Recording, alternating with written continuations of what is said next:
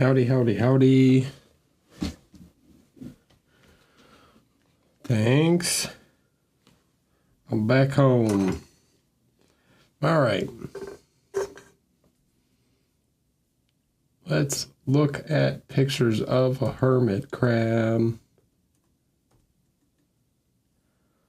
Hi, Lucas. Thanks, Alpha 42.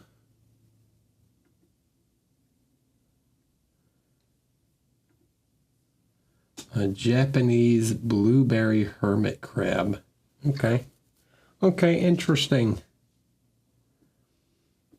Hi, Reedy. Thanks for the sub.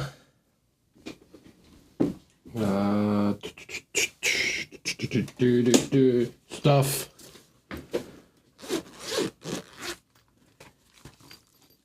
Got stuff, new stuff, things and things. We can look at new things, guys. Some new brushes.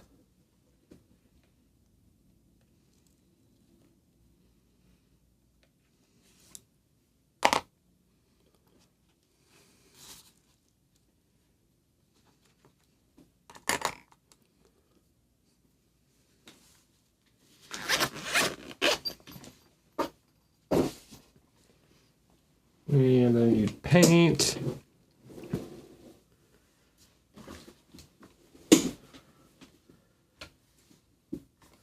So Chimera also, or Chimera, new Chimera and new Hera models brushes.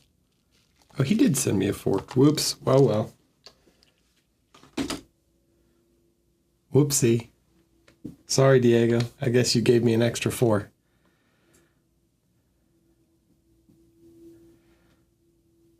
I'm sure I will. Hi, Hannah.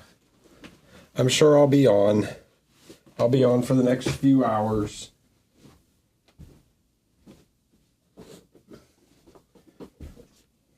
Paints and things.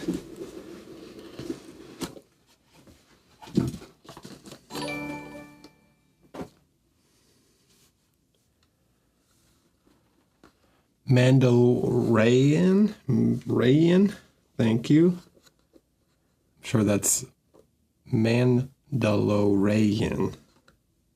It's like Mandalorian.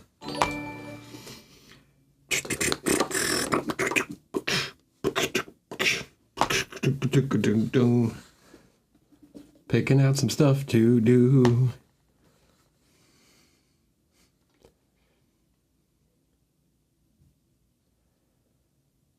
Yeah, Hera's also making got some new brushes. They teased it on a story.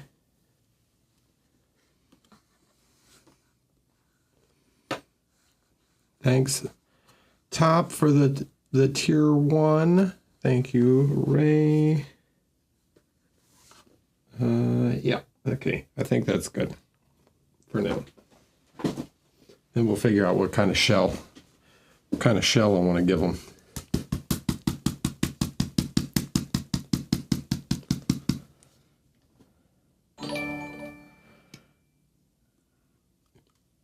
Gyrio, hello. Thanks for the raid. Welcome in, everyone. Hi, all the new people.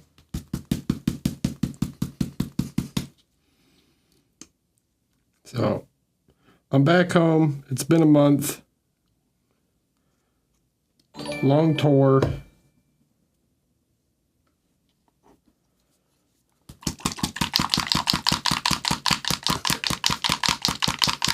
Was in all the new follows and stuff. Hi. Jololo,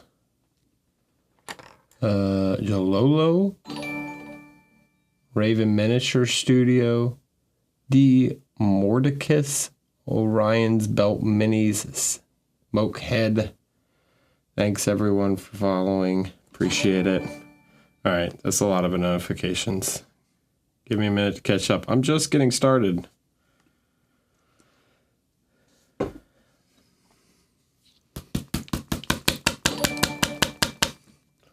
Cosmo Kit Cat. Lucas, feel free to link the... So this is the guy I'm going to paint today while we chat about my trip. You can ask me about Monty or SMC, whatever. Mr. Hermit Crabman. Lucas, feel free to link the Kickstarter page in the chat.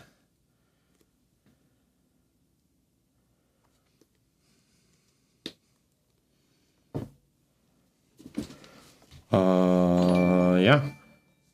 The Angry Painter. Hello. TZA Hell. Welcome. Darker Fies. Okay, so check these. This is the new thing. I'm sure people are curious about this. Bright Minis, thanks for the tier 1. Man, you guys missed me or something? What's up?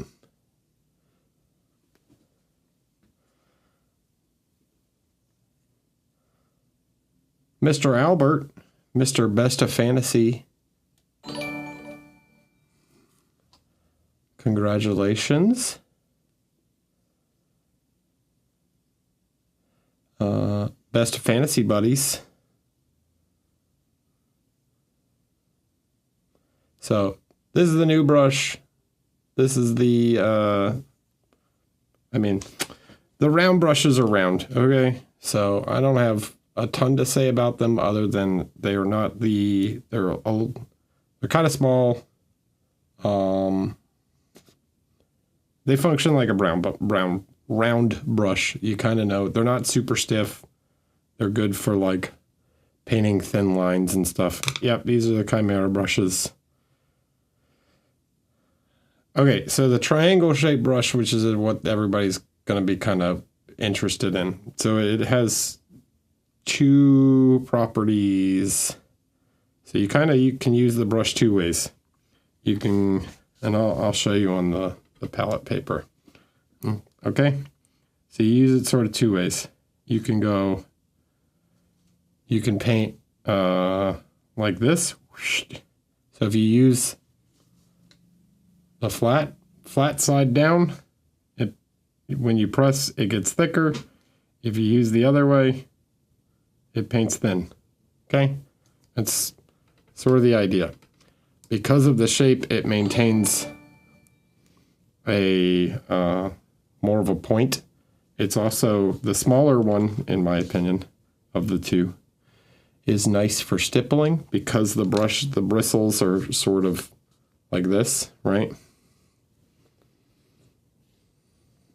Because the bristles are like this, they kind of push against each other. So it's nice for stippling because when you have a round brush, it can kind of go like that, one direction. When the bristles are shaped sort of like this, it helps maintain that point. Pop, pop, pop. And it's nice for doing dots. It's also nice for doing like starting with a tapered stroke and then going longer. All right, I'm going to catch up. Bright and Bookish, thanks for the tier 1. And Eisenhorn and Norzy, thanks for following. Hello, everyone. Okay. Anyways, so I think I'm going to try and do whatever the heck this, a Japanese blueberry hermit crab.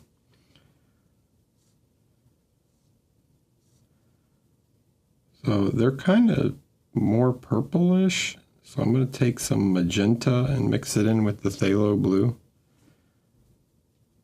You're going to see it's like very dark.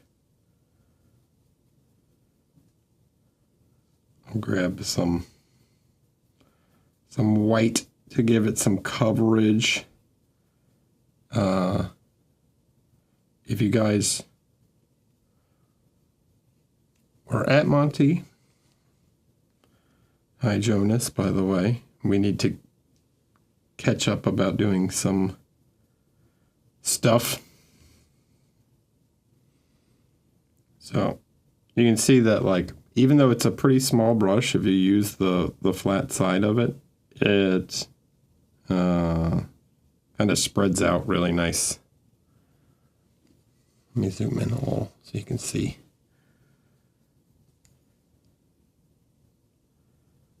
So depending on which direction or which angle you hold the brush, you either get a thinner line or you flatten it out, and it's like a hybrid between a flat and a round brush.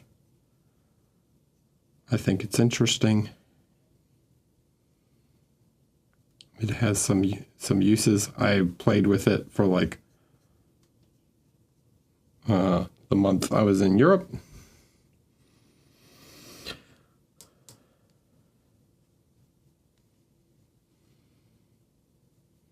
Which you guys are welcome to ask me about the trip or whatever. So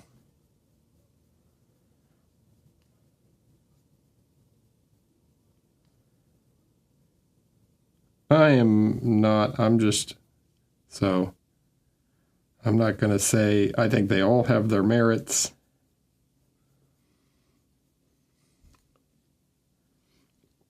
Judging in Monty was long. Okay. It was long. It was pretty tough. So we had the most, so there was technically less figures than last year total, but there was more individual participants than last year. So I think what had happened was you had the first Monty after COVID, and everyone had a whole lot of figures to put in their display. So you had bigger displays from people. And this year you had smaller displays, but you had way more individual participants. So it ended up being quite the large amount of individual displays.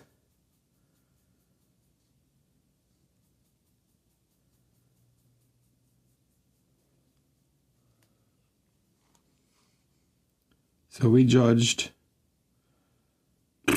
for 10 hours or something. It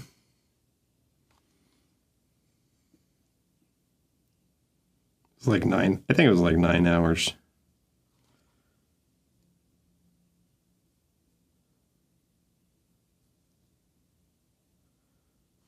It was a long day. I'll say that.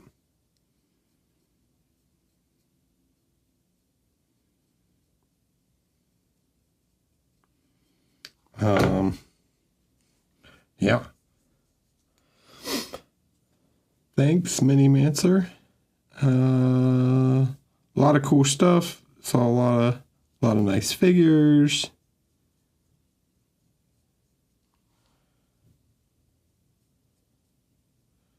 Some new unreleased stuff.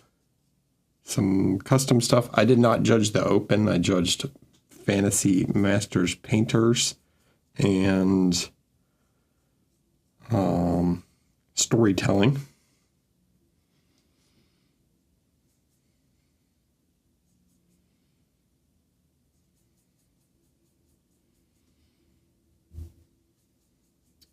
I'm trying to think anything else really about judging.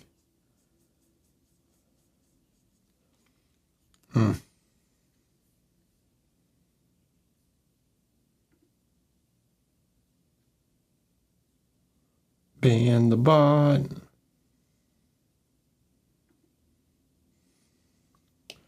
I didn't have a personal favorite model. I don't know. I did have a personal favorite display. So I will say that my pick for Best of Show is not what won Best of Fantasy. I actually thought Albert's Elf from Golden Demon was the best figure of the show. I should explain that I look at judging different than I look at individual, like what I just enjoy, right? So if I'm in a show and I'm not judging, I tend to like not dig too deep into like the technicals of stuff. I tend to just like look at the figures that I enjoy. My favorite display was by Max Ricciero. It was really impressive. Like he had 4 individual pieces that all kind of shared a nice, like, kind of overarching color scheme, and they all had backdrops, and they were really cool. I think Contrast gave him an award and like a special award. Contrast being the Polish show. It was one of my favorite like overall displays. Yes, Albert won with the dwarf. He got Best of Fantasy with his dwarf.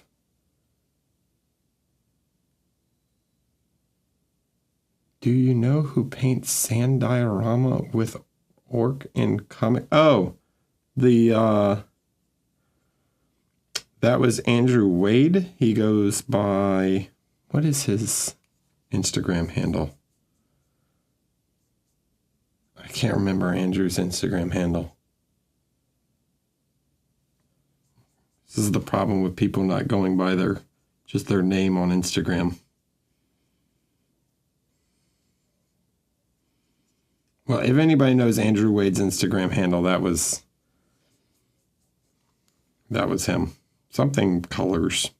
I don't know. So generic.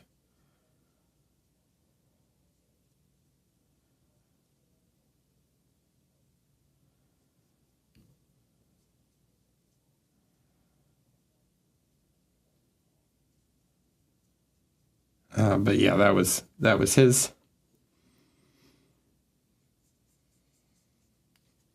Yes, I'm following Andrew. Yeah, so Max Ricciero had one of my favorites. Anastasia. I'm going to butcher her last name. Lurezeki. Anastasia. I'm just going to say Anastasia had one of my favorite figures of the show. These are just like my personal taste, what I thought was really cool. Yeah, Albert's Dwarf and Elf. I don't remember who it was or what his name is, but he painted one of the new Hera Trudvang figures.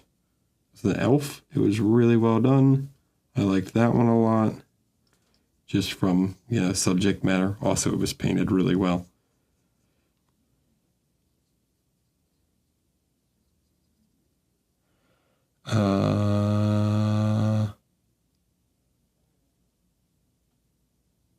Who else? Who else had a cool stuff?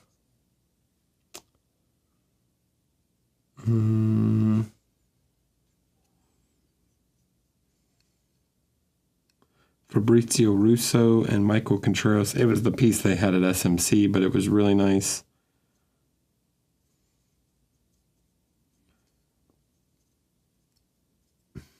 David Aroba's Big Orc from the Golden Demon was really good.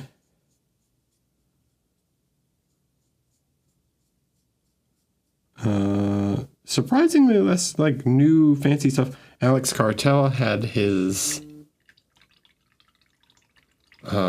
Kerrigan versus Zeratul piece in sculpting, which was huge. Yeah, the mother and daughter. That was Anastasia. That was really, really cool.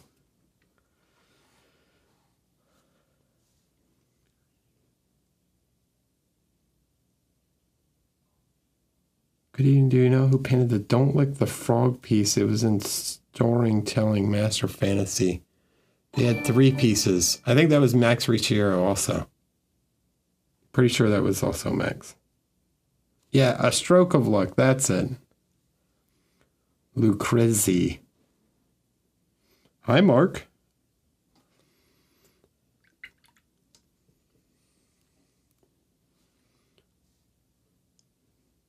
Hey, Mark, by the way, I sent you a message on WhatsApp. If you could take a peek at that at some point, no rush, and answer that for me, that would be awesome. The Joy from Mark was really good to see in hand. Flight back was long. So I flew back to Atlanta, and it is surprising how much more brutal a flight from Europe is when you have to fly to Atlanta instead of New York. That extra like 3 hours to go past New York and fly all the way to Atlanta sucks.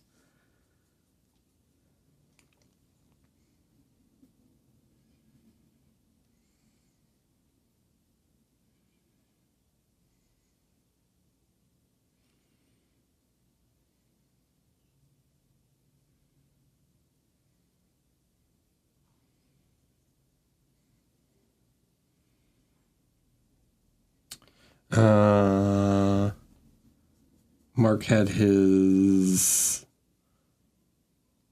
Justice League diorama, which was pretty cool. I mean, it was very classic Joaquin stuff. Well, we didn't sit together on the plane. Sadly, we were in different parts of the plane, but I did get to hang out with Valbjorn for a little while during my layover and at the airport beforehand, so that was cool.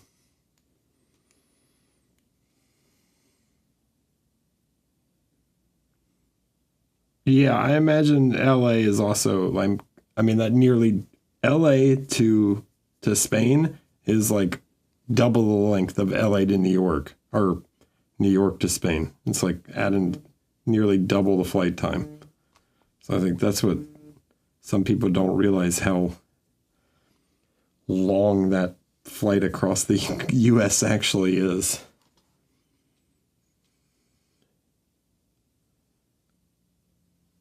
And I've got guys talking to me about like wanting to go to, hey, you want to come to Australia? And I'm like, oh, I don't know. It doesn't sound particularly fun.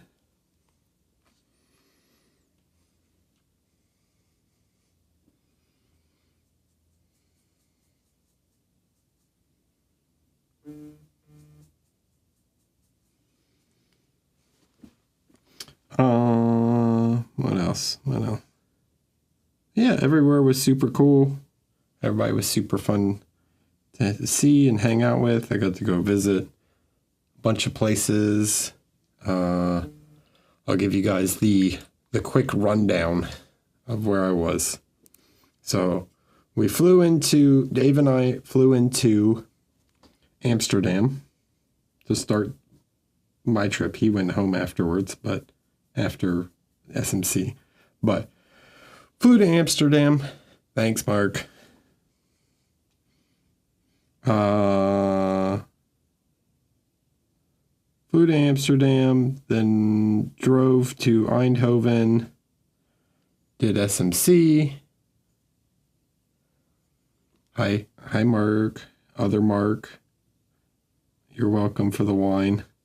I'm mad because the ladies at the bar threw my bottle away while I've set it down for 2 seconds, and they threw my bottle away. So we drove to Amsterdam, drove from Amsterdam to Eindhoven, did SMC. SMC was cool. Bit of a mess and drama around that, but that's a whole nother story. What else?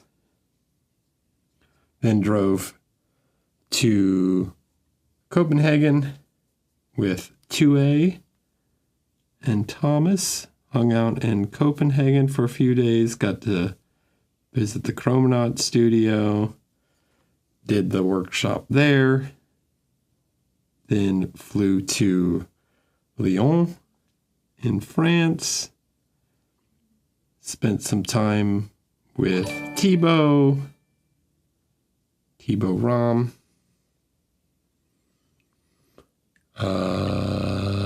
Yeah.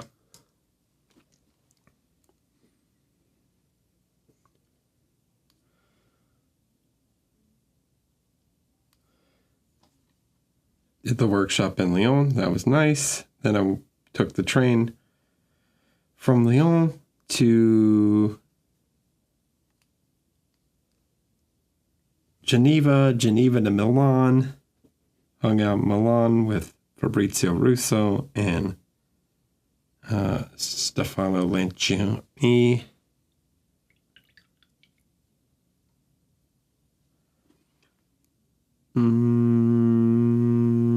Went from there to Rome with Matteo Carnevale for a few days.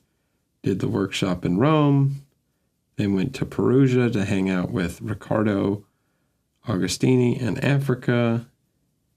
And then went to Monte.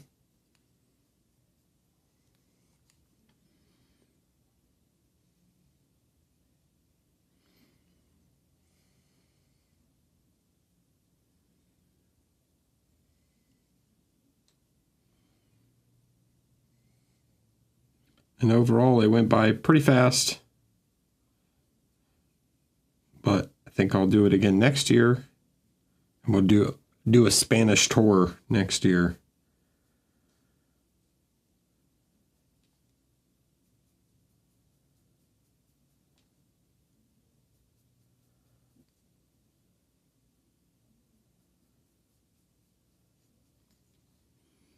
Yeah, it was quite the adventure. Got to see a lot of places, visit with a lot of people,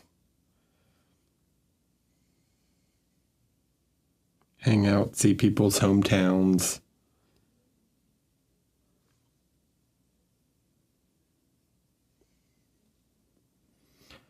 Okay, so honestly, the best pasta I had in Italy, I'm going to say the food in Copenhagen wasn't that great.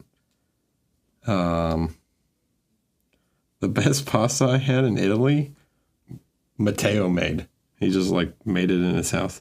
Riccardo can also cook his ass off. He made steak and he made risotto. That was really good.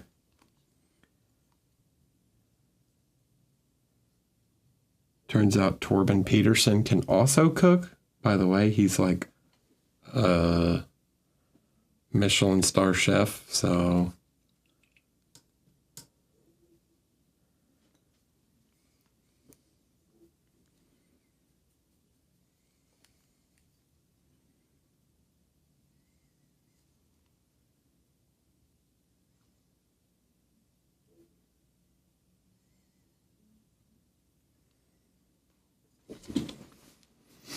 Torben Peterson worked in a Michelin star restaurant in Copenhagen. He the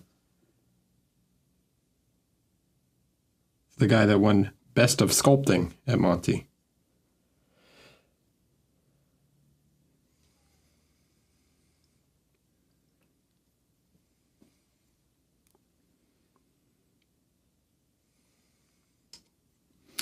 What else is this guy, little crab man, got going on?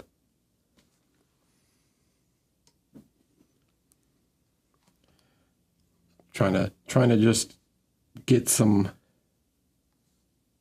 color on him. Trying to figure out what sort of patterning and stuff he has. It's a very odd kind of color system on these things.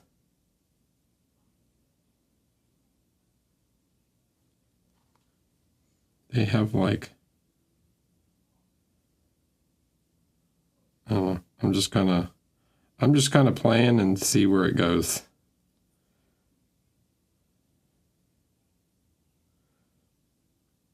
There's no exact plan here.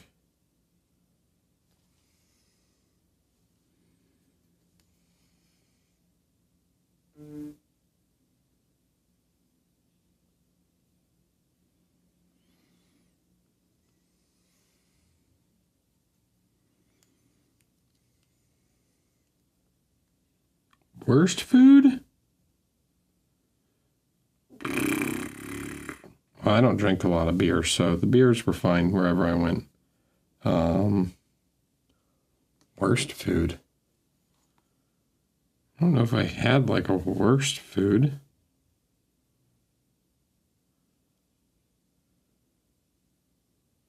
It's not like I ate at a Burger King or something.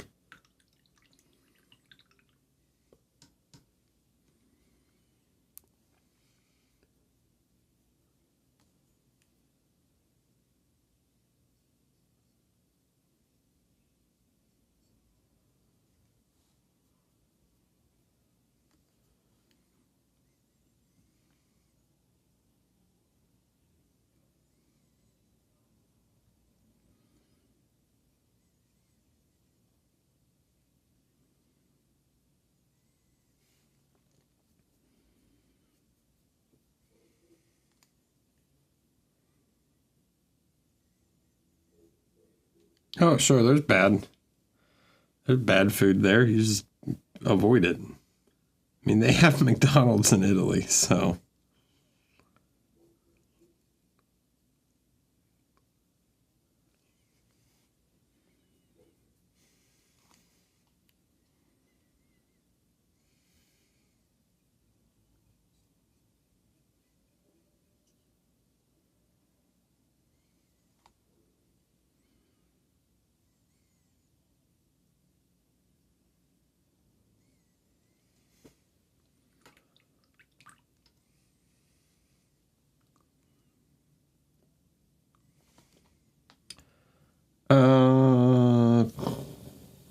Yeah, I don't know. There wasn't much I ate that I was like, oh, this is. I did eat the bone marrow in France. I wasn't a big fan of that. It's nothing. It just didn't really do anything for me. But I did have escargot. That was pretty good.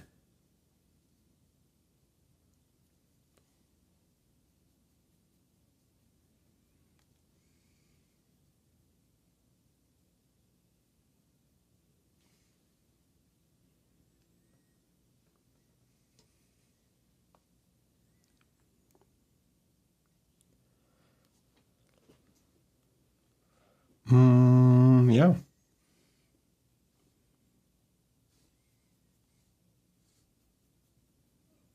It was a good trip overall.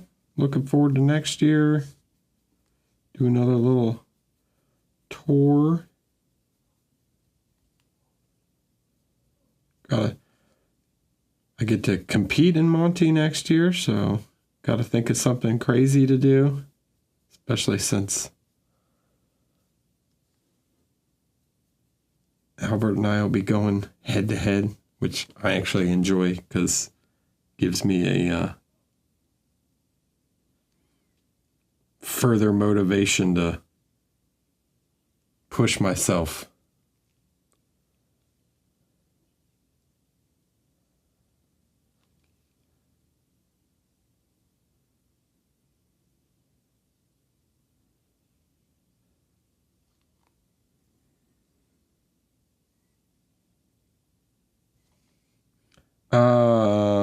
No. If you cannot compete and judge in Monty,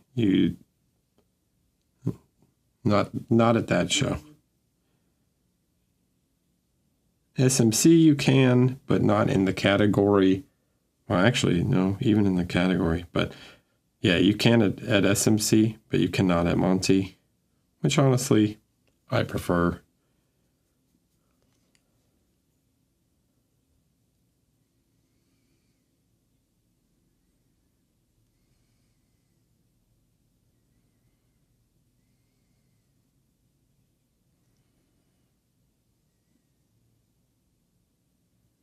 Just gonna place some random texture on this guy.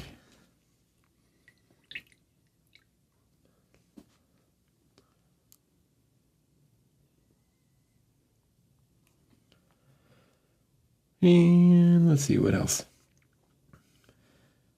Feel free to ask whatever questions you want to know about what judging was like, how it works. For anyone that's considering coming to Monty, happy to answer any questions. So why the crab guy? Where's Lucas? Lucas, where's the link? Here, let me copy and paste it so I can have it.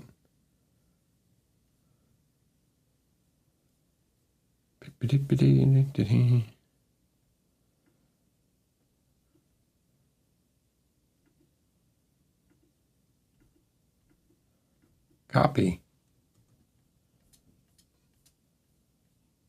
Oh, well, I've got it now too. Yep, Lucas is launching the Kickstarter tomorrow called Treasures of Trident Bay. There's this guy. I don't have all of them. He tried to give me all of them because he's a crazy person. And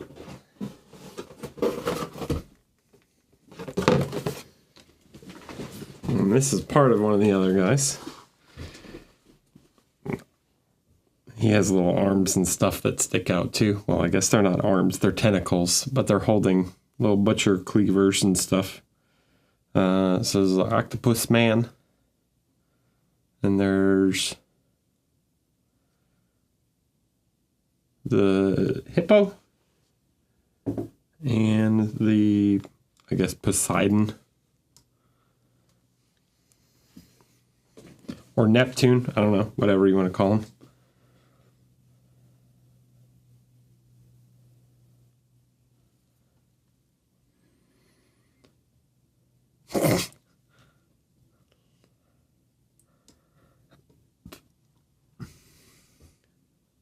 Dude, don't get between Dave and his gelato, okay?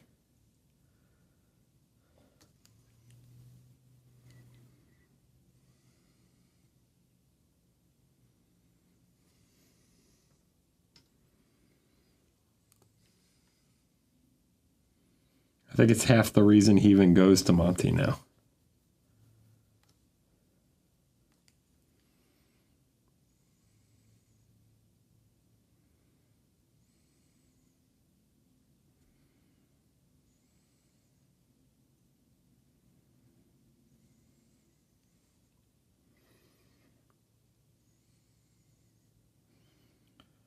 Jamie was consuming some serious gelato also. He was putting it down.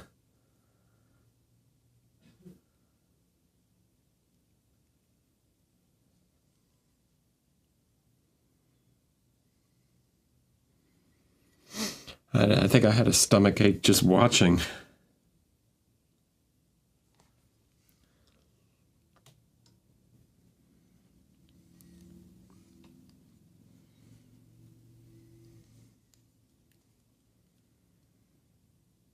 Yeah, that doesn't mean it doesn't have sugar in it. That's not how... You know what else are fat-free? Oreos.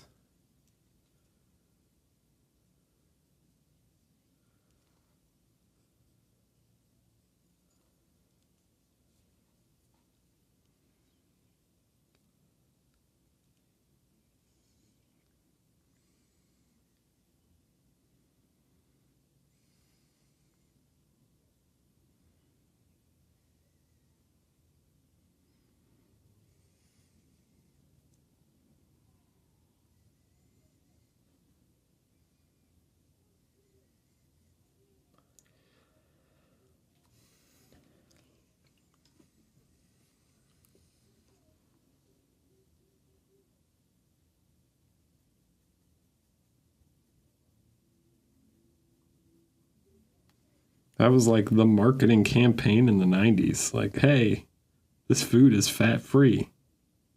I mean, it has a ton of calories in it, but it's still fat-free, you guys.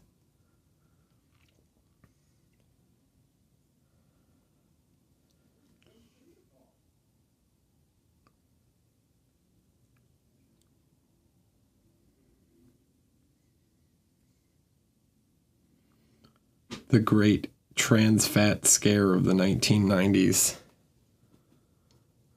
If anybody else remembers that.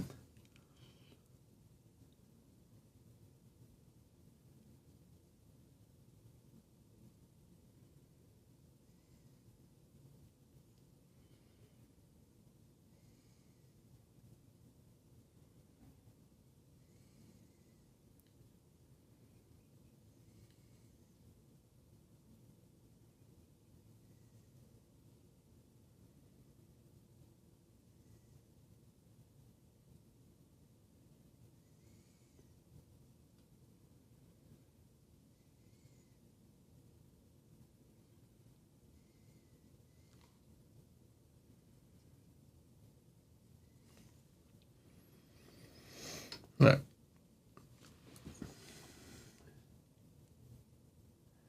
Always a challenge to paint.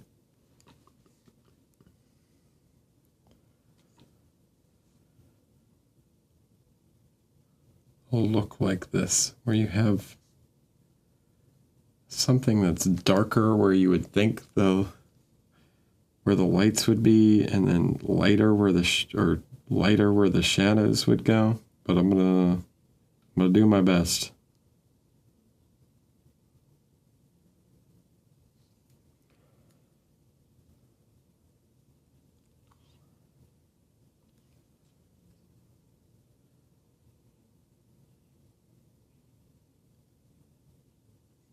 Yeah, I gotta get these like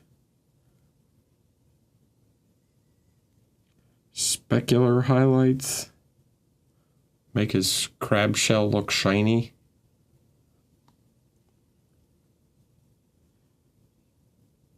Just do little dots and stuff.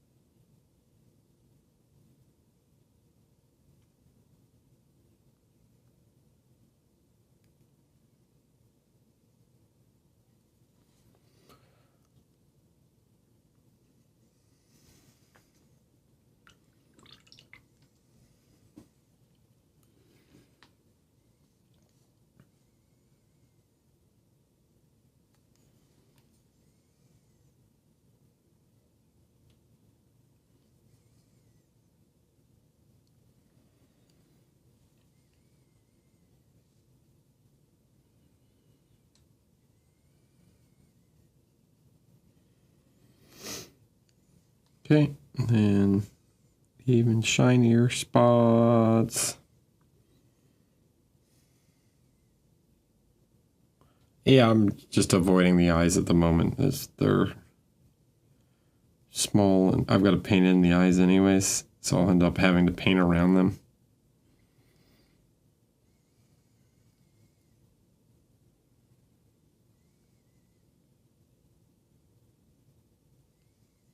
Same with the hand. I got to do the back of this arm, but I can't really see it from the main view, so I'm not super worried about it at the moment. Just trying to get big sections in, get the colors down that I like, then I'll figure out more what I want to do with some of those parts.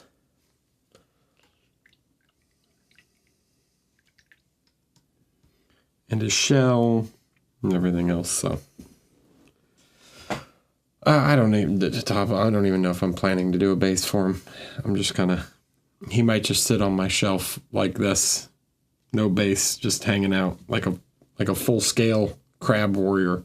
He's a 1-to-1 scale hermit crab that's just going to go on my shelf.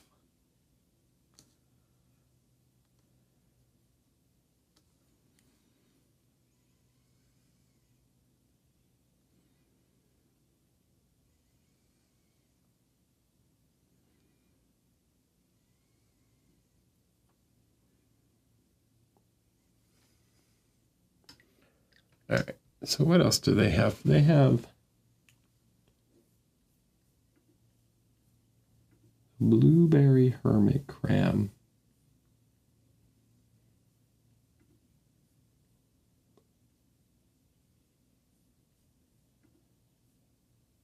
very weird color scheme. You get kind of more gray around the outside. So what we do, we take a little bit of the green, mix it in. It turns kind of grayish.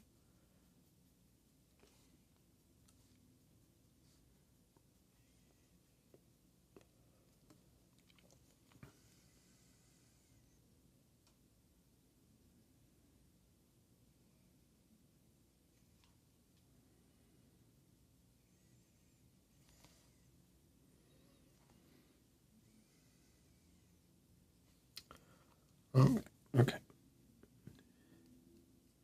Here and here, and then looks like towards the outside of their claws. Some of them have like black on the end of their claws.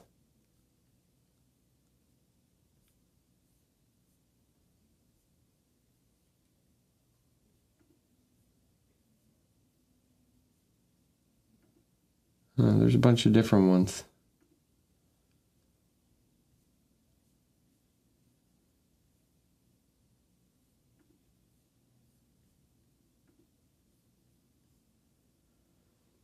Do these have black? Kinda, yeah. It looks like they get a little darker towards the outside. Okay. We'll just do a little gray on the bottom.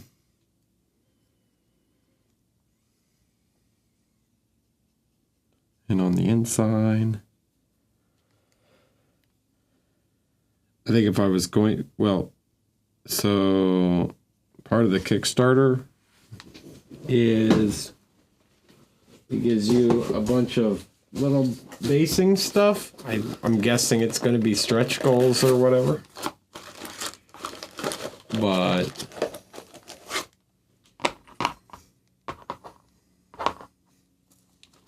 there's little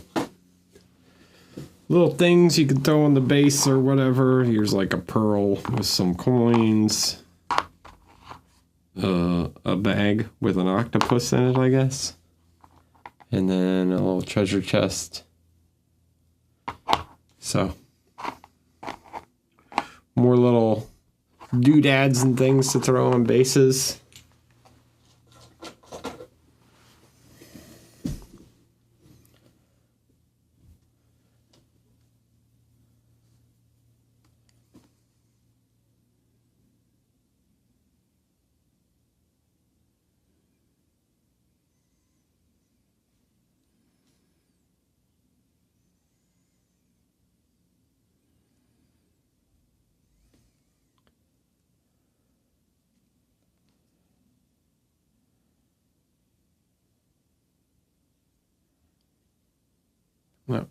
No, there's no basing plan. I'm just having some fun sketching some colors on him, and however he turns out, he turns out. Okay, so they are quite purple though in parts. We need to take some makeup.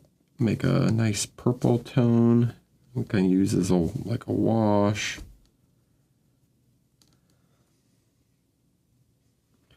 So on some of the thicker parts, especially on the claw, it looks like.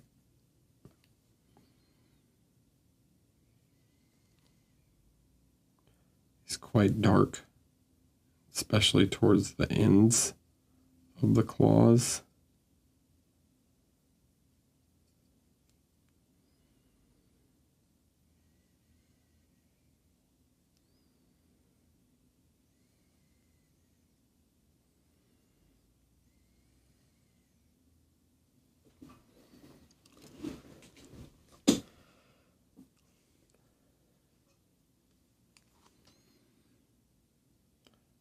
So did you guys, if you were at Monty or SMC or whatever, have any, or saw pictures from the show, did you have any models that you were like, ooh, look at this. This is cool. I know quite a lot of people post stuff online, so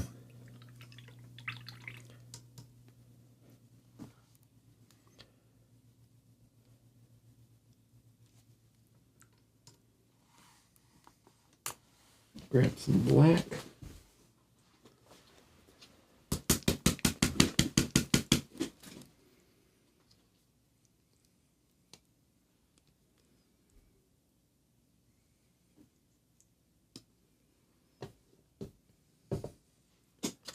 And some kind of tan, I guess.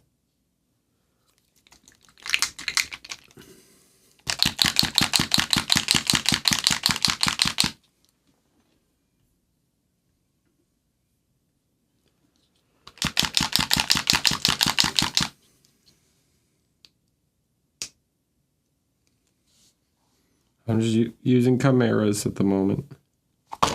Oh, crab's doing flips.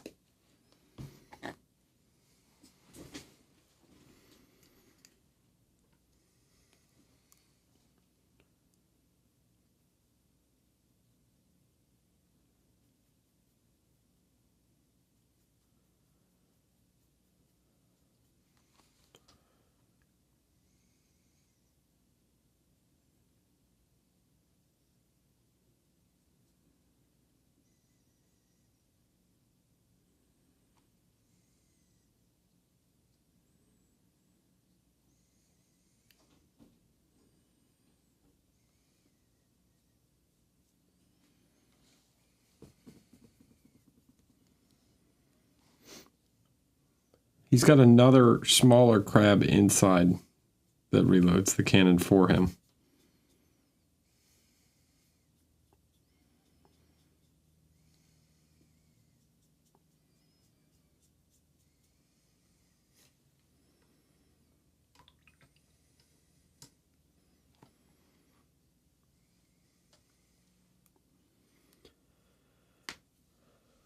Har har har. Thanks, Jonas.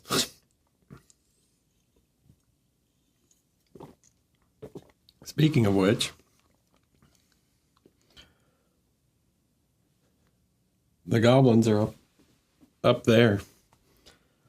If anybody wants to see them, I know you guys probably don't. You're probably not interested. You've seen them plenty online, and they're kind of old news now, so.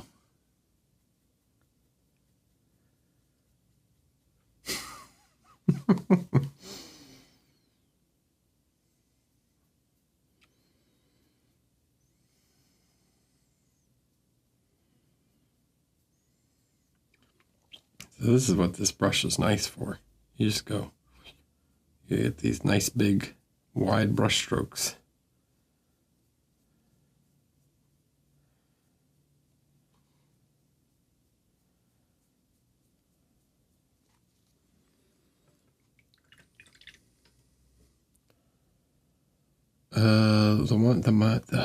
What is his name? He's a guy from Barcelona.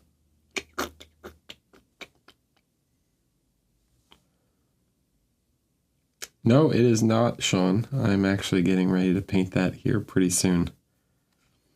That is a different piece.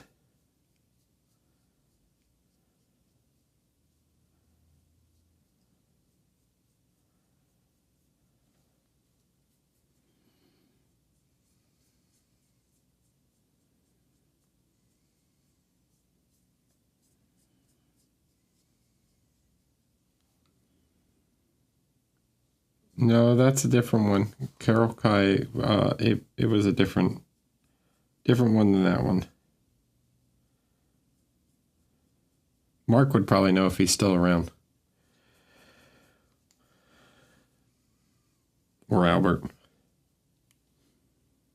But Mark might have disappeared. Gone to bed.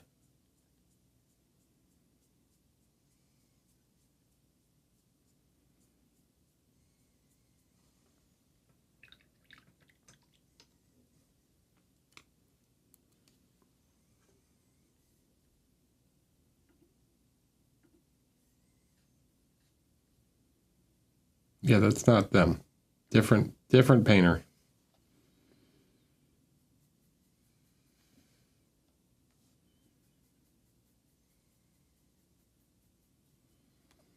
There was a big group of Catalonians, I don't know. It's Catalans in Spanish. I think it's Catalonians in English.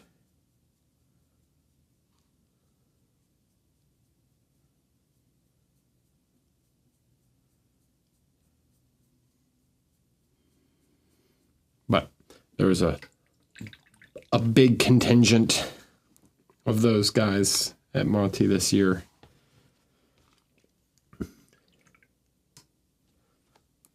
More than the Madrineros? Is that how you say people from Madrid?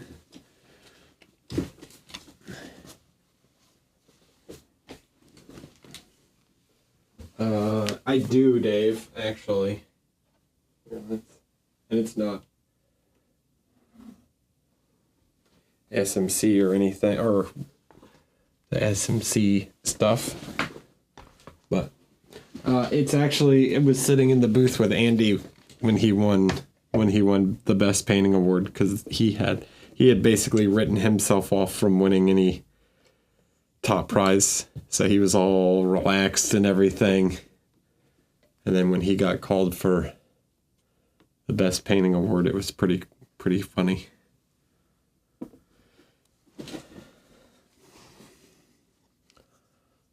The Goblins.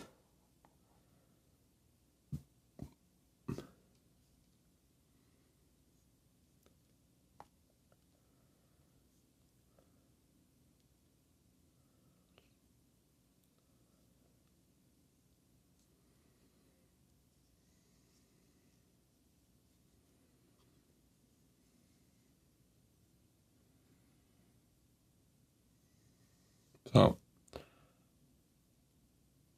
yeah, these guys.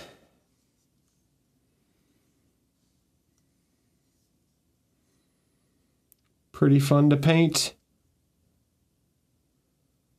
Sculpted by Patrick Masson.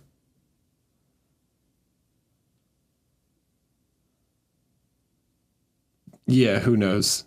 Good question, Tafis. I don't know when they're going to go on sale. But I don't think it's going to be long now. No, these are going to be for sale from Black Sun. But yeah, these are fun. And I got a little thing to go along with it.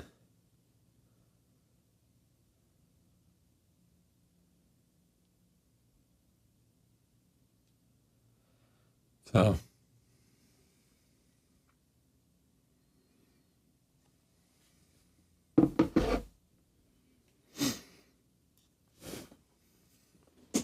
add it to my treasure hoard on the shelf over here.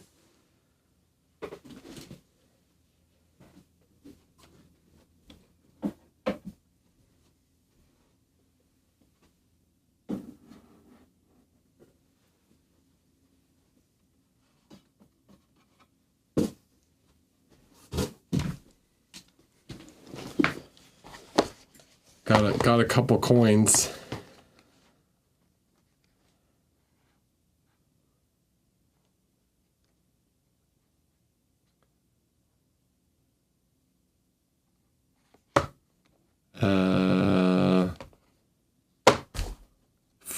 Four golds and 1 bronze at SMC.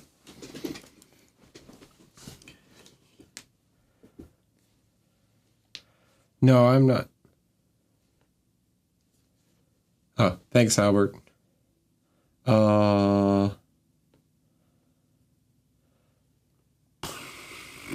Is there any major competitions you haven't gotten a best in show that I want to? I mean, yeah, I guess at World Model Expo is like the dream show to get the best in show at. That would be the big one. That would be the only...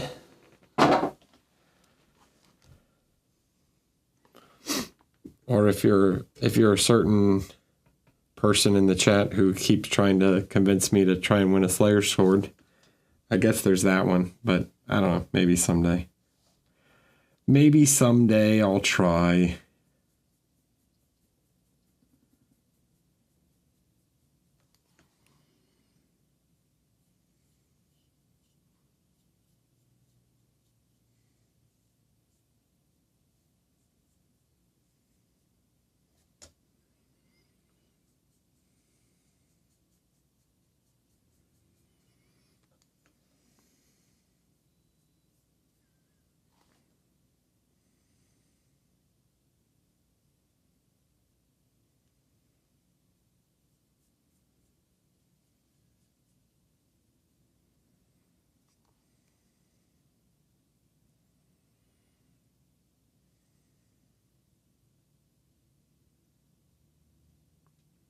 Yeah, Howard.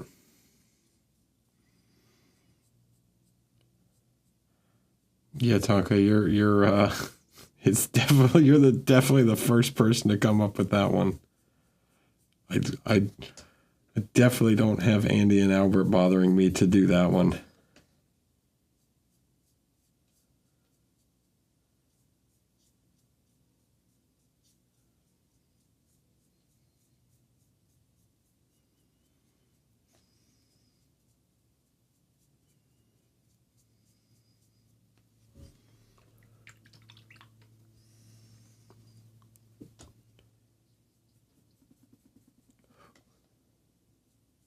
Come on, man. Don't you want to try and win a Slayer sword? Meh. That's really the thing. Like, if you're going to go, you have to really want to try and win. I don't even, honestly, if I was going to go for the Slayer sword, I don't think I'd do a 40k figure. I think I'd probably do a fantasy figure.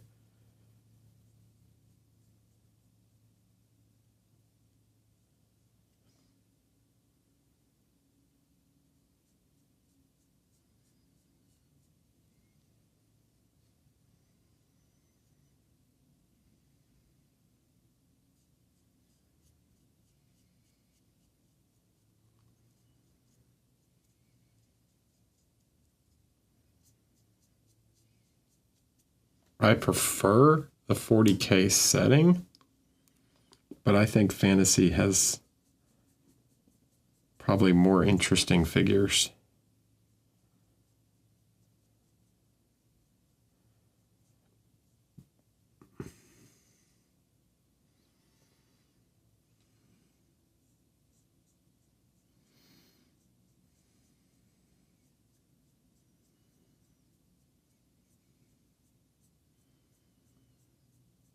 I'll win with a Blood Bowl figure, that's it.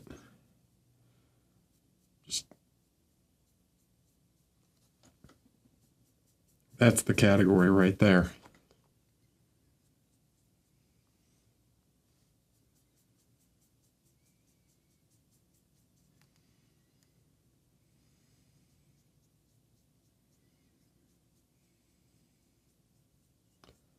The new Magic Core model? I don't know what that is. I don't keep up with all the releases. There's too many damn models.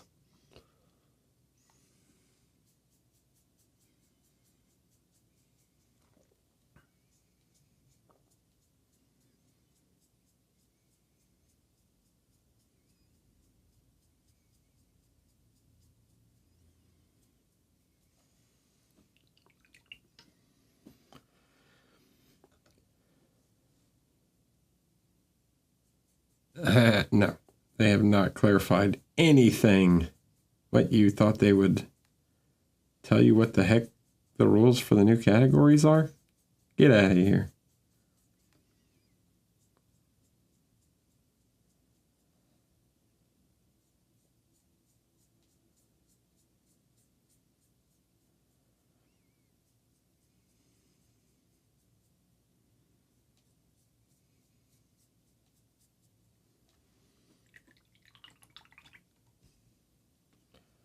Oof.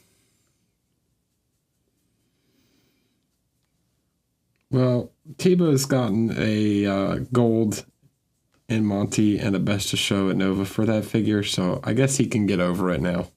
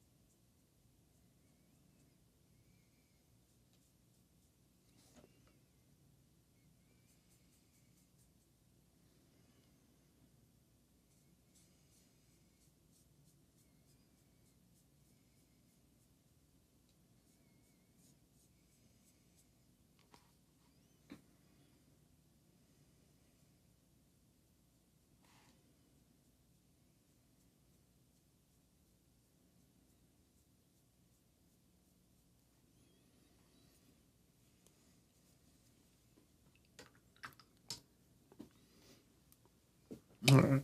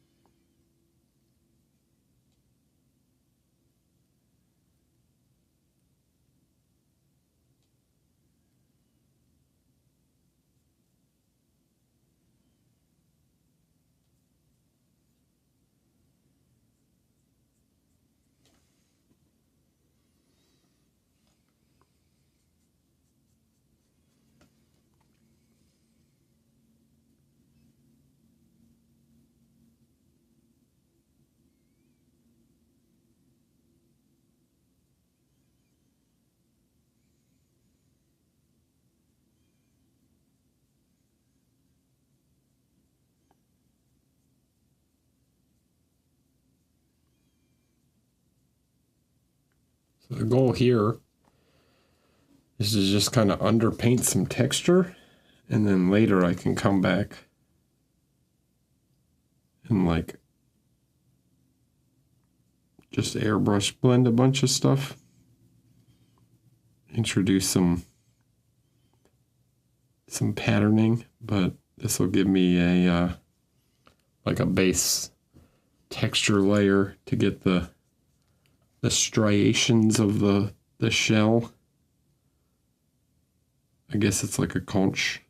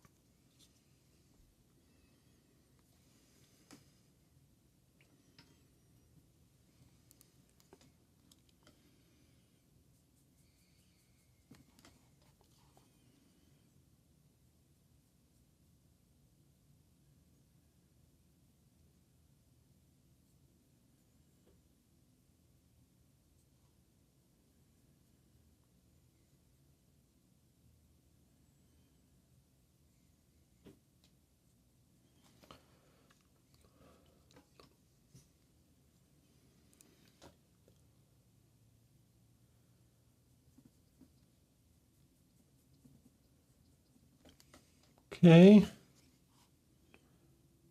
And over here.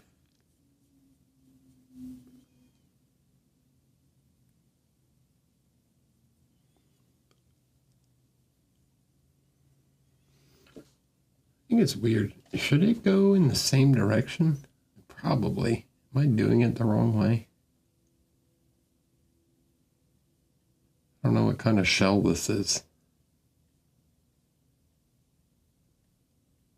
Oh, here we go. I found one that looks kind of similar. Yeah, I think it would go, actually, I think it would all go in the same direction. I think it would go like this. I don't know. Whatever.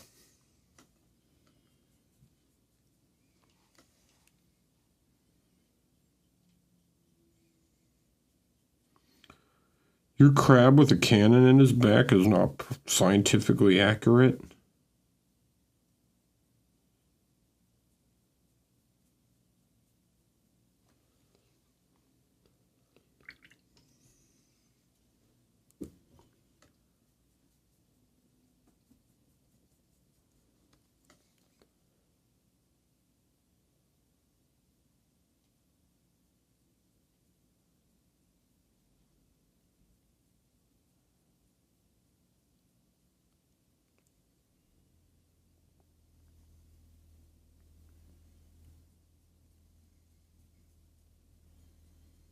They're a real problem where I live, you know. Can't even go to the beach nowadays without a hermit crab trying to attack you with a tiny sword.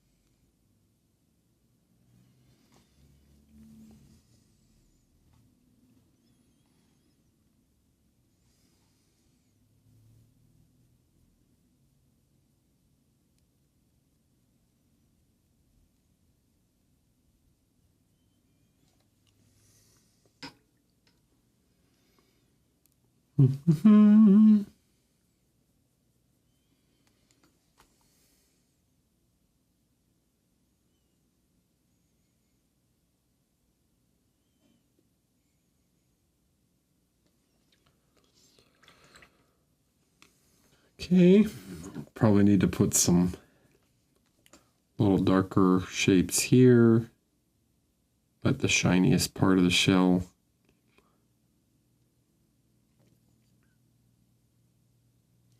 be this kind of middle section. But a lot of this I can do with airbrush later. So this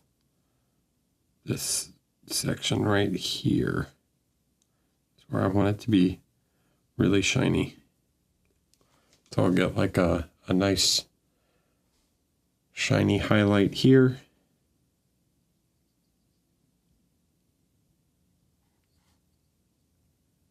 And then kind of continue it there with a little more towards the center. It might be a little high actually, because he stands kind of like this. So maybe pull that down some, a little bit just there. Then we'll get one here over on the outside like that.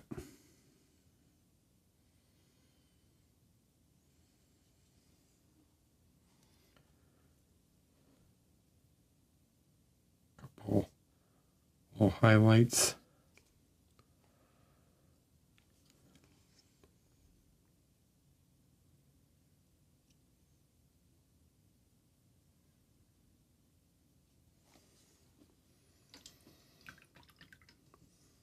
Okay.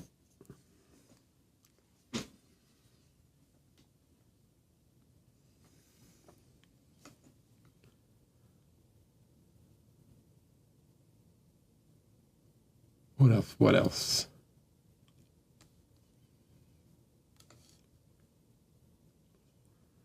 Okay, let's take some of the magenta again.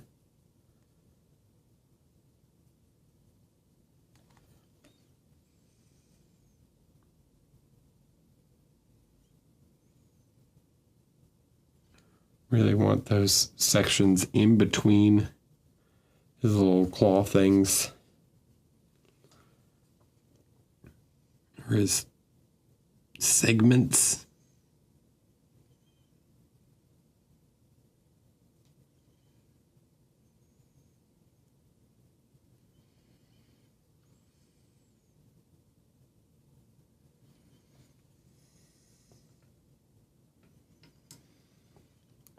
Now, I don't know how I want to do his eyes, because crabs just basically have black eyes.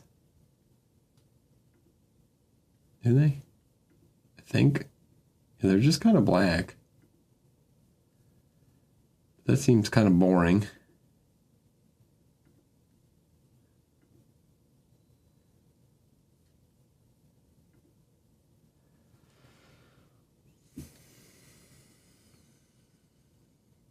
I don't know. Figure something out. Do I make them more humanoid?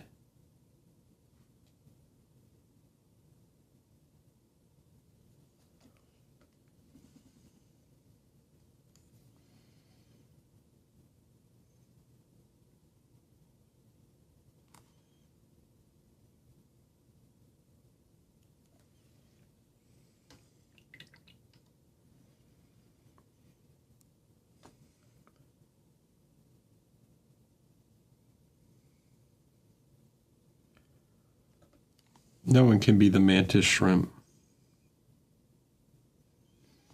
That's what, Zaba, you should do a mantis shrimp. With big punching gloves.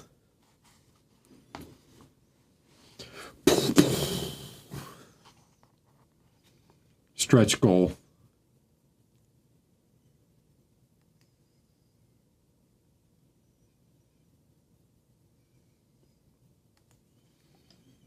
Hi, Nate.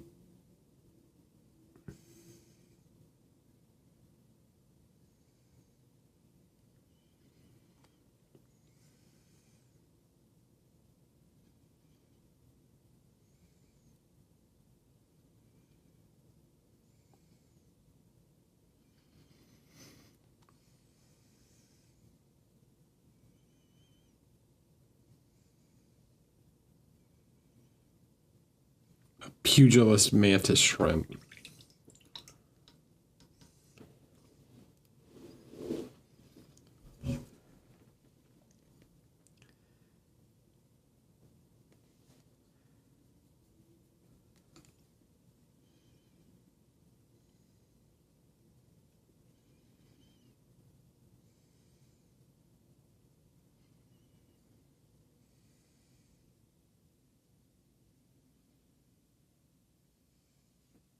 I think Lucas fell asleep. It's like 1:30 in the morning there.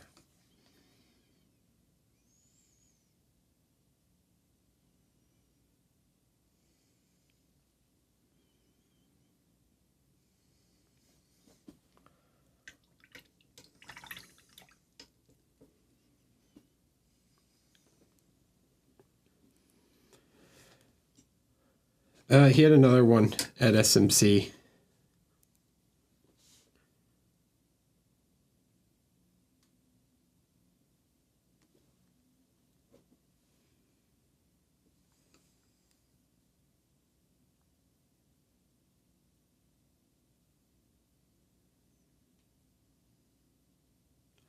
The Poseidon.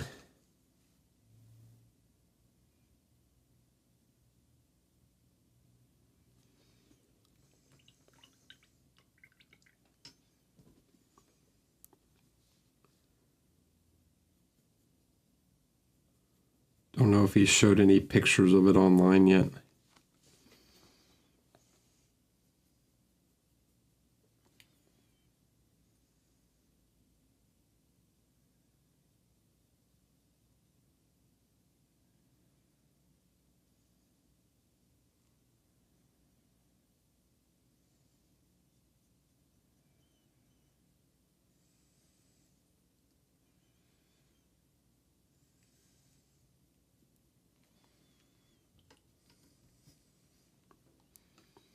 We're just going to make this super dark in here.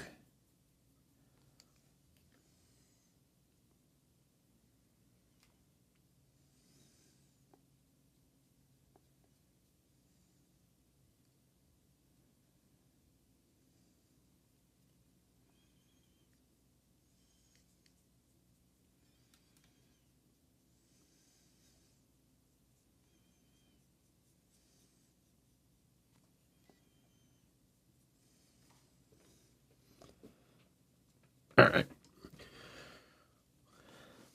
I'm going to take a quick break.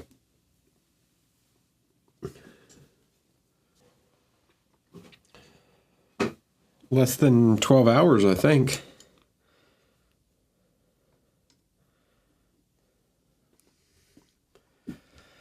Kickstarter starts pretty soon. Bop, bop, bop. Okay.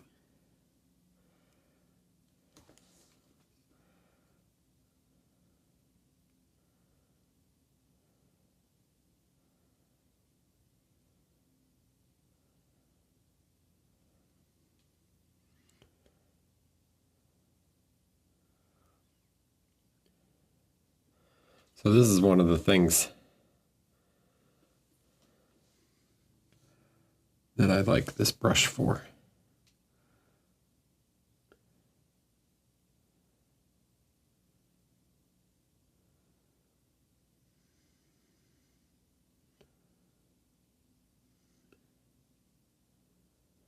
It's good at dots.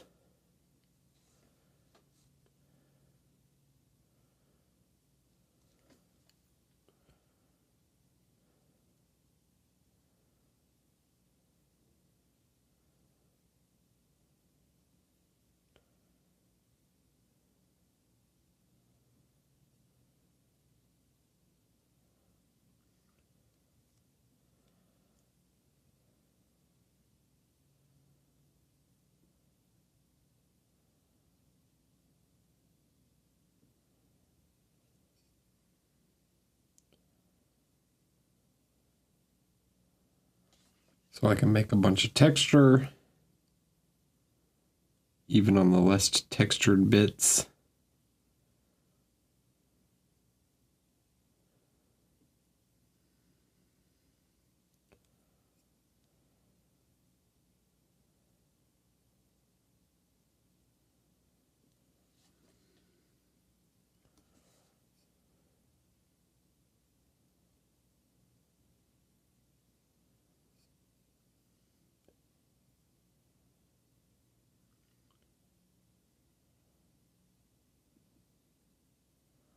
I don't know how.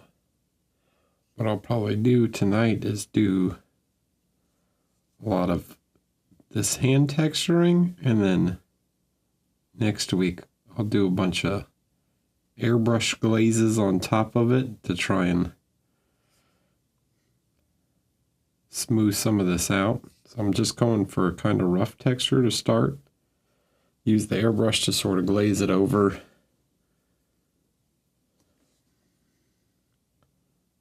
And then do the like final texturing with the brush afterwards.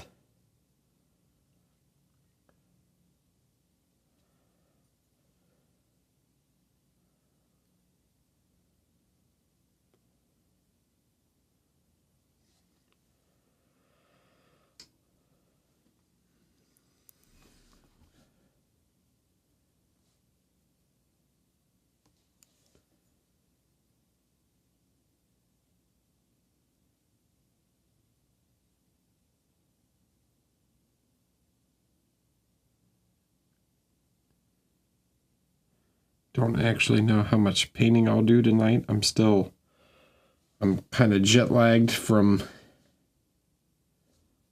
being over there for a month. Was waking up pretty early, so.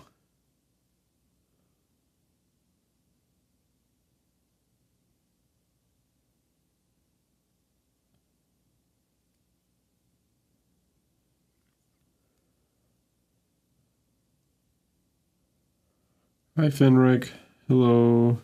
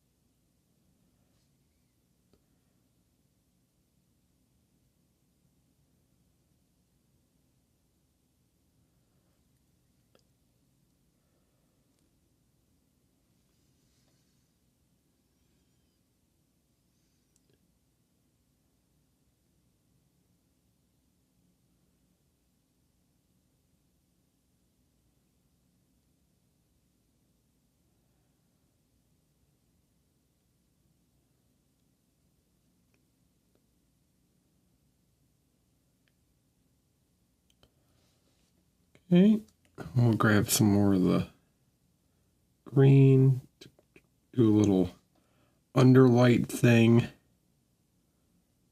Maybe he's standing on a beach or something, or in shallow water.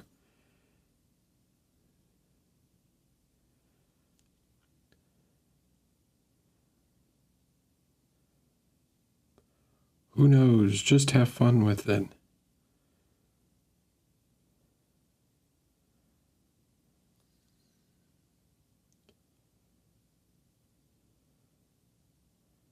It's cool. You can paint it how you want. There's so many different ways.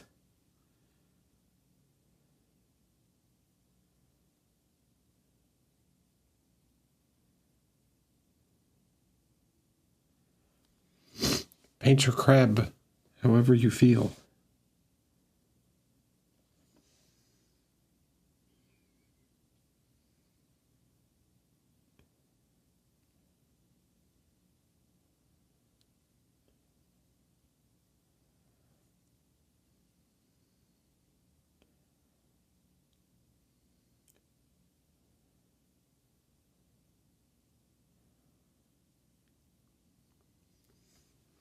Don't let anyone tell you how you have to paint your crab.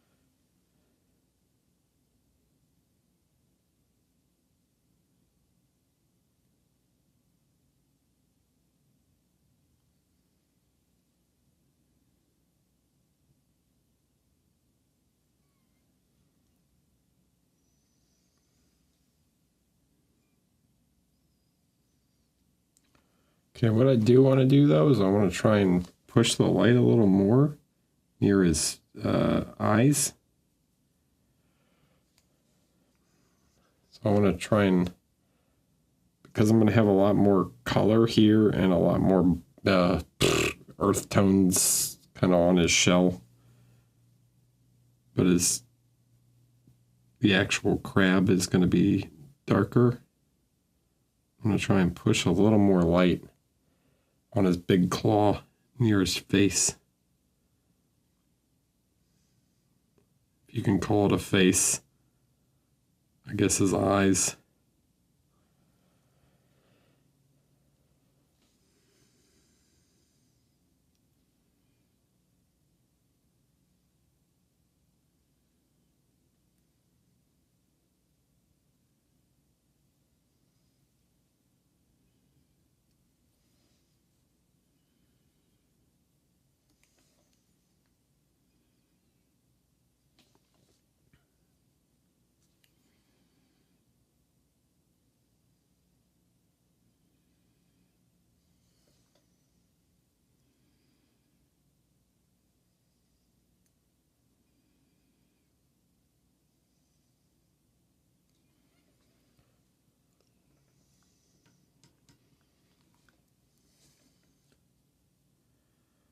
Little crabby boy. Does he have a name, Lucas?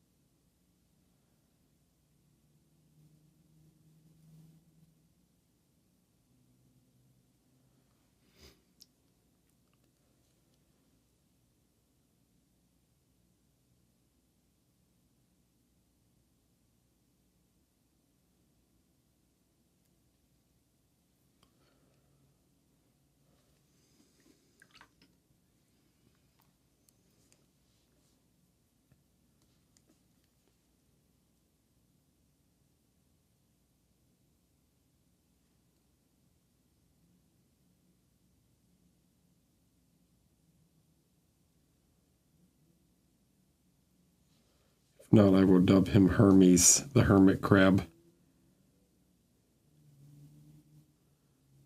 Yours can have its own name. Mine's name is Hermes.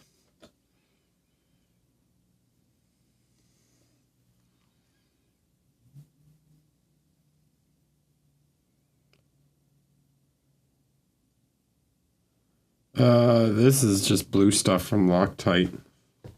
It's like the blue poster tack. It's a little stickier than the white poster tack.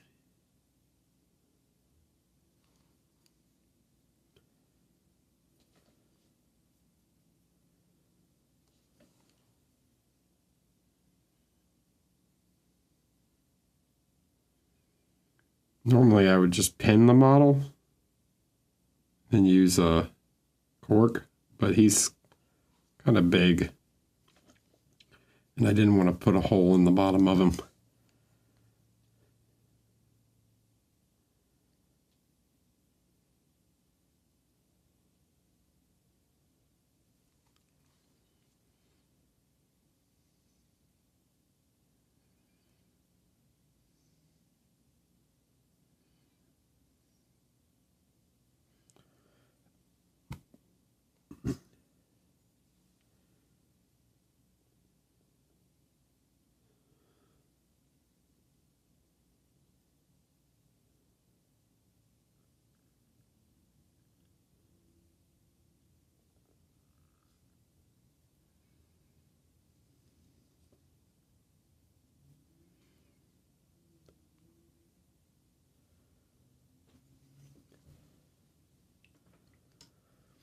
Okay, so that's looking okay. Push a little more, some little white bright spots.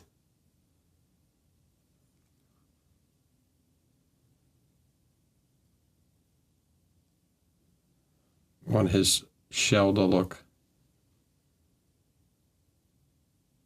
almost iridescent.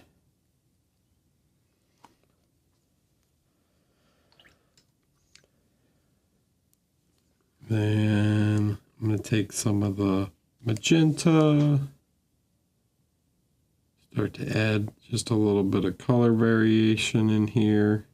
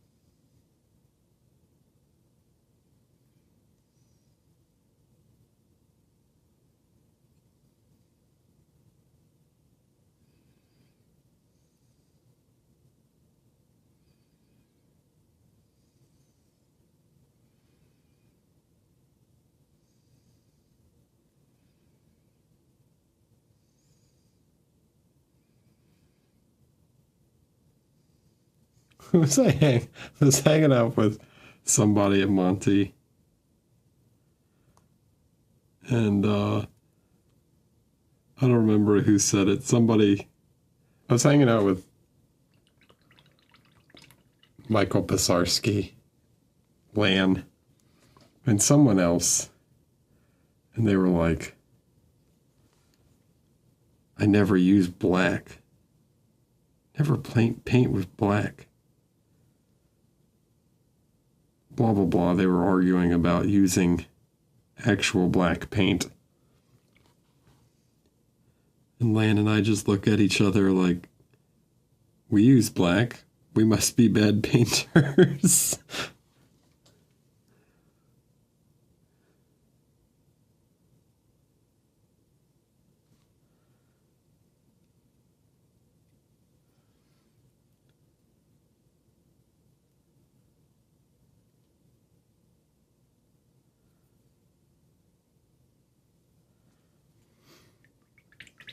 Evening Robocop.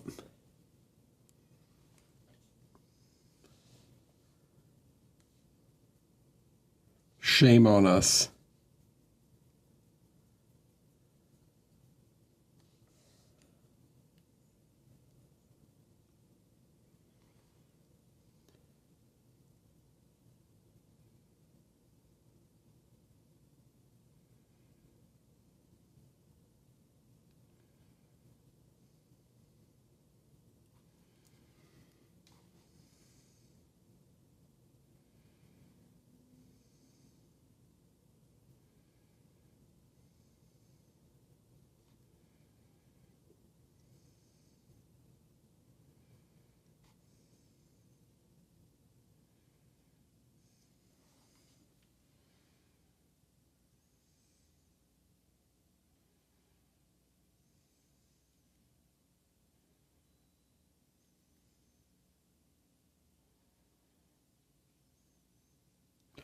How dare you use pure black?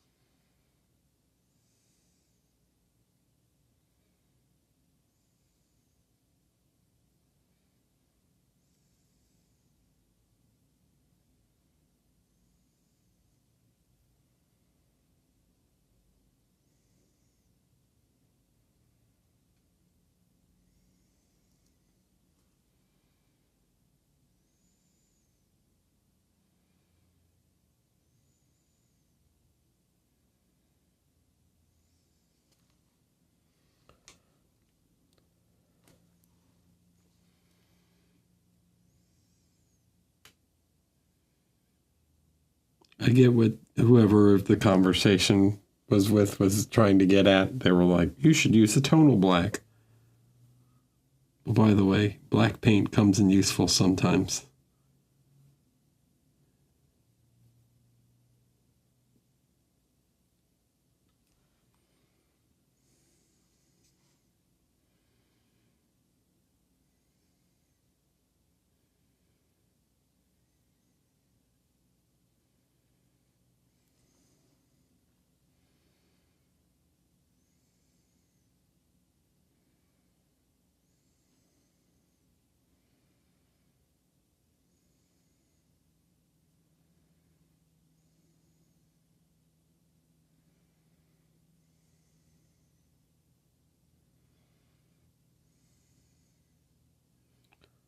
No, don't taunt the historical painters, okay?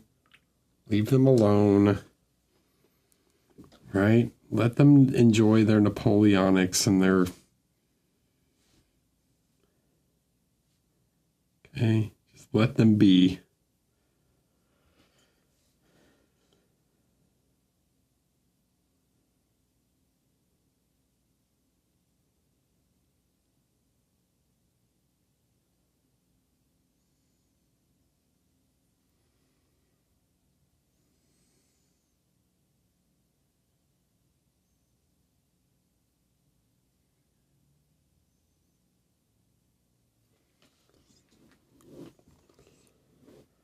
They want to sit there and argue about belt buckles or whatever.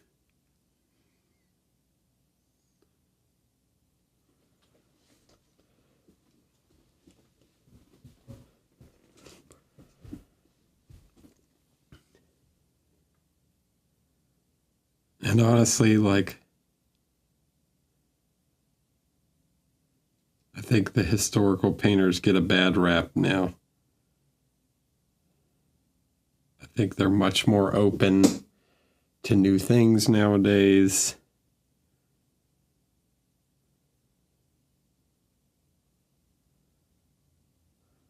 Mark's the Joy Bust one platinum in the historical model category at Monty, like.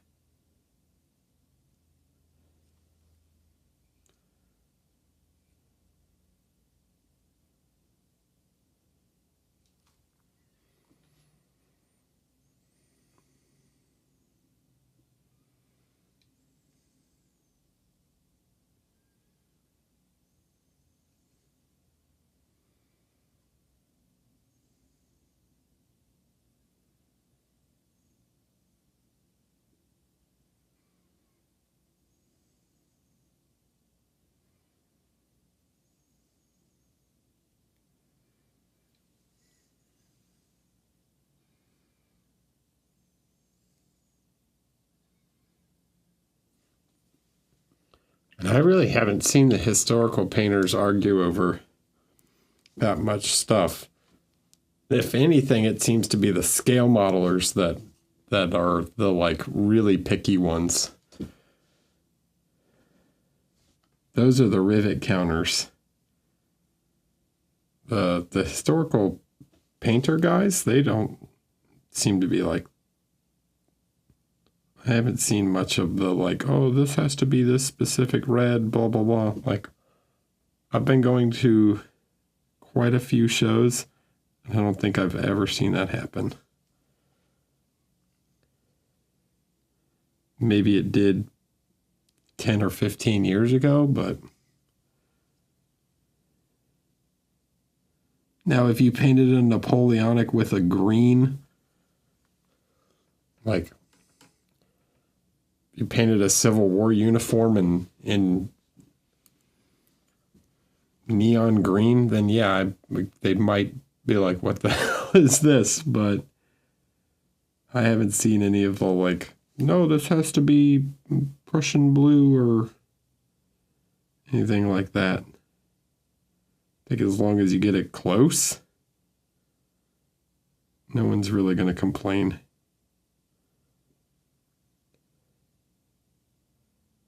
I can understand some wanting for some historical accuracy in a historical category.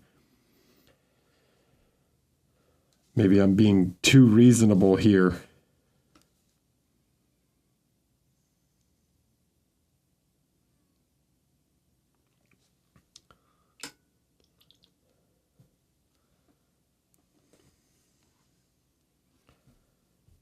Like if you did a Spartan fighting if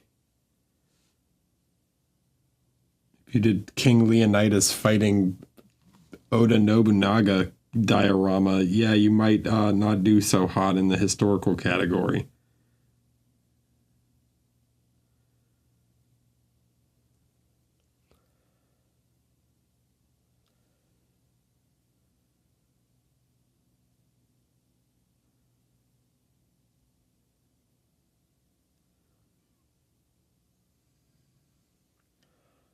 But I think that might be your fault.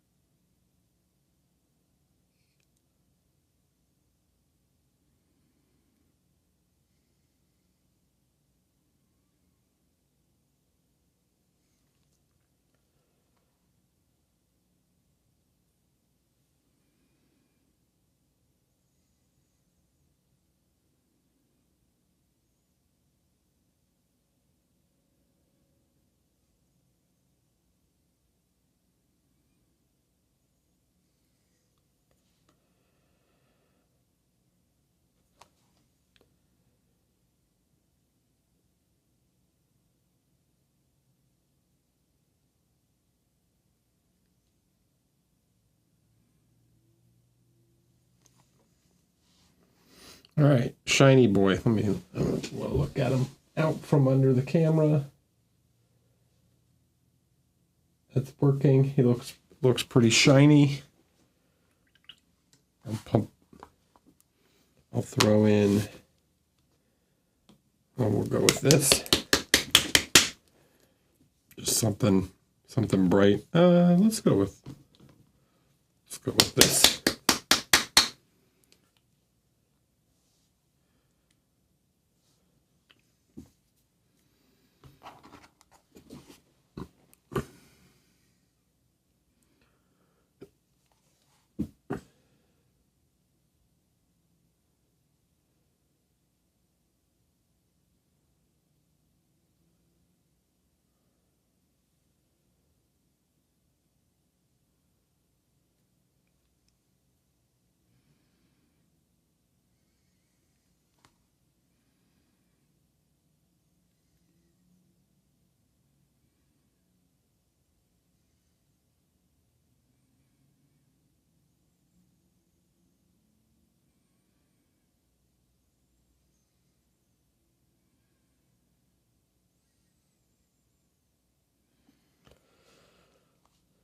And honestly, the historical guys seem to be pretty open now to like newer painting techniques. If you want to call it that. I mean, new painting techniques. Danilo's piece at that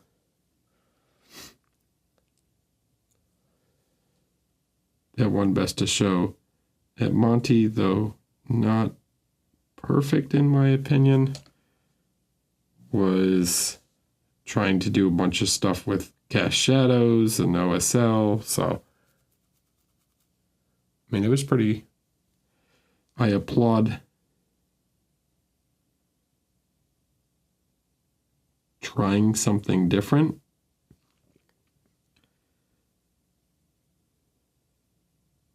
On historicals, so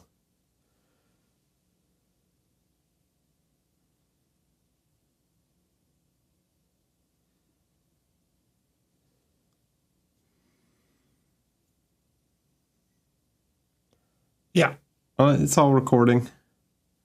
So tomorrow it'll be uploaded to YouTube.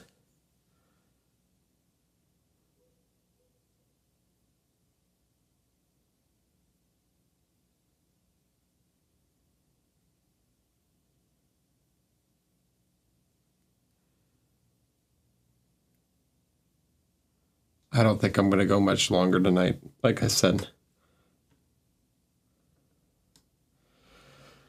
Go ahead.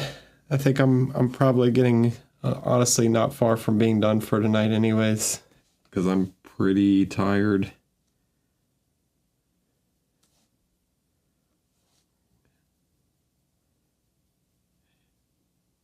Have some sleep to catch up on myself.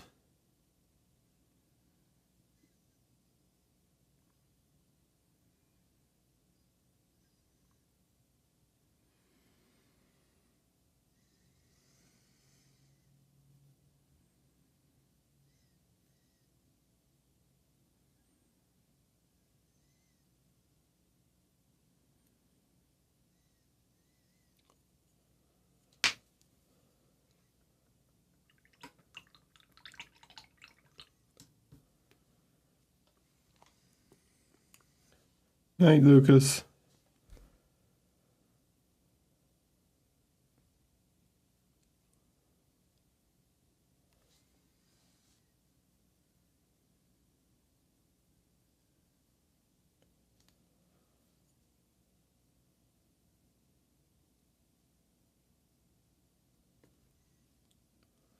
I didn't know Natalia streamed.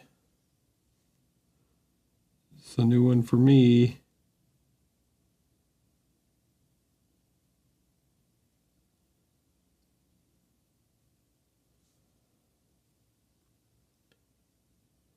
Well, I don't think you're going to see much more tomorrow, Lucas. I think I've probably got like 30 minutes left in me.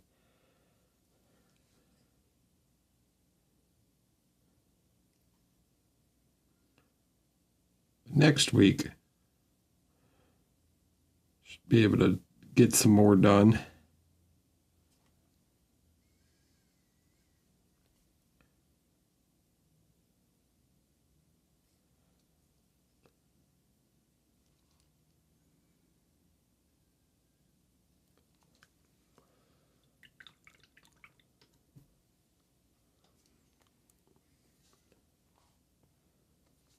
All right, let's just give him some highlights on his eyes. Just give it some shape.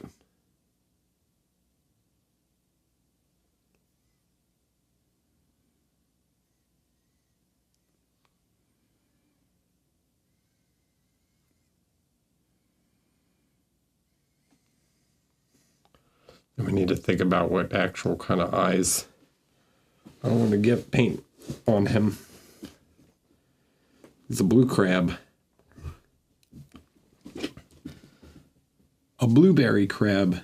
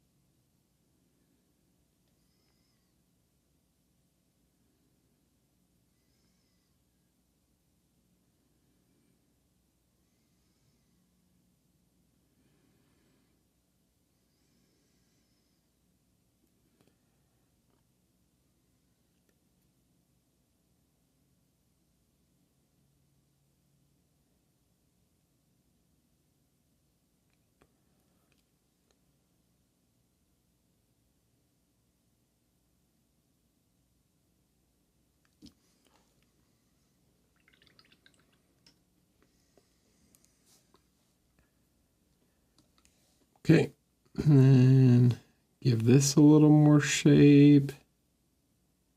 Try and get some of these ridges.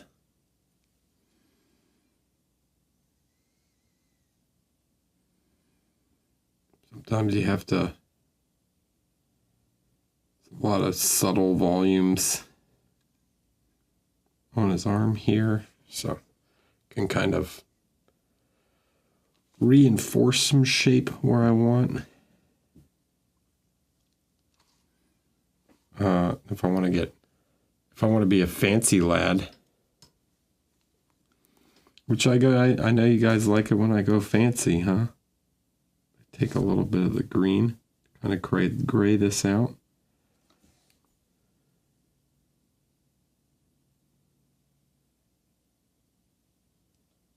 It's not a me painting until I do this, right?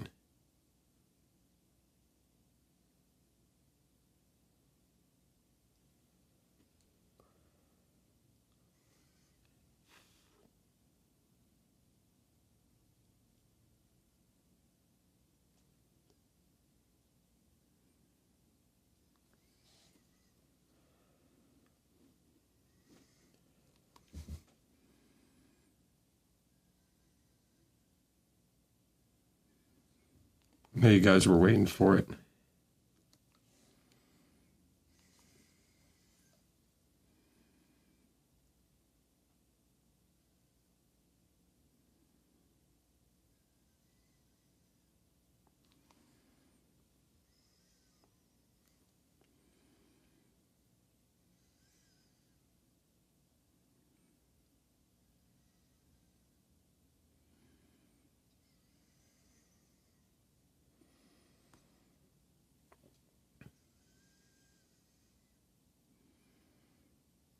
Yeah, you were waiting the whole time.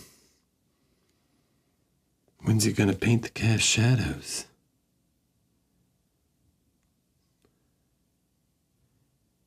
He's gonna do it, right?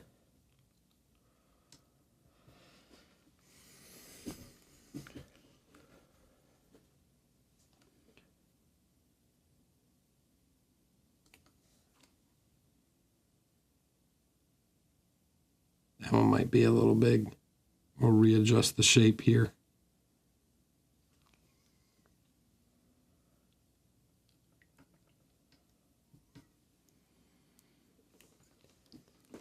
You could just not do it.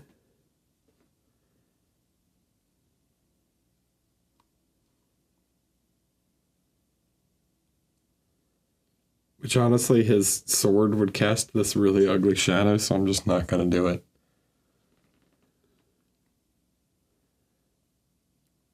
If I was doing the light like this.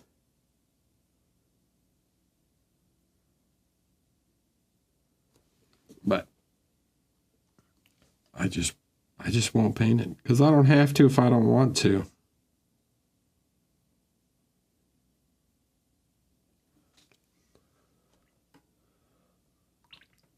I'm allowed to say no.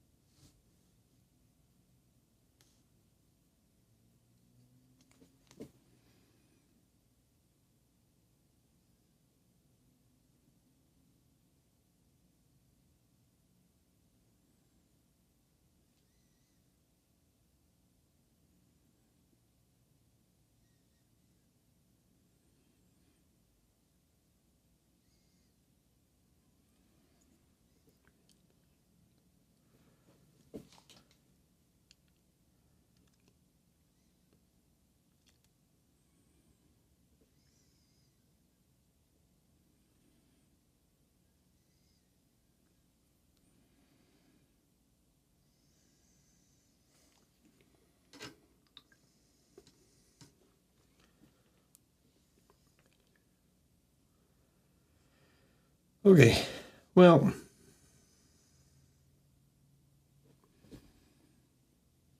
there's other stuff I could work on, but my eyes are very tired. I'm having a hard time focusing. So, though it was a short stream back, I think appreciate you guys hanging out with me. Next week we'll work on them a little more. Once again, if you want to check out the Kickstarter, there's the link. It goes live tomorrow.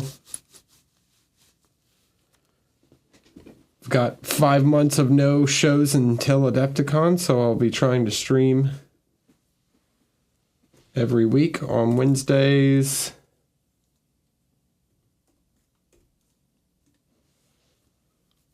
You can always watch the old YouTube videos, and I think the link is below. If not, I will see you next week.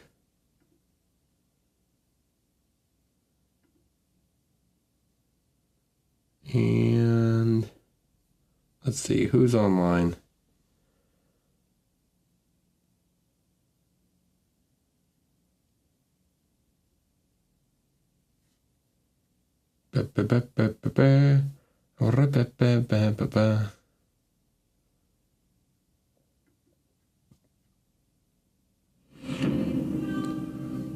Alright, well, I'm going to stop the recording button.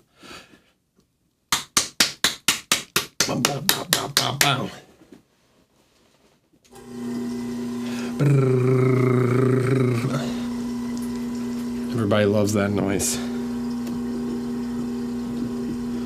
I know everyone's a big fan. And do we have something to spray on so I don't get my mat completely nasty?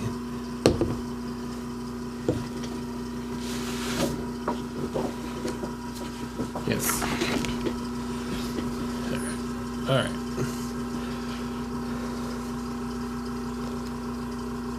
Happy early Thanksgiving. The best holiday. Okay, that's good.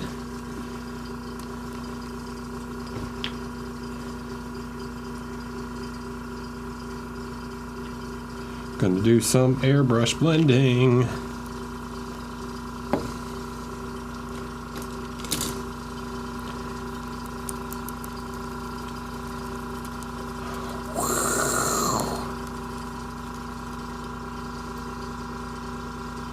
Hi, hello.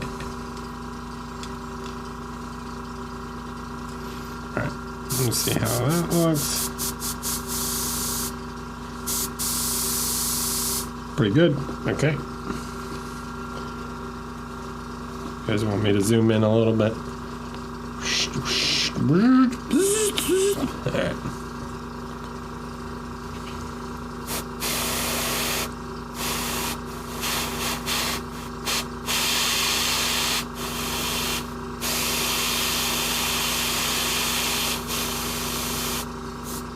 So the idea here, I'm just going to soften some of these highlights. I don't want to go crazy because I do want to leave a little bit of the texture that I did underneath.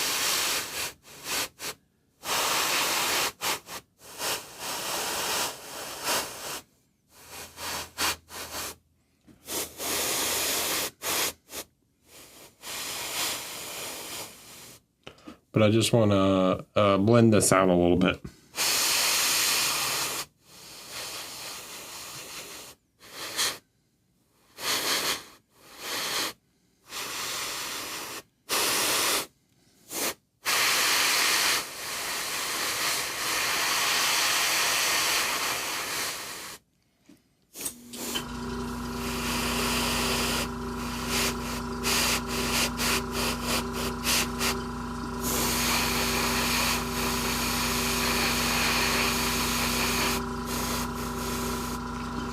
So something like that, and then we'll go back in and add some more mid-tone where I need it.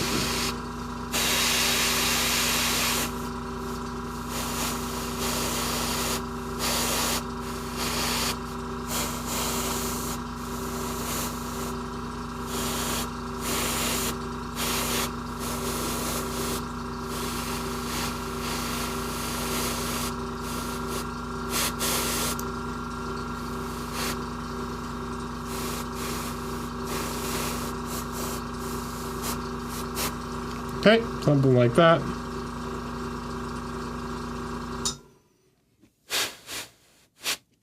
Okay, that's good for that layer.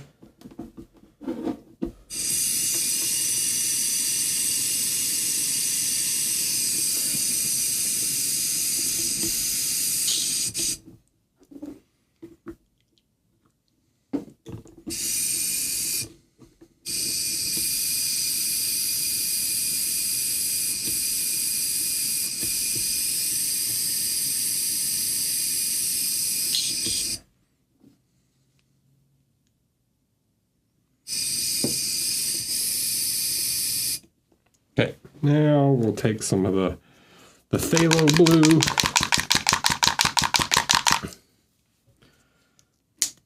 Only need a drop of this guy. It's very strong, so I don't need to go crazy. Maybe another drop of water. 2. You'll see just 1 drop of the pure pigment. How quickly, so like 1 drop of that to like 4 or 5 parts water. Let's see on see how, yep.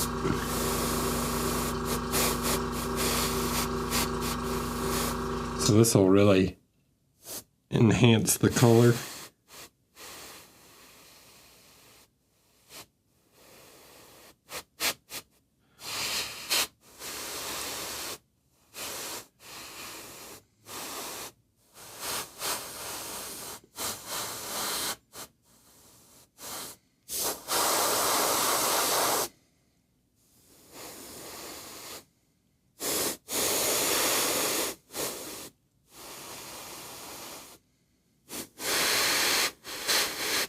And I can go back in and pop in some highlights at the end, but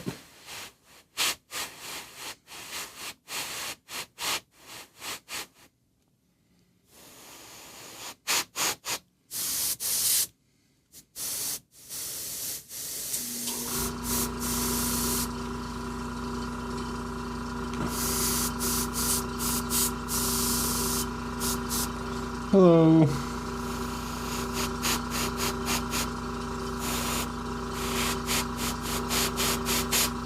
Oh, that was way too much.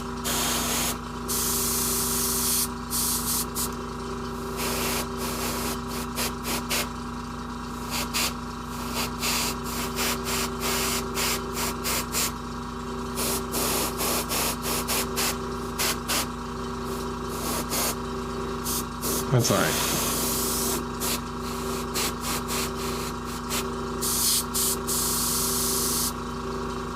We've got a few more light levels to do.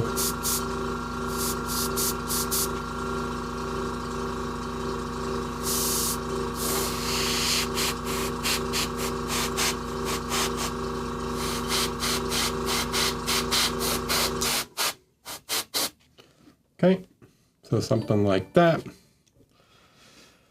Thanks, Emerald Mage. You could just call me Eric.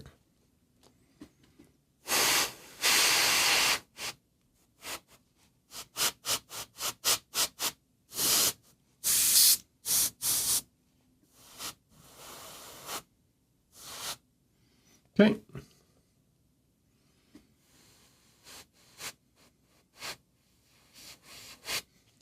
Yeah.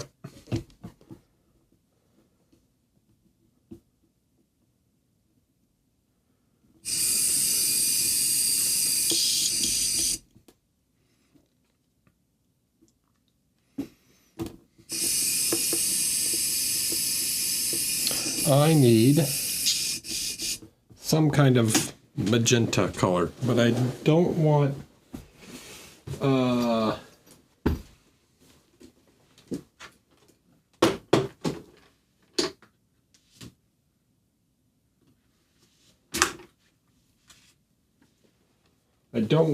a pure magenta from Chimera, at least not what's it called? The mini, the figure is from Lucas's current Kickstarter. There you go. There's the link if you want to check it out. Okay, so what we're going to do is we're going to take a little bit of the squid pink, which will help give some coverage. I'm going to do like 4 or 5 drops of water. Do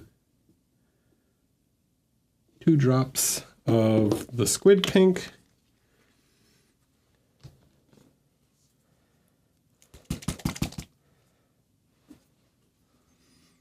Dude, apparently packing cigarettes is like a thing just Americans do. Every European looks at me weird when I do that.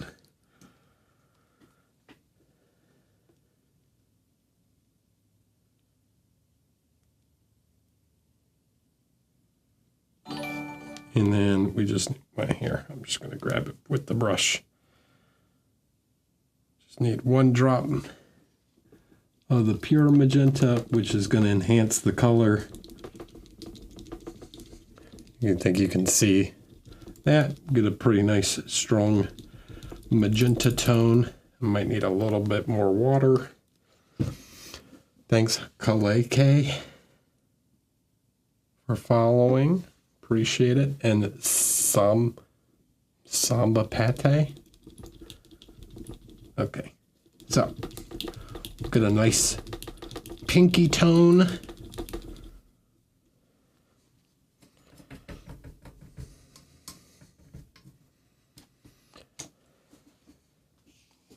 How long have I been painting minifigures? Like, too long, a while. Professionally since like 2020, but in general, quite a long time.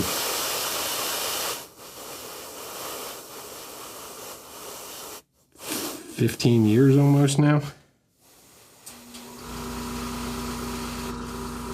Alright, so I want this transition point.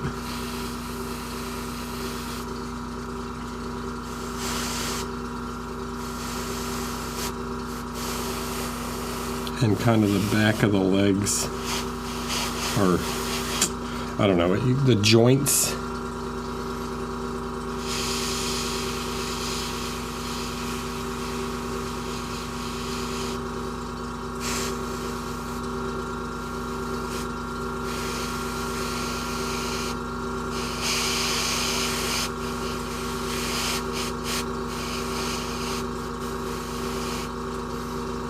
To be more magenta colored.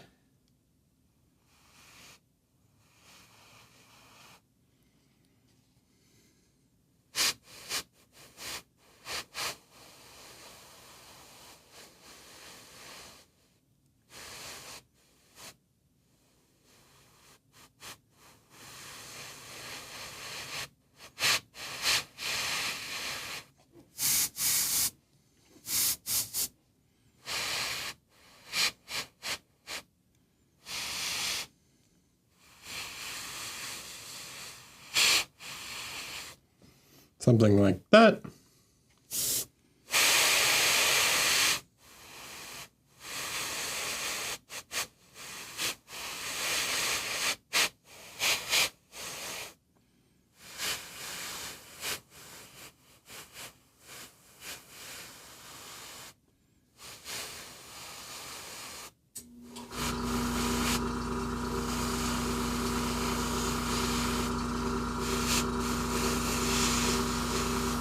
Then I'll have to go back in and paint the black line in between them. But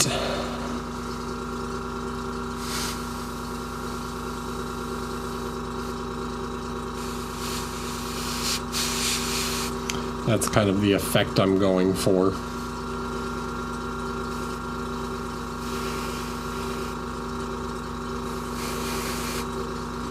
Okay. So you can see now I've got a bit of that. And I can enhance it a little bit more.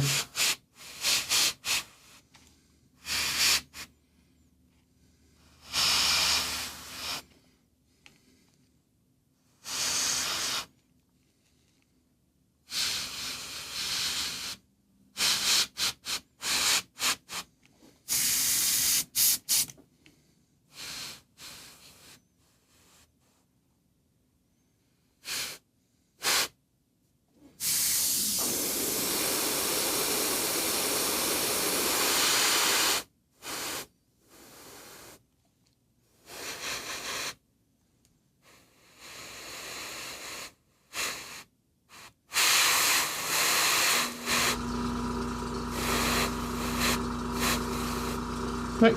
All right, cool. So,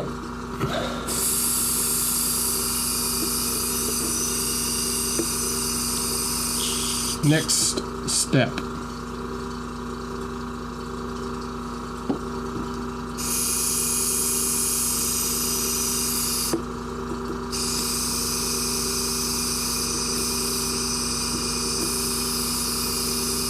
I'm going to take some the blue tack.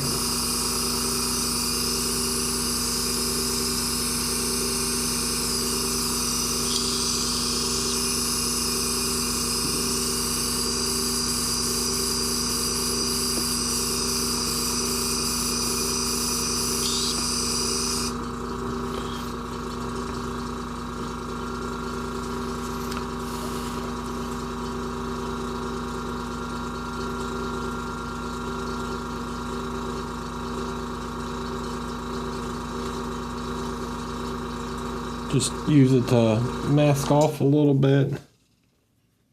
You could use masking tape or whatever. Let me see if I have some more laying around to get his other arm and other side. I do have masking tape. Use that too.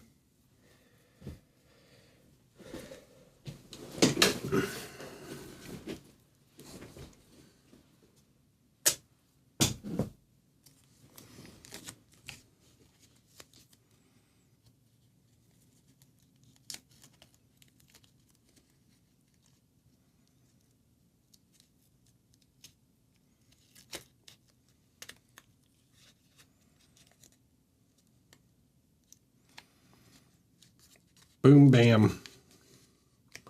Got it. All right. So,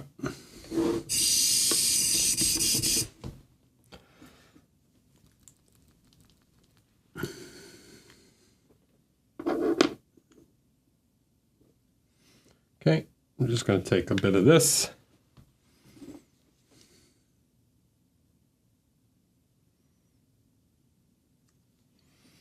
Hi, Lucas.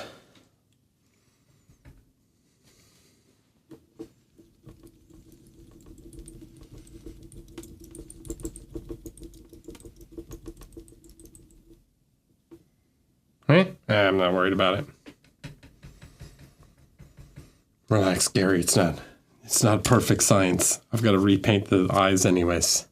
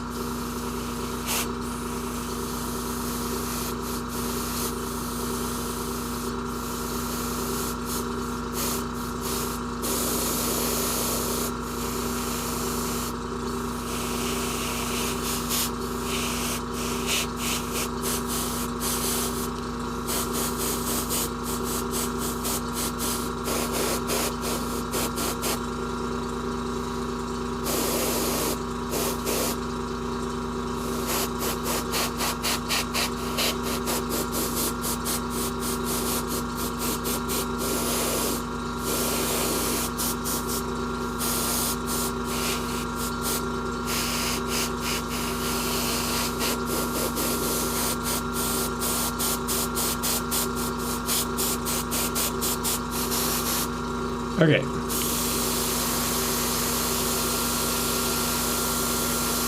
Try that off.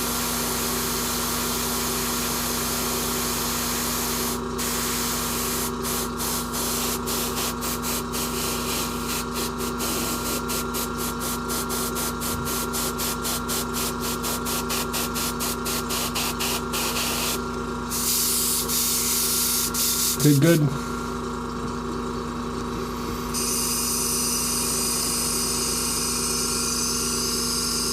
Yeah, congrats, Lucas. Happy to see the project is funded.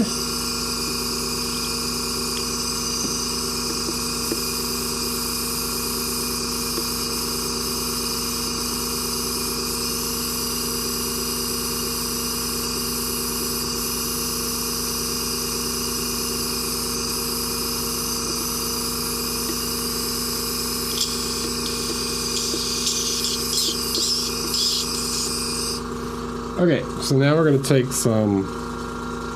this guy right here.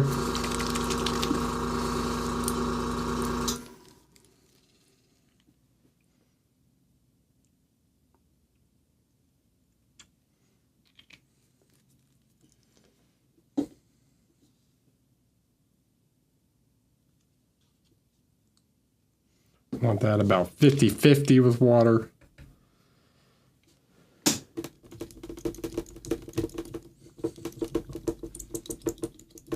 Make a little, some kind of tint. You'll see what it does when I spray it. I need to do it on somewhere white though. Helps if you lock the needle.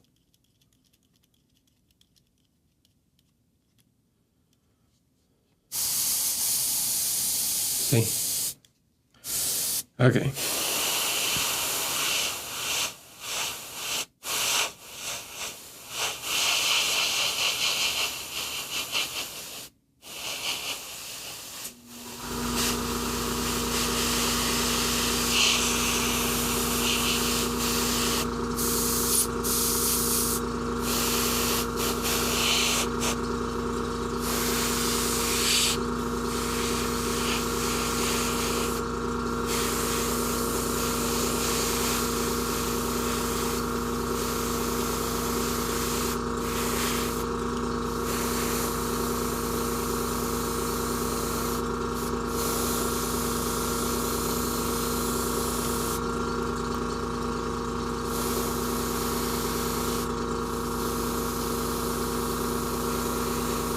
So you can see, because it's pretty transparent, it leaves the bit of texture that I did before underneath.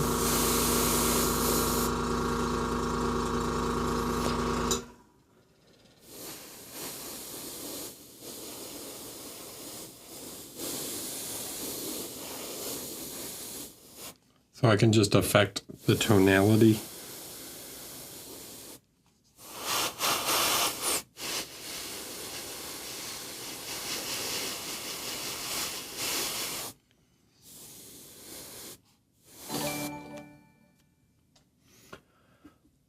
Theodrix, thanks for following. It is 6:30 in the evening with this. Well, what time where it is for me. What time it is in the country, that's a different question. In California, it's 3:30 in the afternoon.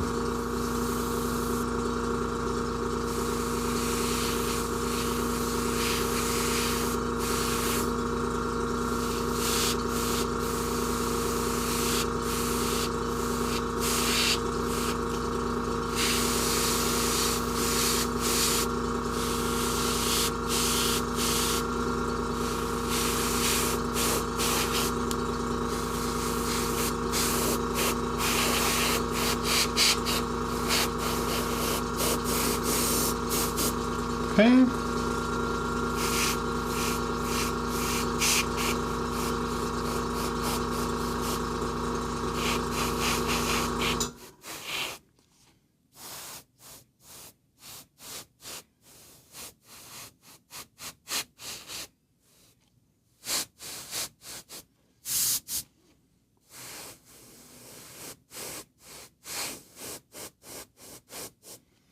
Something like that.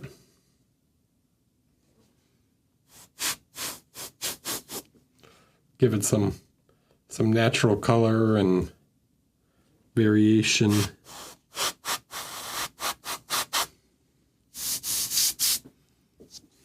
Yep.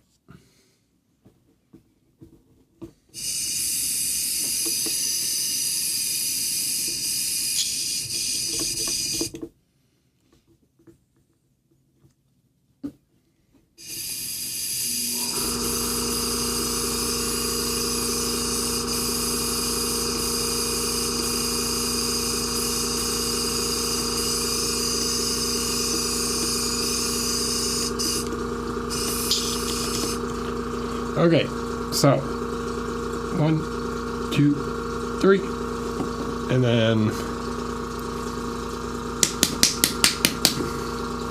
a drop of black to give some coverage.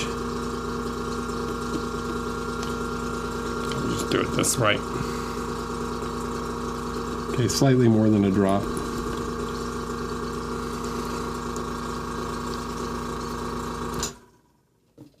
We're not doing science here, okay?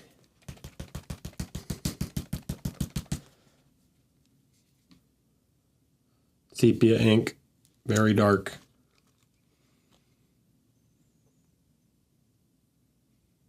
Two drops of that bad boy, super strong.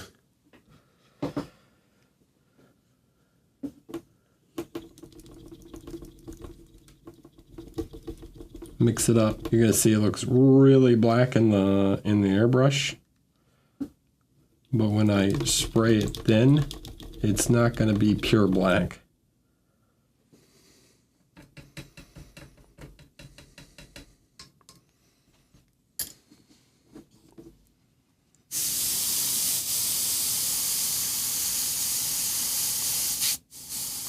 It's close to it, but it's like, and it's probably hard to see on camera, but it's slightly brown.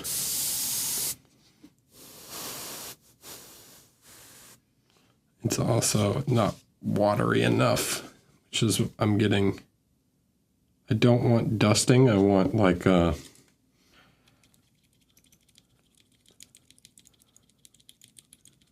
want a smooth layer here.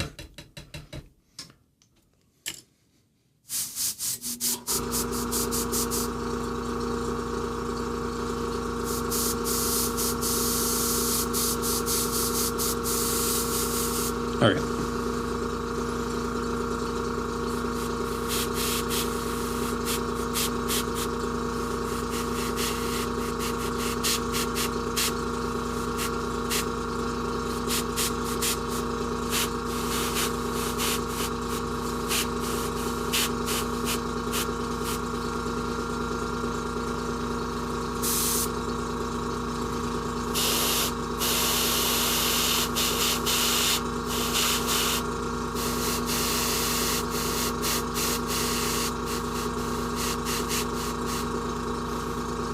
I'm getting all splattery. That's annoying me. Make sure the nozzle is clear.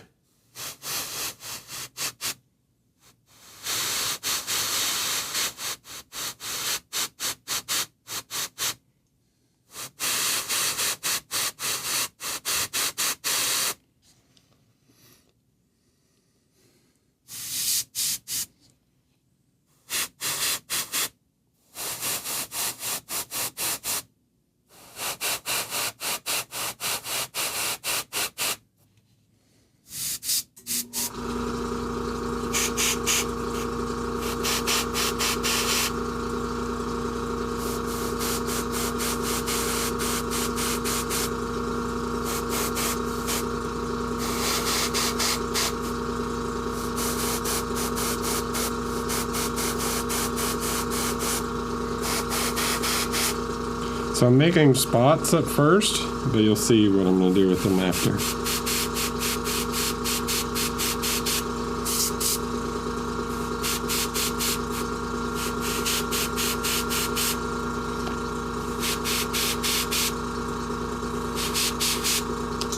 And I'm okay if they're kind of, like if I overspray them a little, like, and I get that kind of effect, I sort of like that.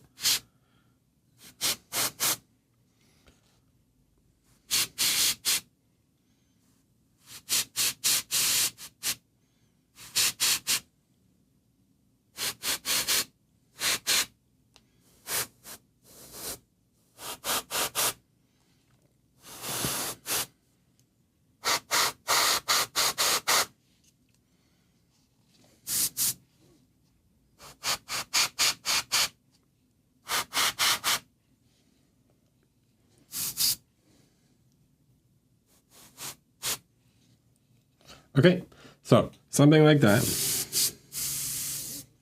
Now I gotta get it going.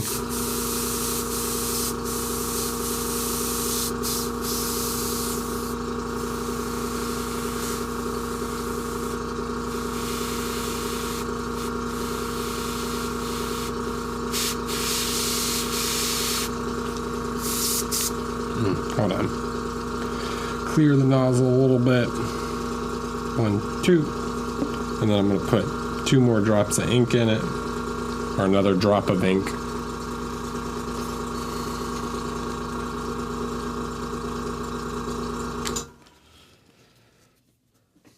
Mix that bad boy up.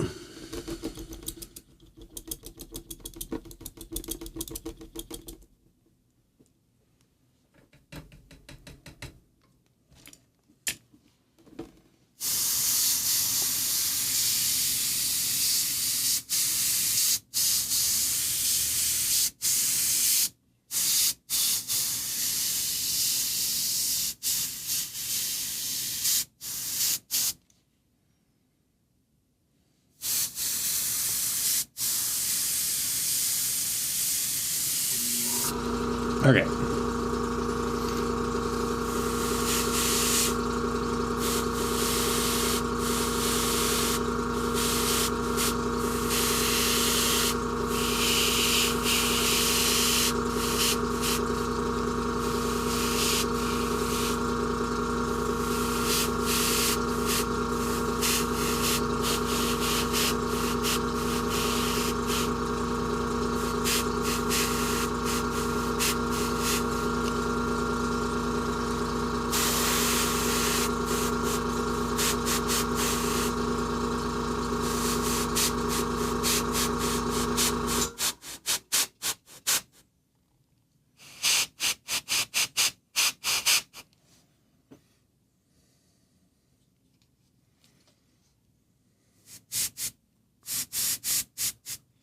Silly putty, Christian. It's the same thing.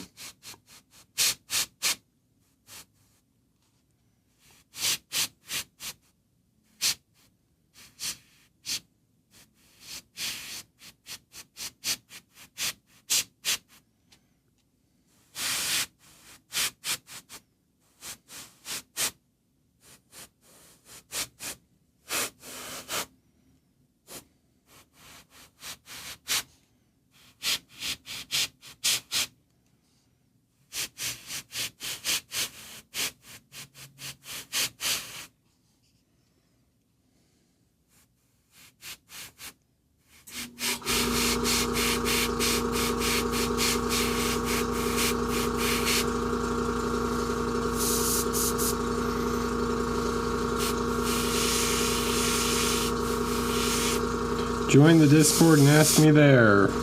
Too lazy to think.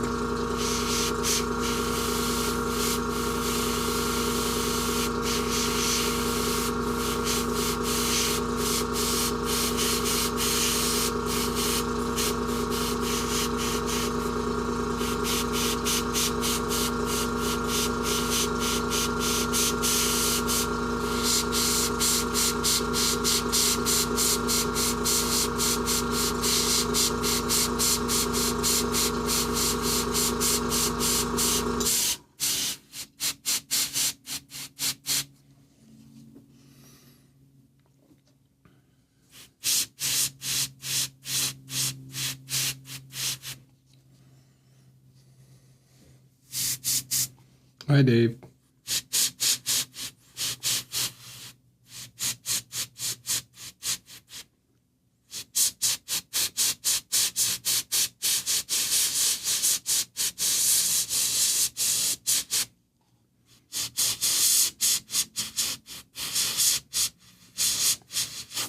So notice I'm like closer now. I'm trying to get the smaller little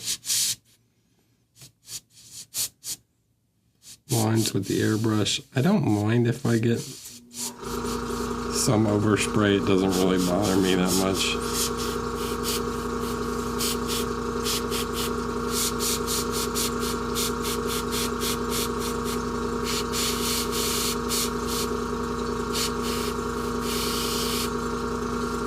I'm just trying to get an interesting, natural looking pattern. Something very random.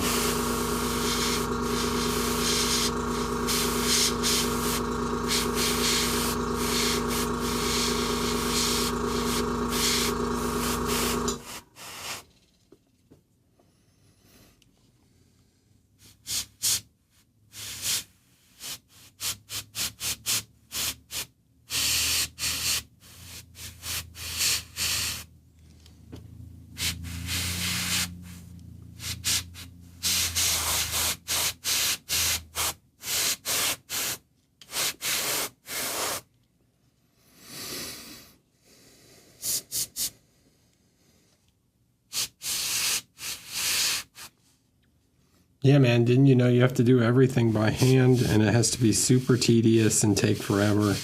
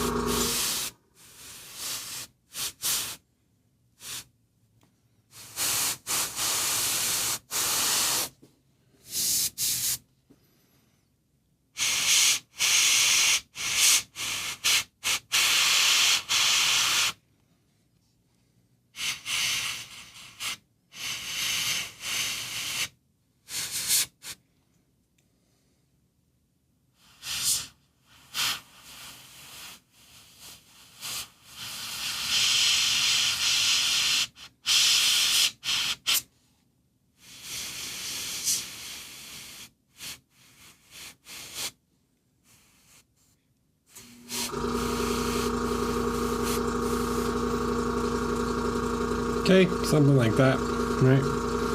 Yeah.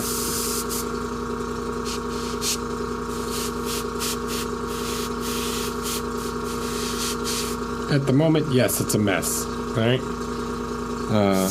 But we can go back.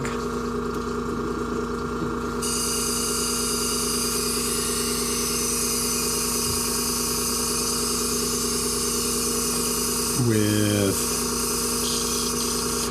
oh, I don't know, something like dark sand or a similar paint.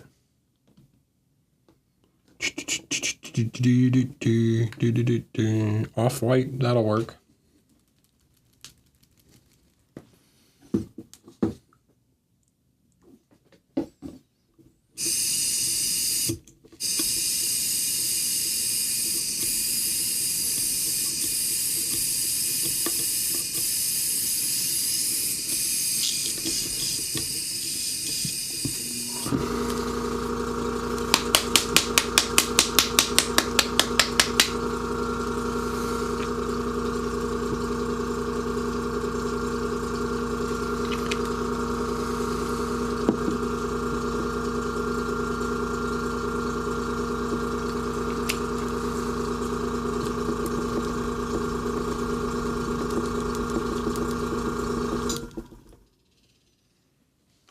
Okay, so same deal. I'm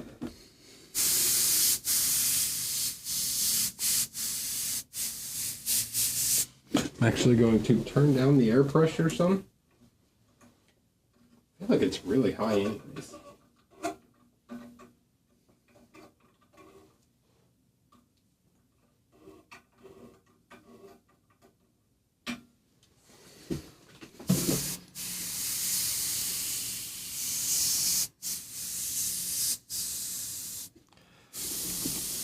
Okay.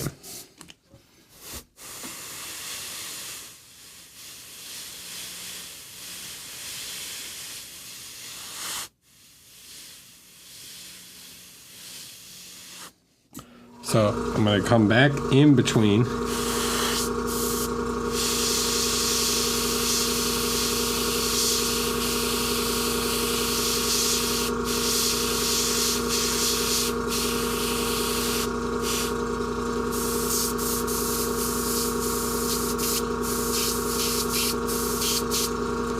It might be a little too watery.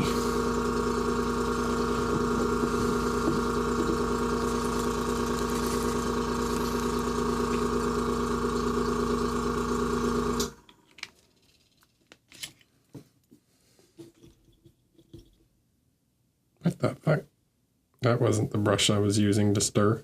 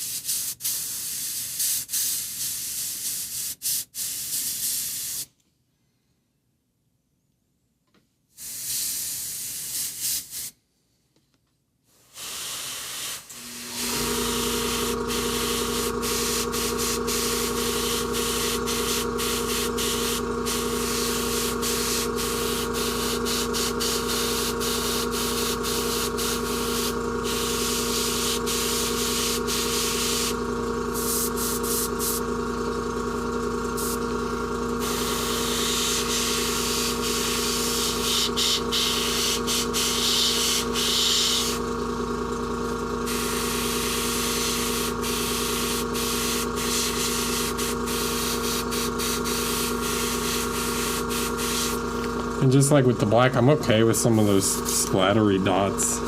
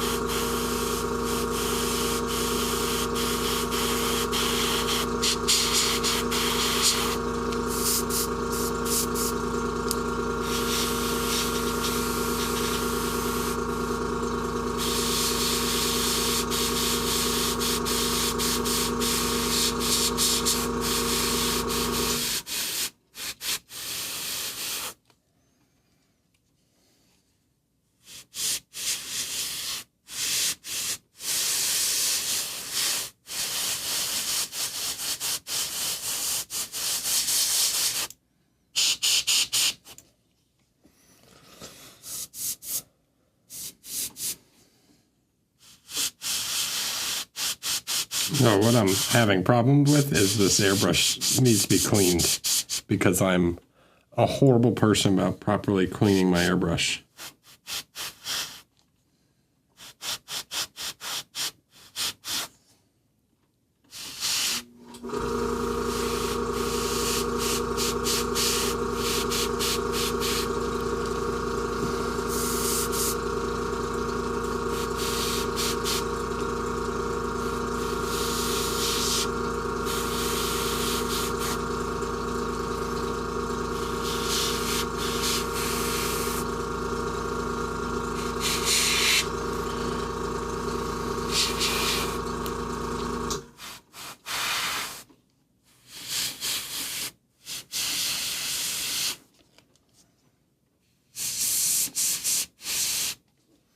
But I'll just make it work for me.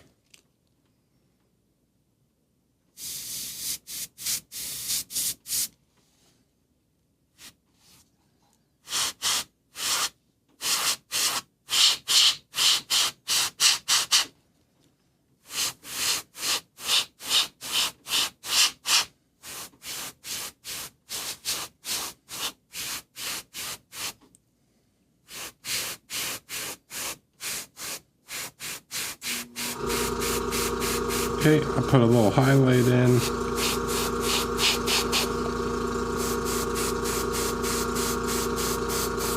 A little shine.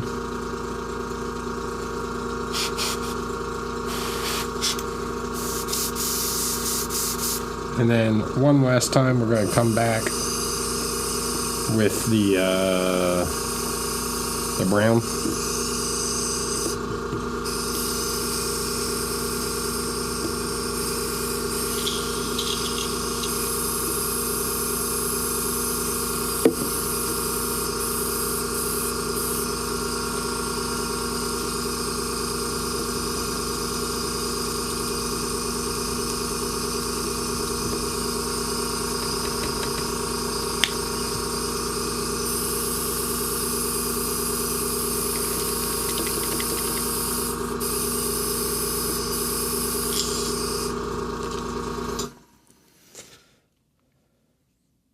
One, two, three, and then like 5 parts water.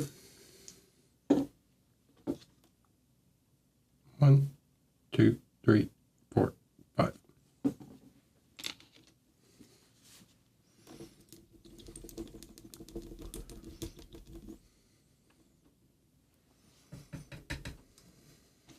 Okay.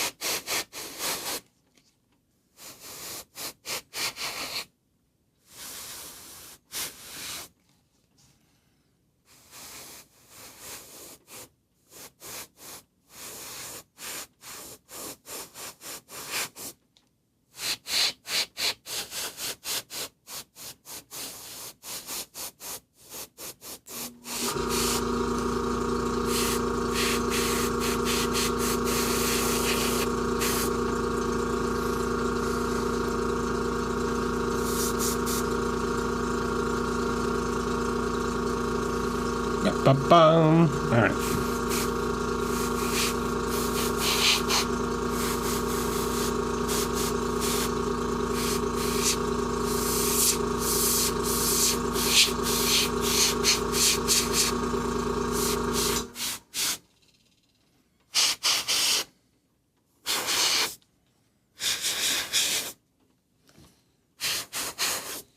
Okay, so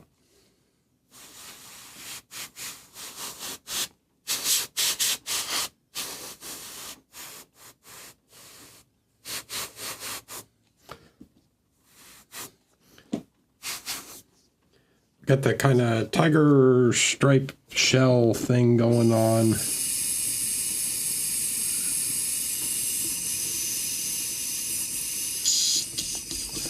Now we can do something else interesting. Now we can take, well, let's get rid of this and that.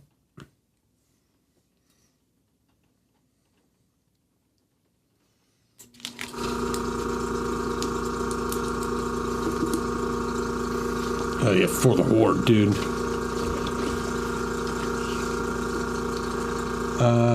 Okay, now we want a green.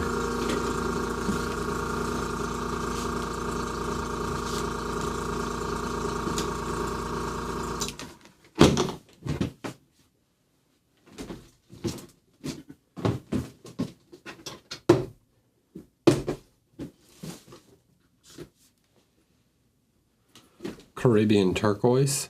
That'll work.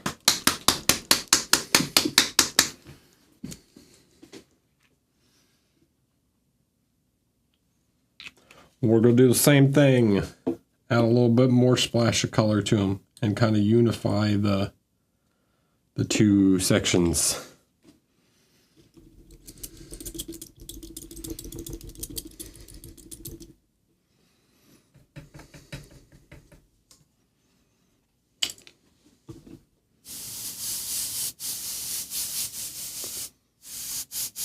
Okay.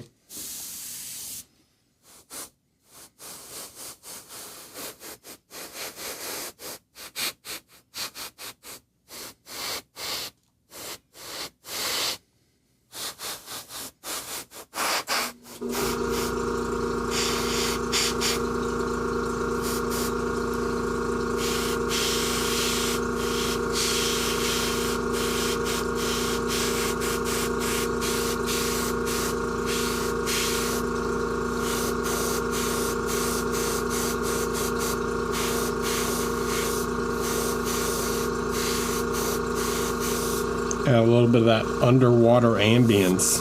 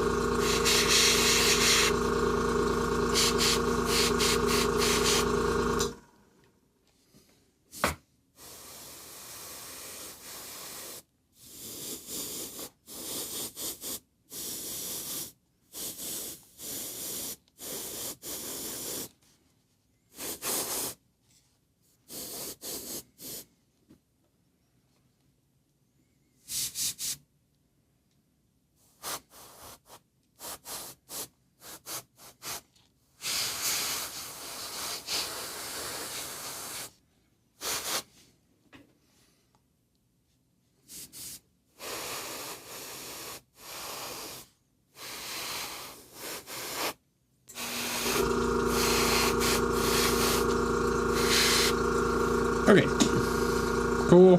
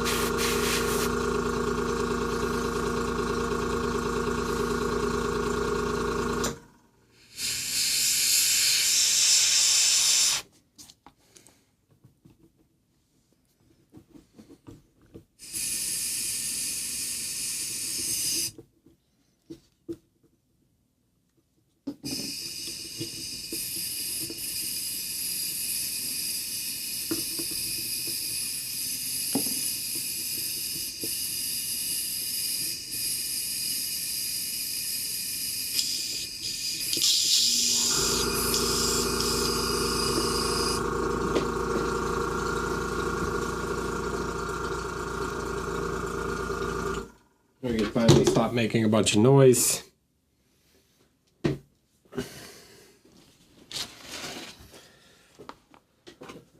Okay.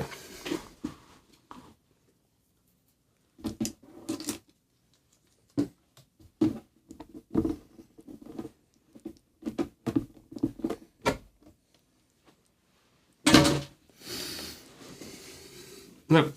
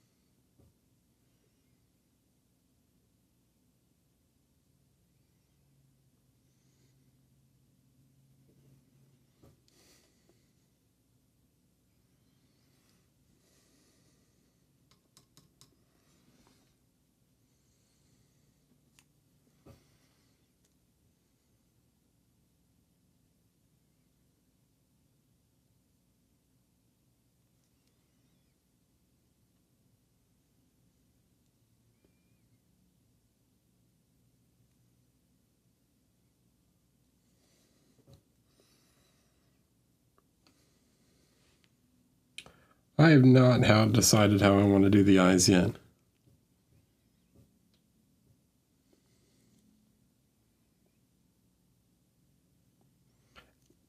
Actual crab eyes are not that interesting.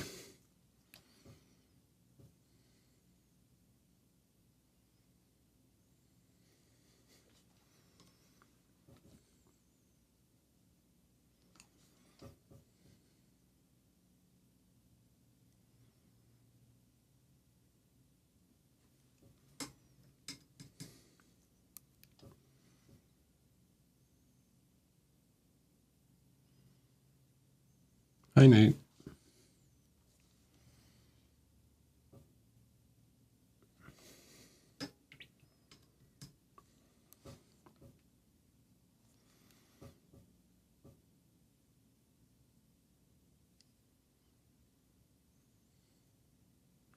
So I will probably give him more cartoony eyes.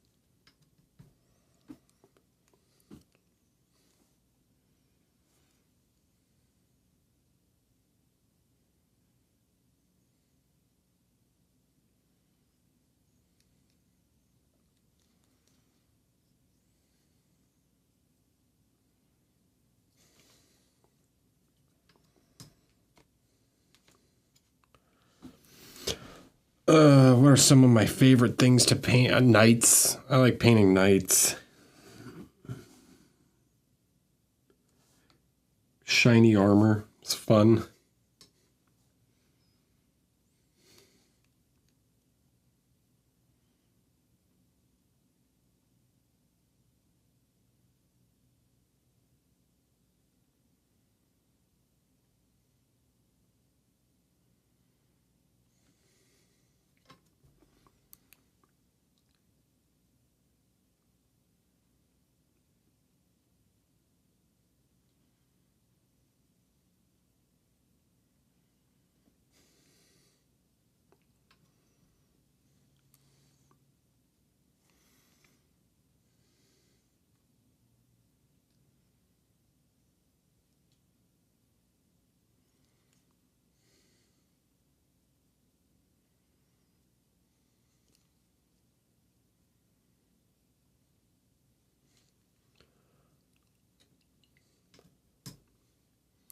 I would say in general, probably pretty typical high fantasy stuff.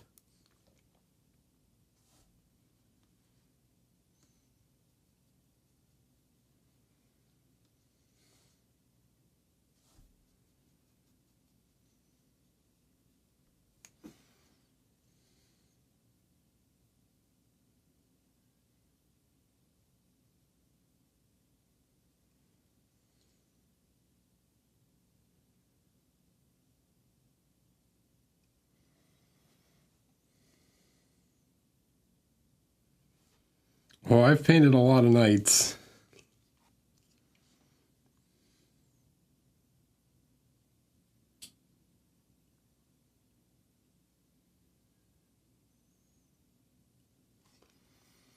You just got to go back and look for them.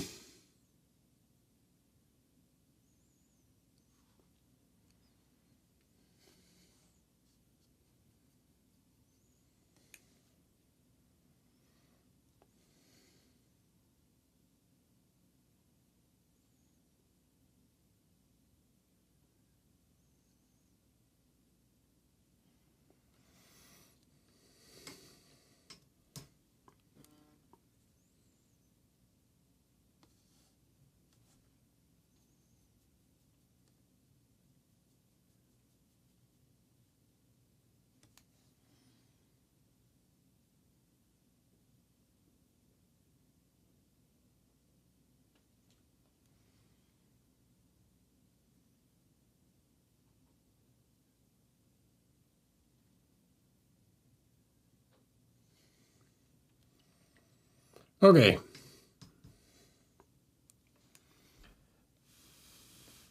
Let's see. This isn't quite working for me. It's a little...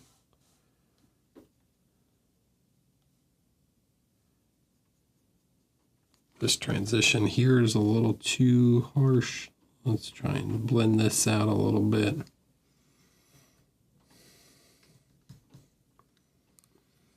Favorite non-miniature artist?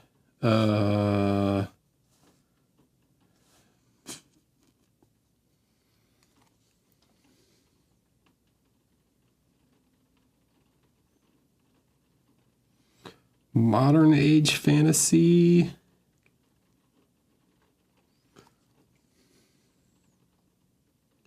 I mean, Frank is like the godfather of fantasy and is one of my favorites. Frank Frazetta. Modern age fantasy I enjoy are like current working artists. Dan DeSantos.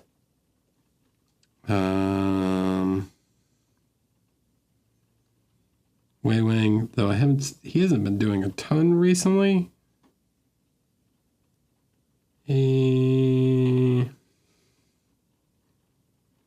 Daniel Drum kicks ass.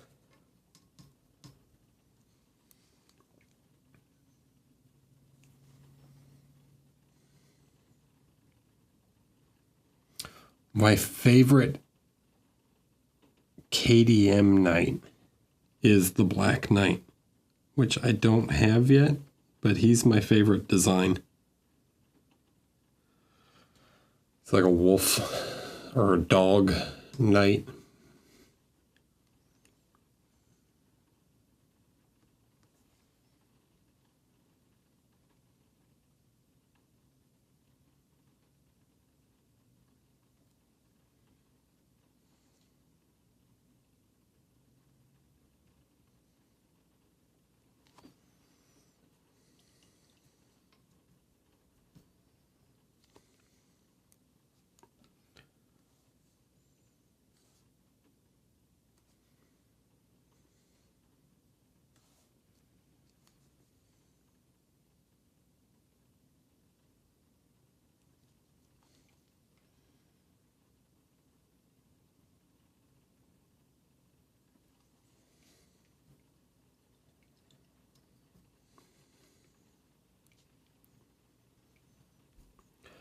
Okay.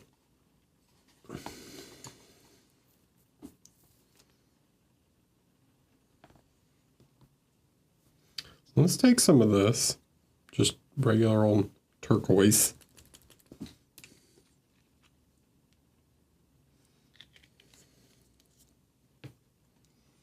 We're going to take this beat up brush that I just absolutely destroyed by mixing, which it was already a bad brush to begin with, but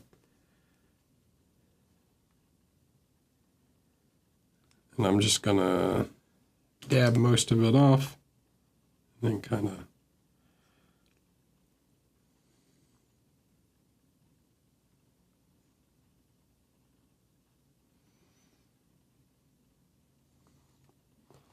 to cover up some of my crappy airbrush work. I'm just going to splotch on some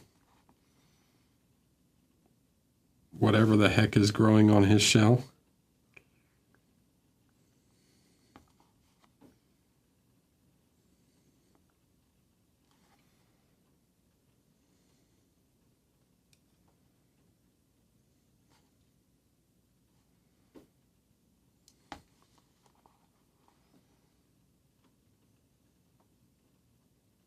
Some kind of algae or something, I don't know.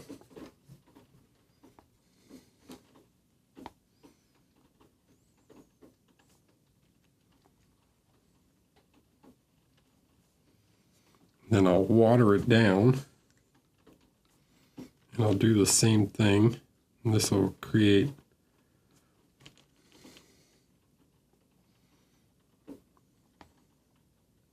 kind of overlapping.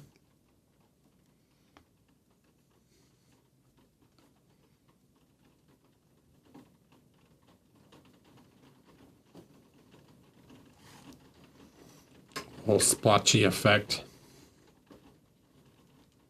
Bye, Joe.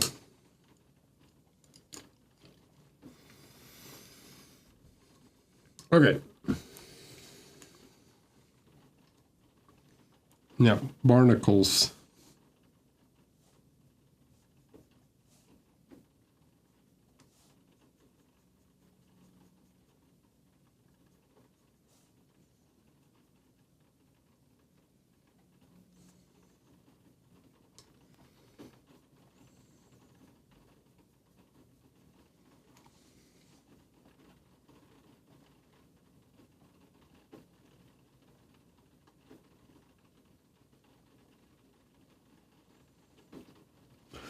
I think they'd probably look better brown.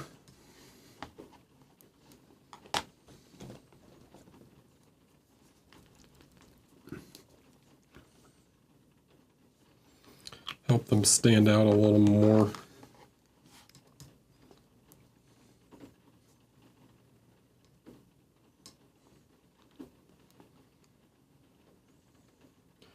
I don't know. You decide. Is he above water or below water? Got me. Do you guys want me to do like a caustic effect on his head or something? Like on the top of his shell?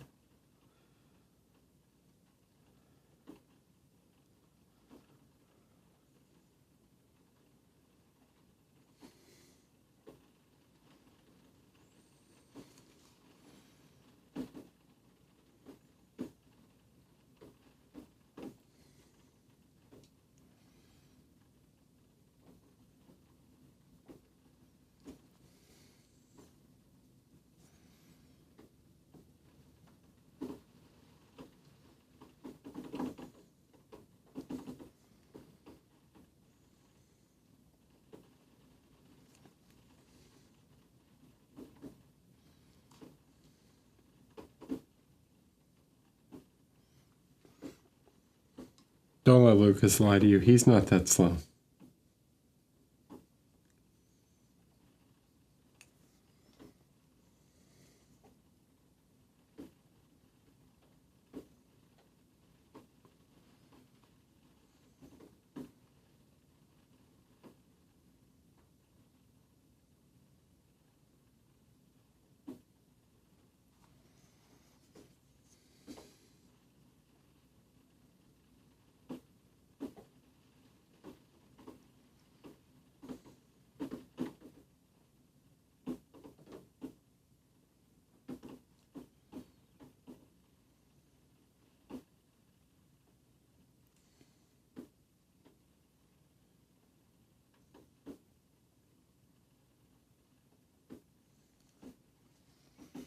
Oh, while I'm doing this, you know what? Repurpose, reuse. So let's, we can base coat the wood at the same time.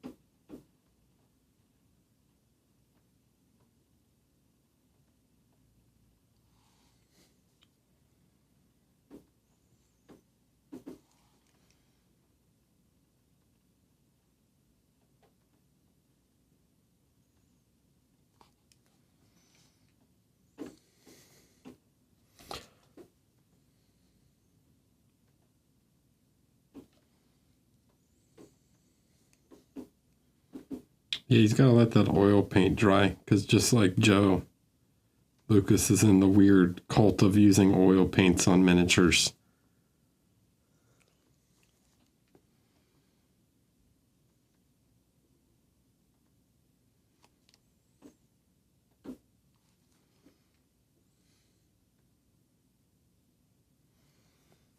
Okay.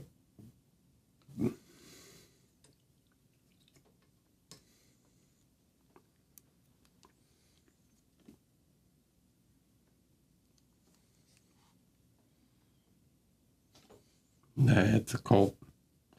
It's a cult and you guys are weird.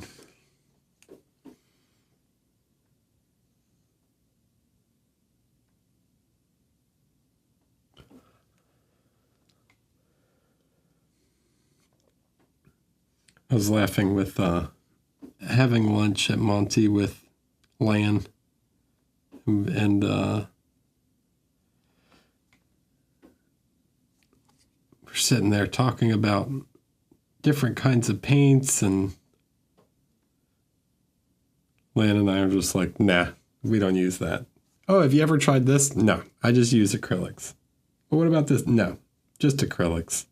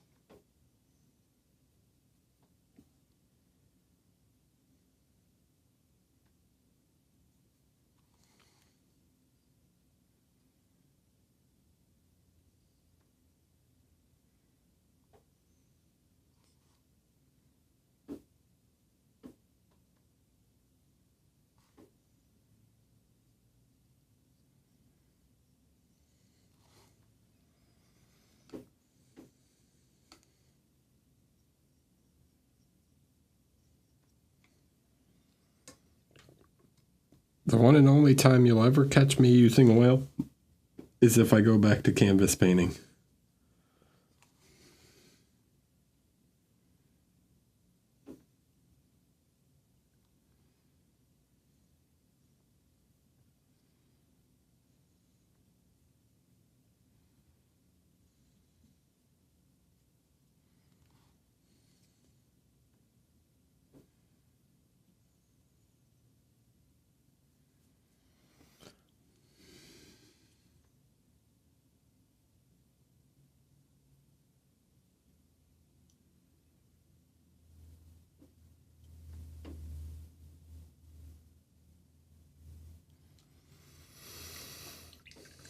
All right. Let's paint his eyes. You know what? Real quick, actually. We're going to grab some of this. A little bit of the green. We'll make a kind of greenish gray sort of color here.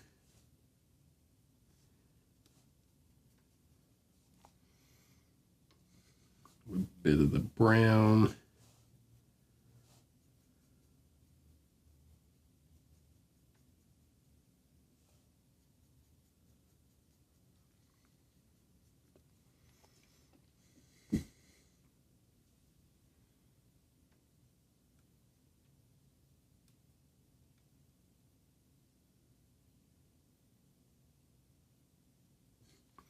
Oh yeah, man.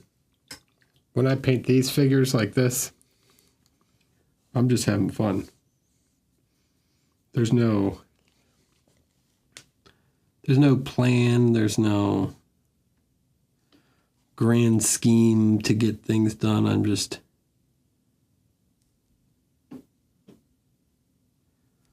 going with whatever, you know, strikes me as like this would be cool.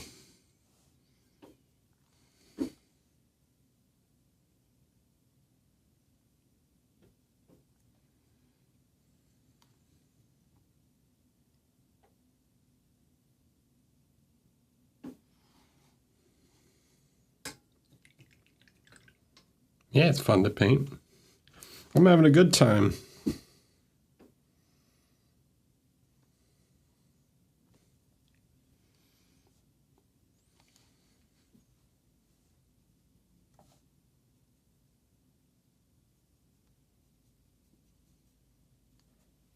Kirill does occasionally use oils. I don't know how much he has recently.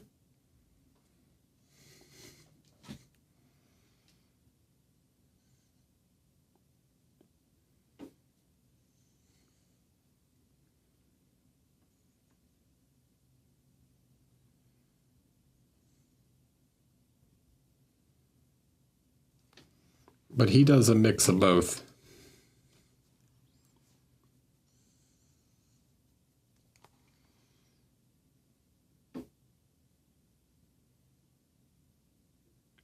Similar to Lucas. Okay.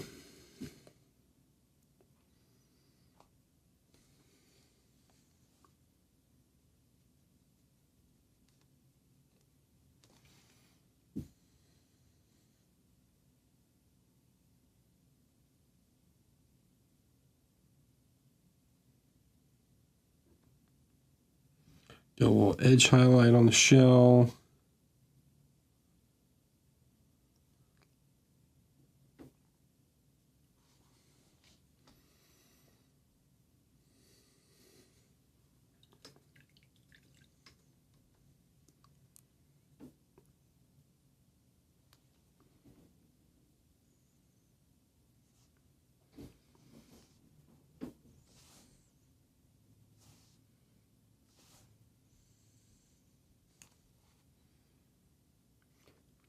No, because I have a feeling you have an idea for the next 6 Kickstarters.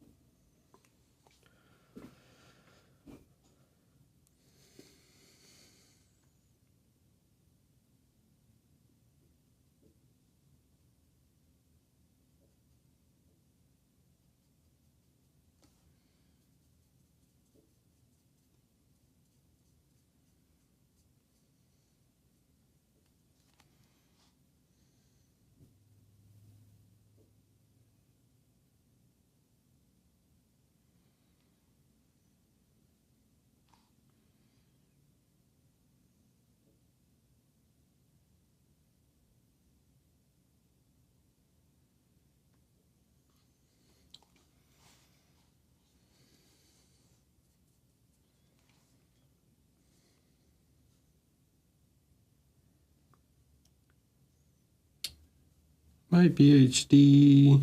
How you doing?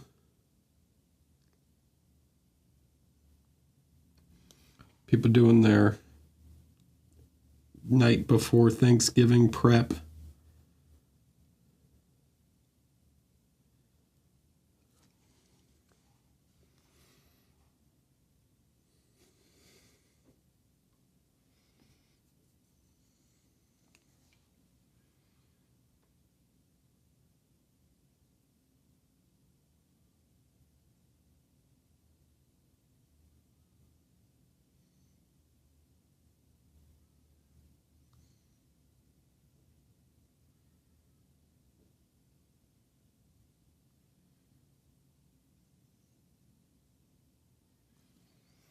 Yeah, I feel like there's a ton of different characters you could do for.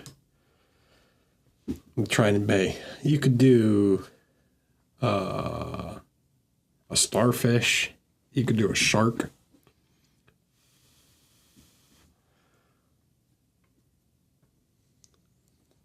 Yeah, Thanksgiving's tomorrow.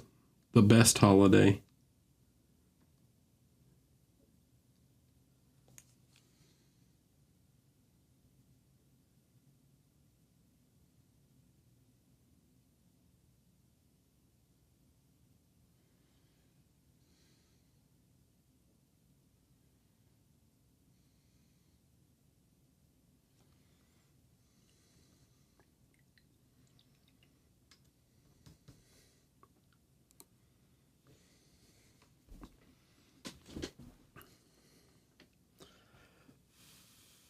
All right, that needs to dry. Okay. So for the wood, what I'm going to do is I'm going to take some of this and some of this green. And you'll see it kind of grays out quite quickly. It turns very gray.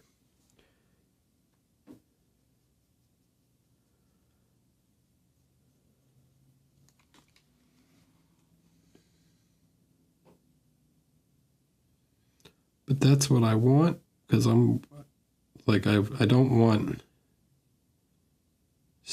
like nice stained wood. I want it's underwater.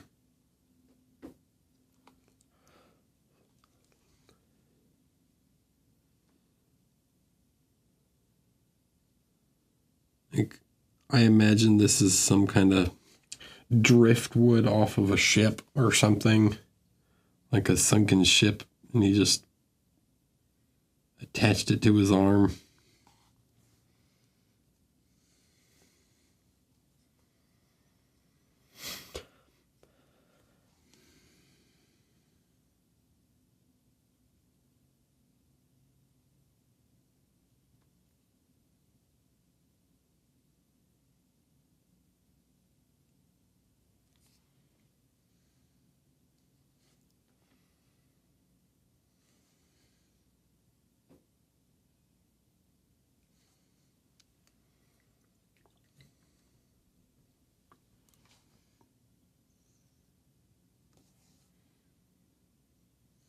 It's still very wet.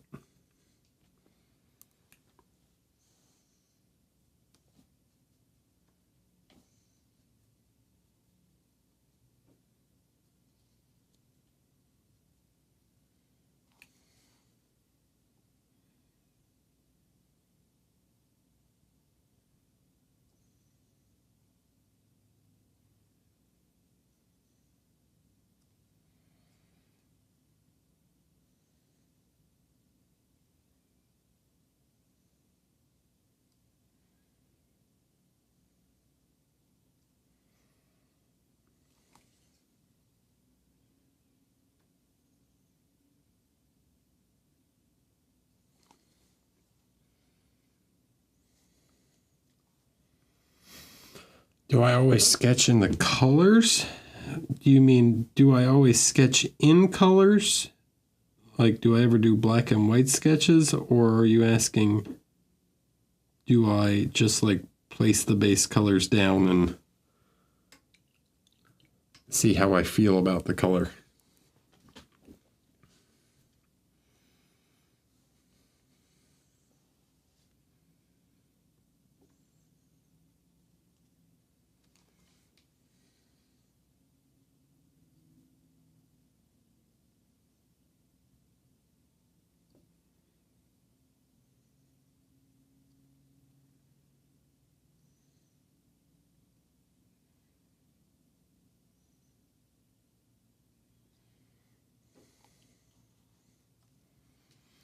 I mean, yeah, I just place color all the time and see how I feel about it. I'm a very, when it comes to color, I'm a very intuitive painter.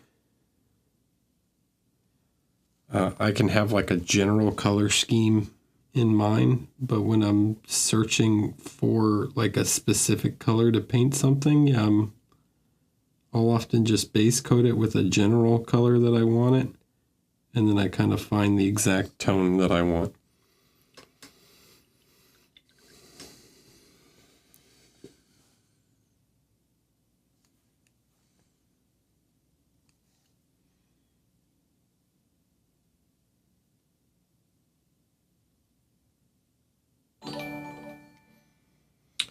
Monument Hobbies. Who is streaming tonight? Jason? Jason? I'll give you guys time to get through the ad or whatever if you're coming in.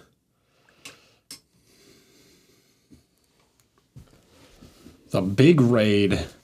Hey, man. Who was streaming tonight? Is it Jason? Or was Jordan streaming? Who dare?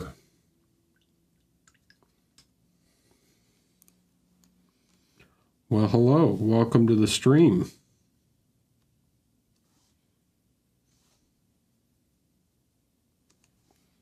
Thanks for joining. Thanks for the raid.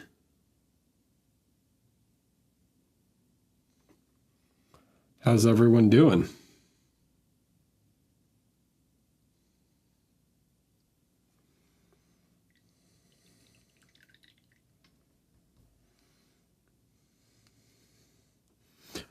Hola, Ivan.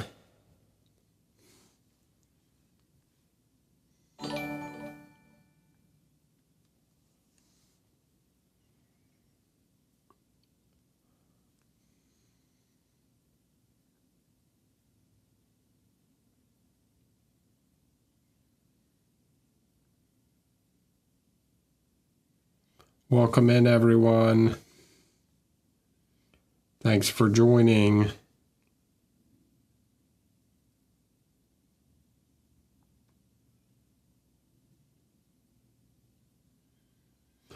We're just painting a hermit crab. A hermit crab with a cannon and a sword.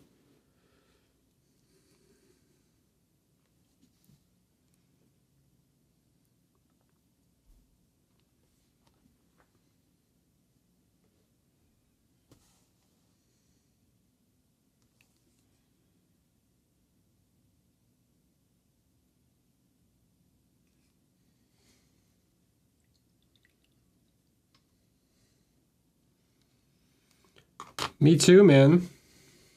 If anybody's interested. But bam, there's the link. You can check it out. Some cool stuff. And they unlocked the last model today.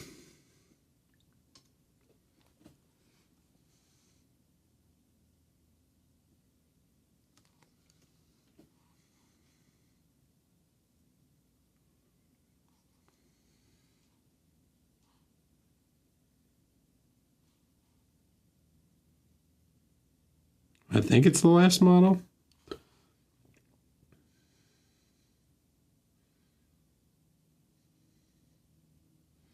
Unless Lucas has a surprise even for me.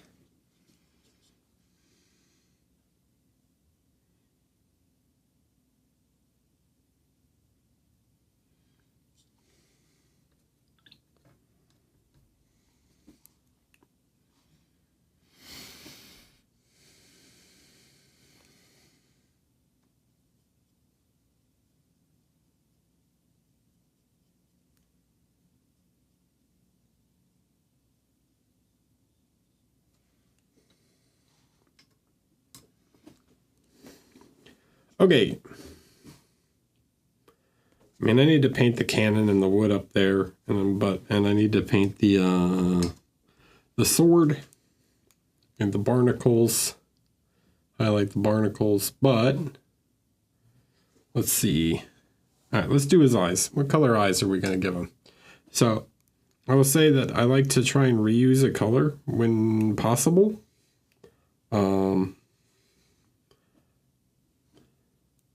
So I've been using a little bit of this green around, this turquoise. So I think we're going to lean into that.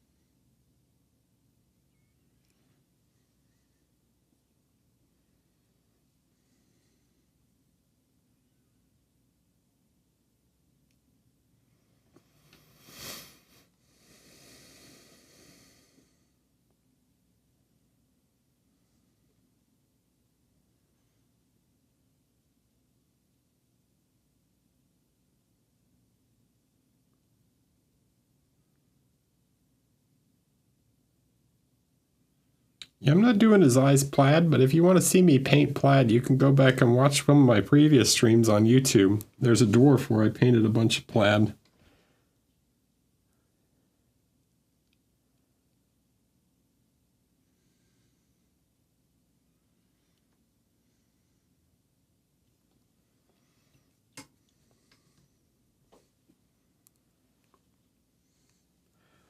See you, Jonas.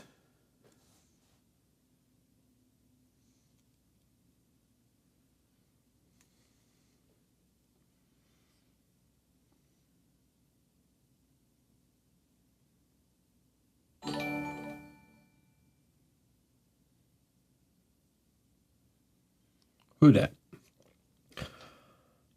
Panic. I'm going to go with Arlen. It could be Arian. Panic Bomb Arcade. Thanks for following. The Europe tour was good, man. Had some great food, went to some good shows, hung out with a lot of great people, and taught some pretty fun classes.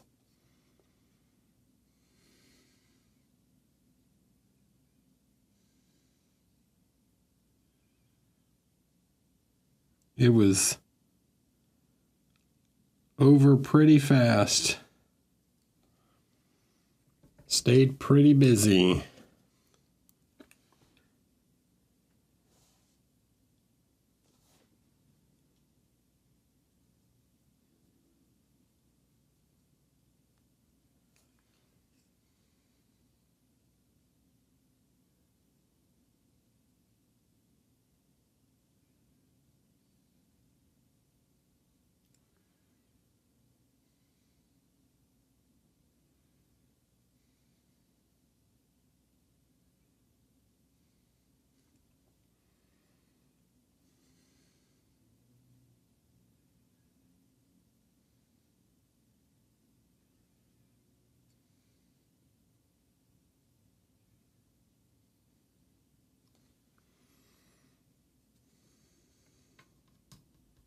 Hi, The Dark 1992. Welcome. Thanks for catching it live.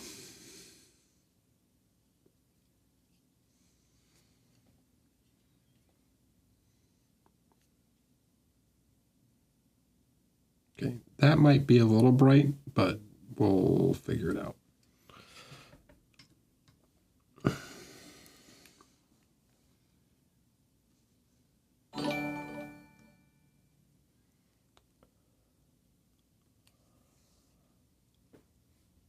All beer load. Hello. Thanks for following.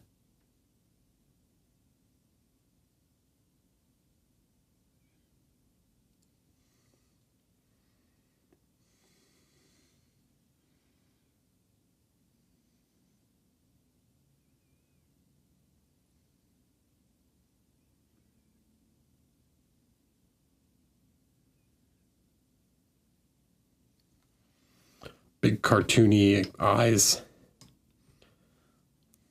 All right, so we've got to add a little bit of a shadow to the top of this eye.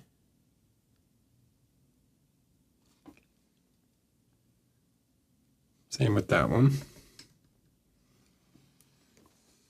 Because we're trying to make a lot of depth here.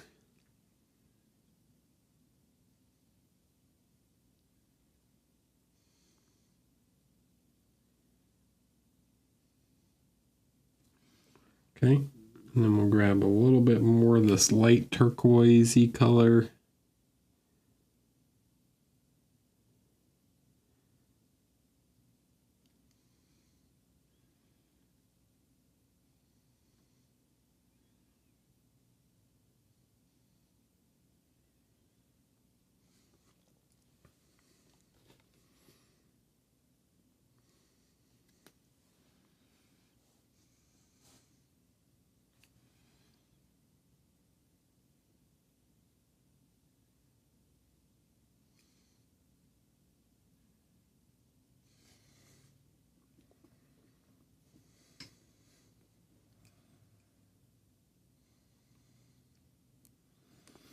It is. That is the Zaba.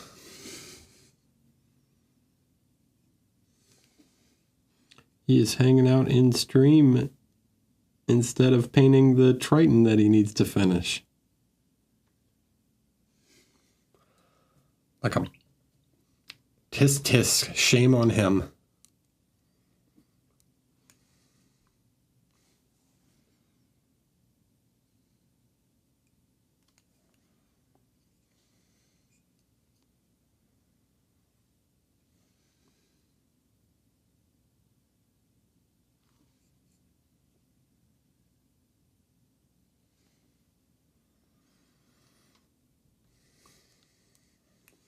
Okay.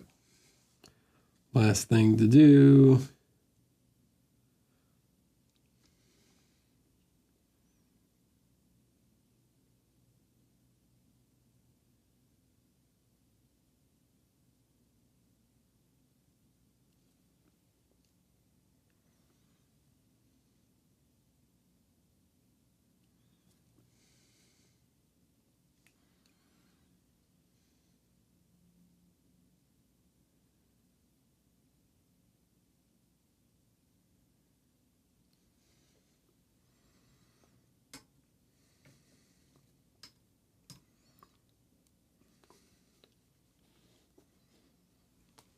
Crabby boy.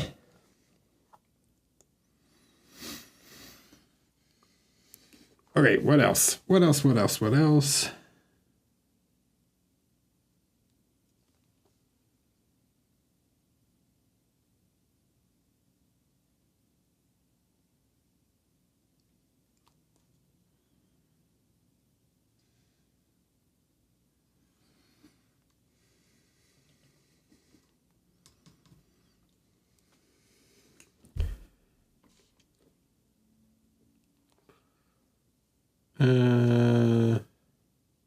Huh.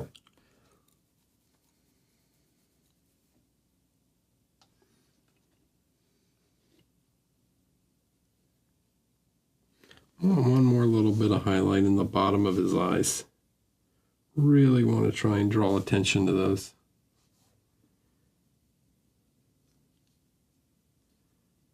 Push it just a little bit further. See you, Jason. Thanks for popping in. Enjoy your Thanksgiving.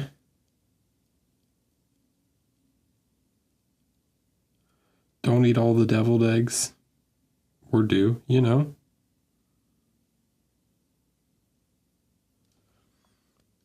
It's your life.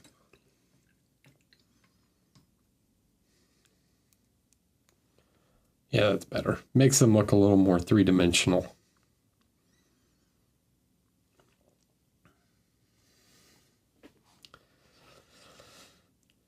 What else? What else?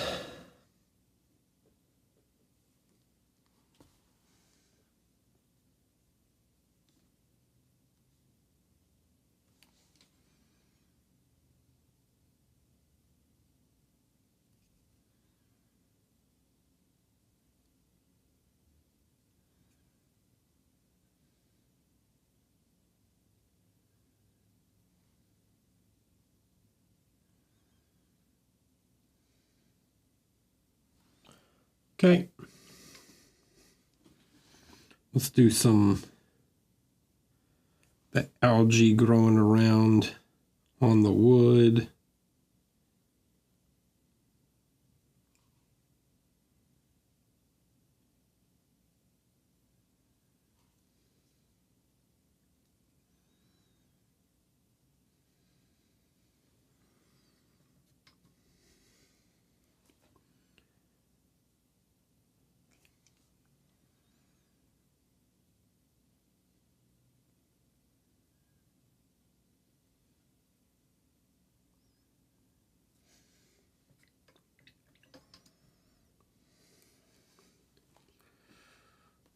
All right, his actual eye sockets need another little highlight.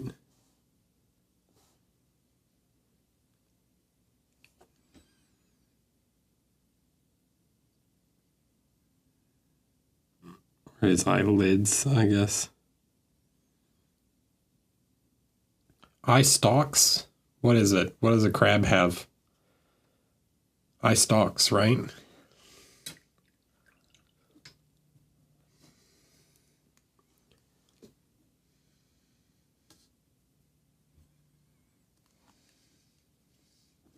Come on, chat. Help me out with the cephalopod biology. That's what you guys are here for.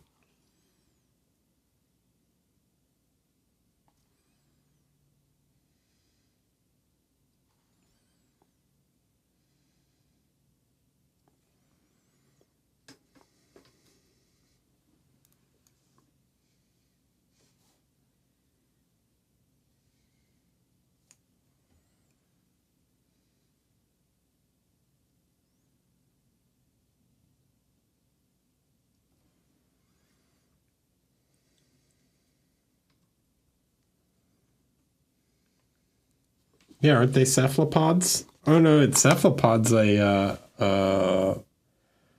a what's it called? They're crustaceans. Yeah, squids are cephalopods. They're crustaceans.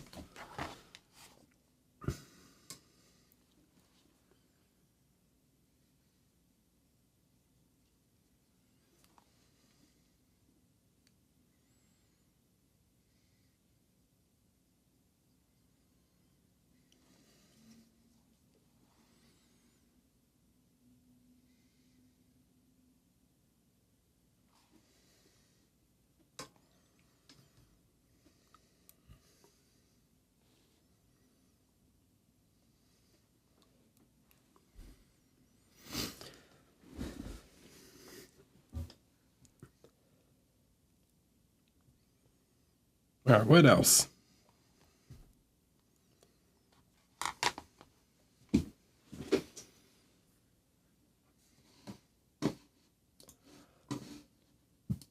Let's look at a picture of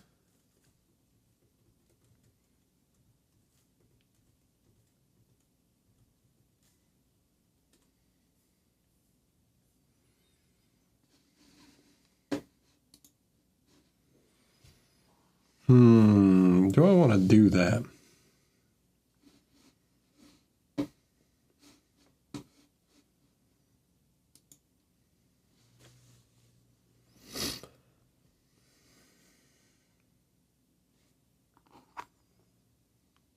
All right, we'll come back to it. In the meantime, let's quickly just black out the sword.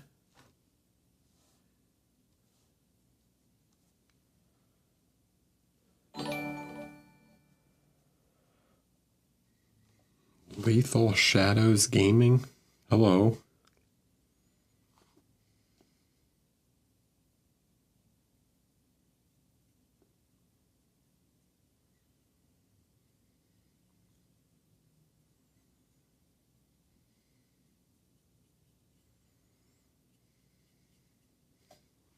How are you?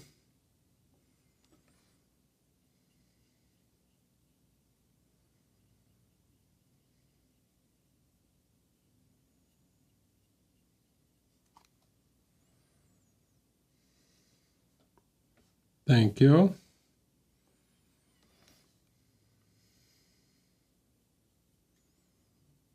Looking a bit crabby, huh? There's been like a serious lack of crab puns throughout this entire like painting process.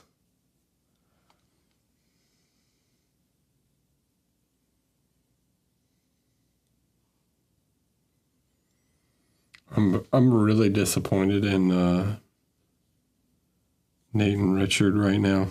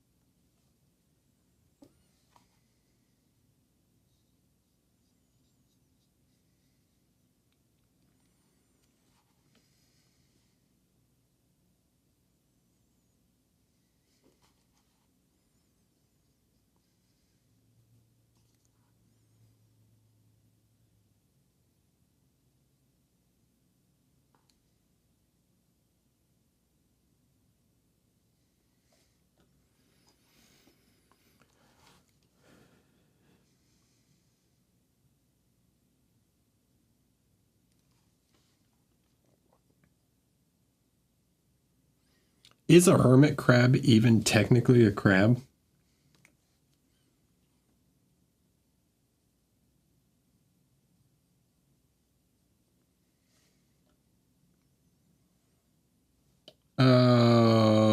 We've used a bunch of different ones on this guy so far. We've used Chimera, FW, Vallejo.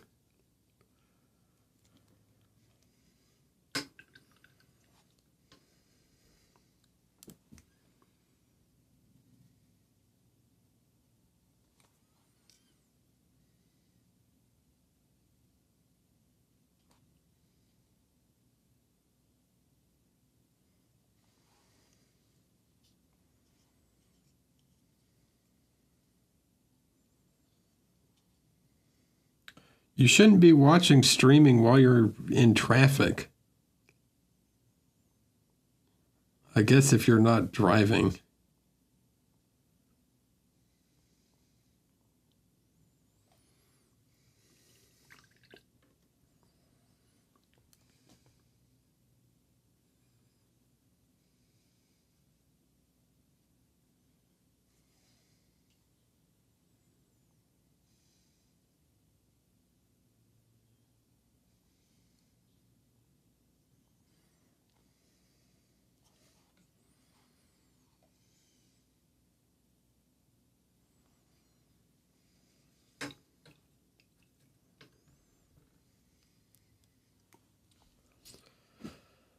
Okay.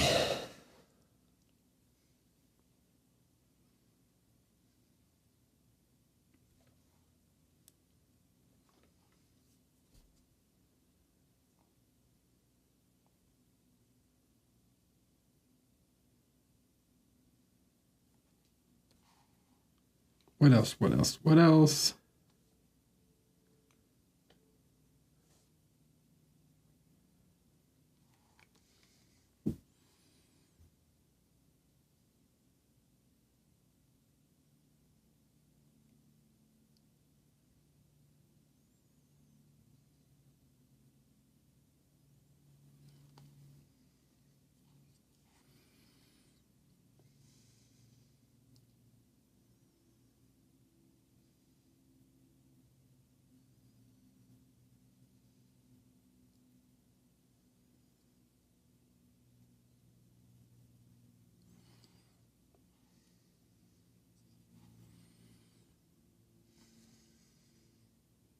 Where'd that come from? Oh, that's from the sword. Whatever. It was just a base coat anyways. Okay.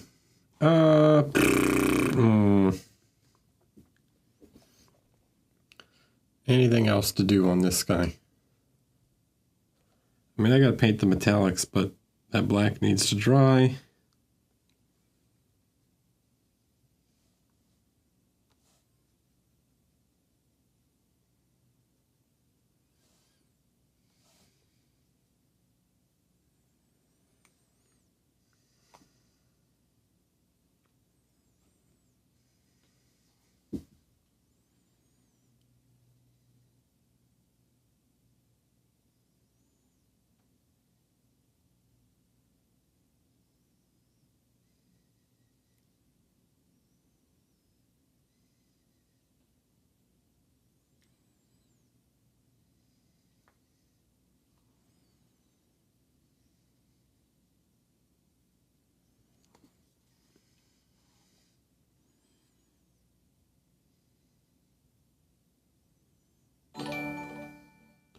Paint some wood texture real fast.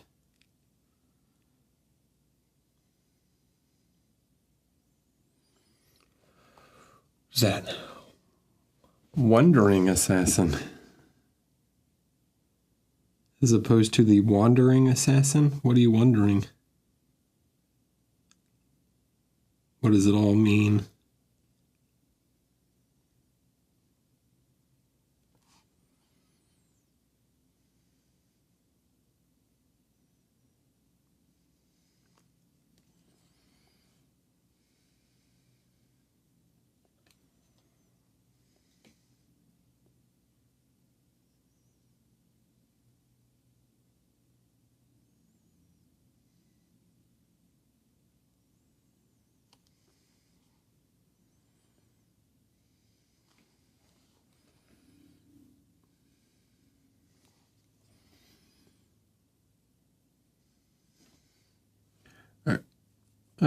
Down here, I need this to not be so brown, so I got to mix them a little more green with the black. It's very dark. Something like that's more what I'm looking for.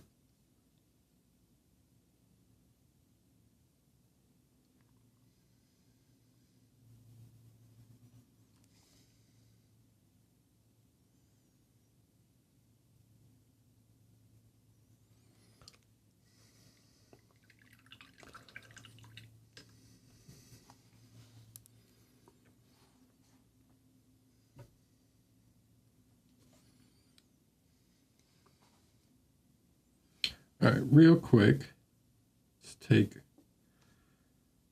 this tone.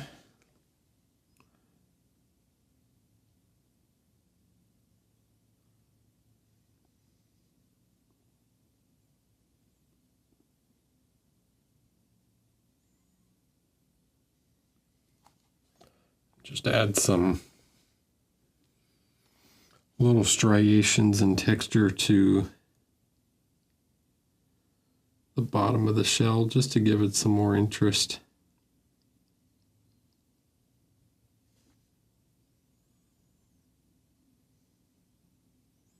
Mostly just around his eyes.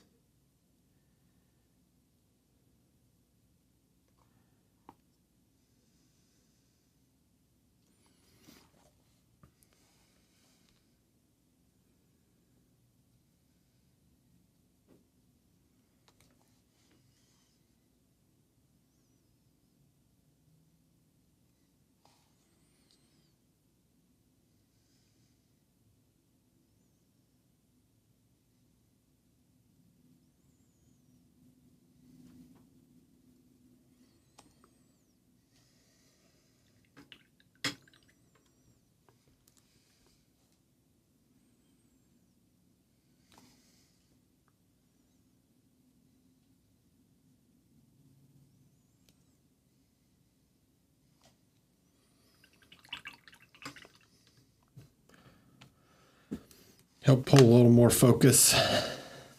Okay. Kari, hello. Okay, what do you guys think? What else does he need? He needs a couple little more spots of highlight, I think. So just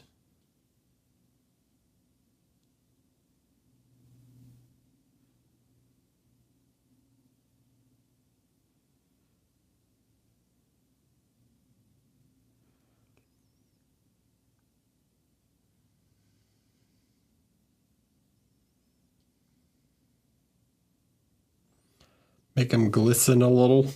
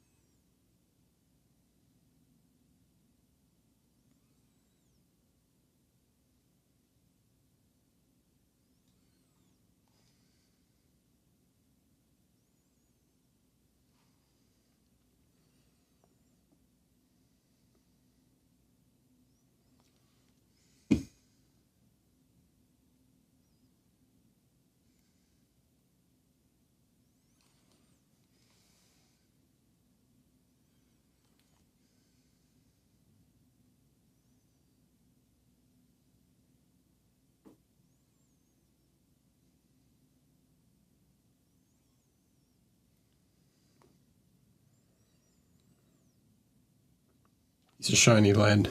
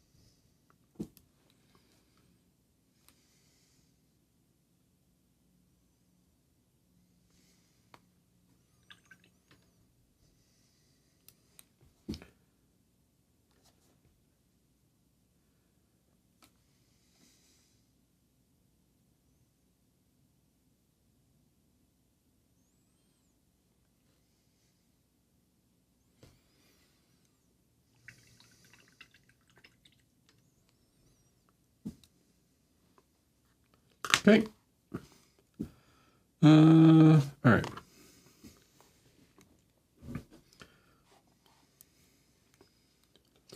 What else? Real quick. Let's do.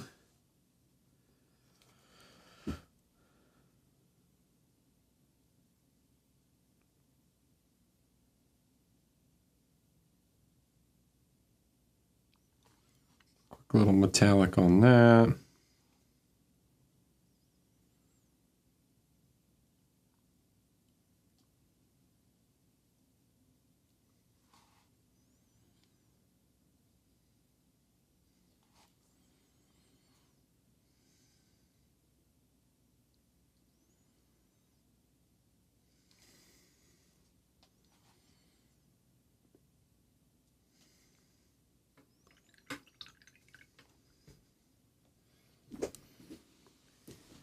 All right, so I've been at it for like 2 hours.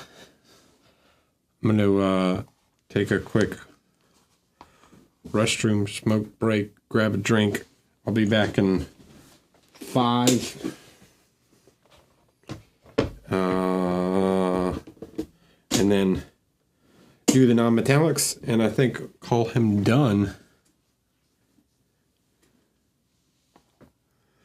All right, Lucas, I'll see you later. Have a good night. I'll send you pictures in the morning. Grab some of this olive brown just cause. And then what else do we need?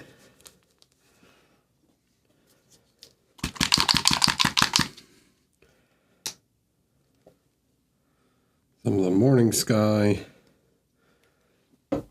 And then, sure. This just needs some tones to make the non-metallic steel.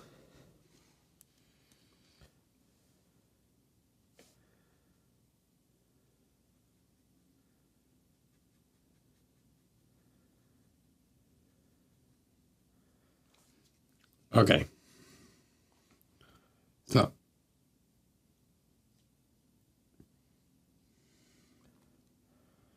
that I'm going to put a highlight here, right? So we want a kind of central, this is a sphere, we want a sort of central highlight here.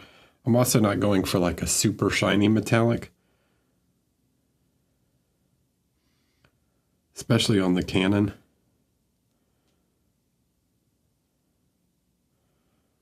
So that, and then we'll get another little small reflection of the shell.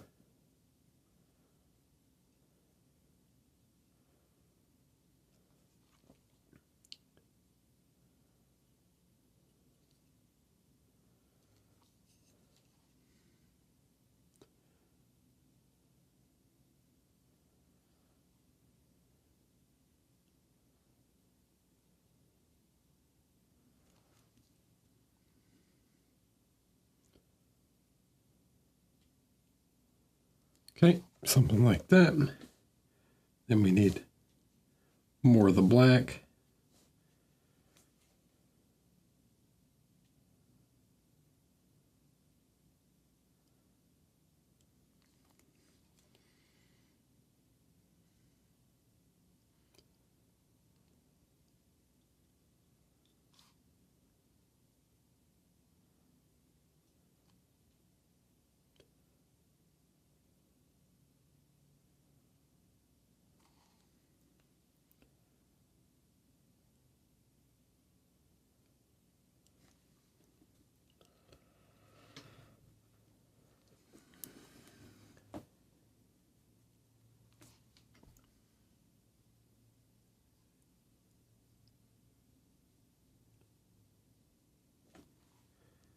All right, where do we want to place a light, right?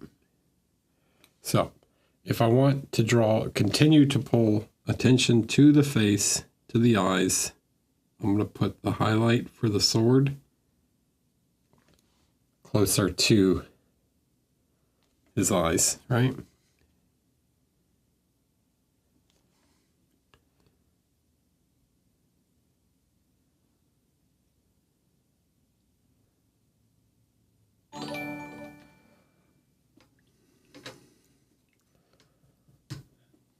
Lobacco, hello.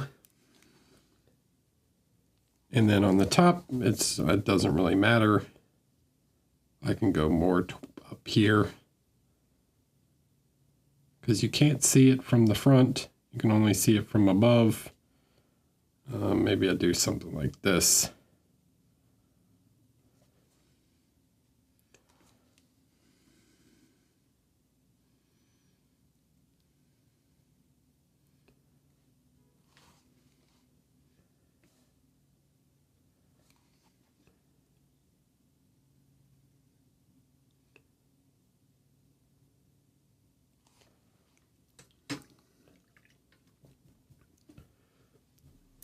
Okay.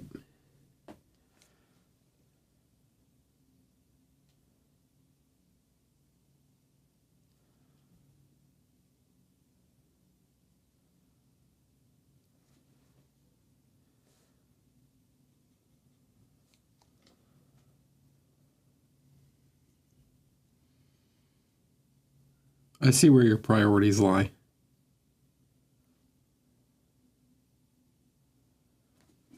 Minimancer, you know, you could watch me paint a hermit crab, or you could do D&D trivia, and you chose D&D trivia. You know, you made your decisions.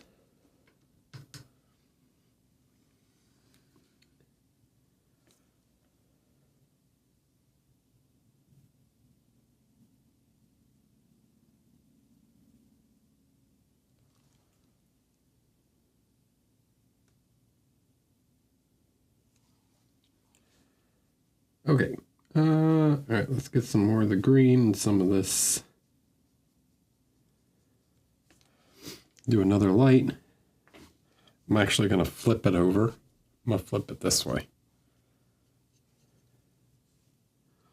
Good. I don't want any losers in my chat.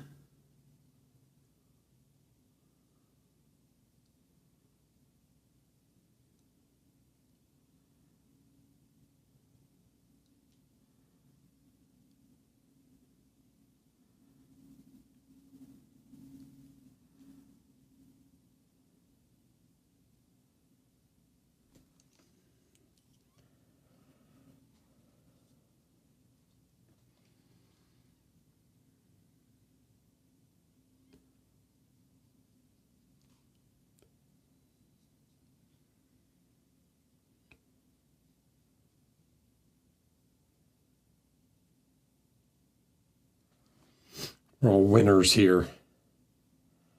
Okay. I actually like that that's a little brighter. So now that I've seen that, I think I need to just push the light overall here. I'm going to push the light a bit more.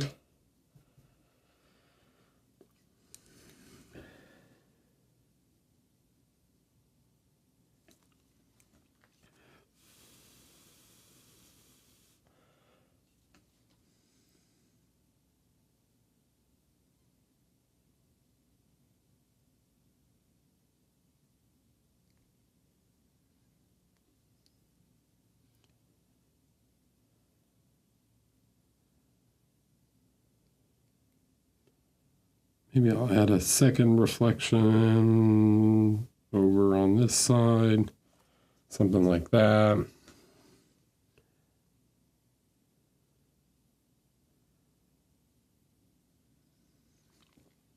It's not going to be as intense as the main reflection, but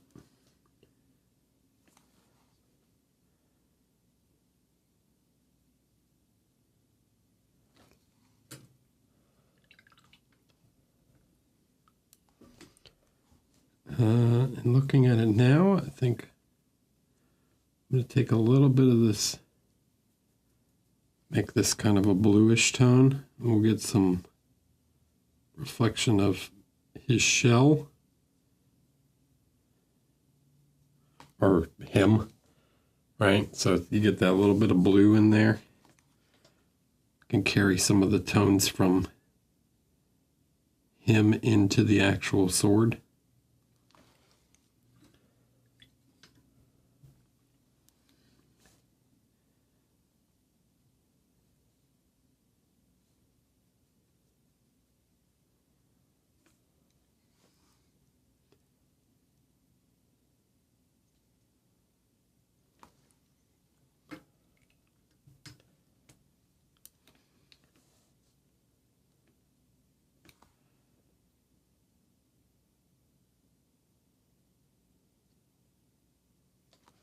Something like that.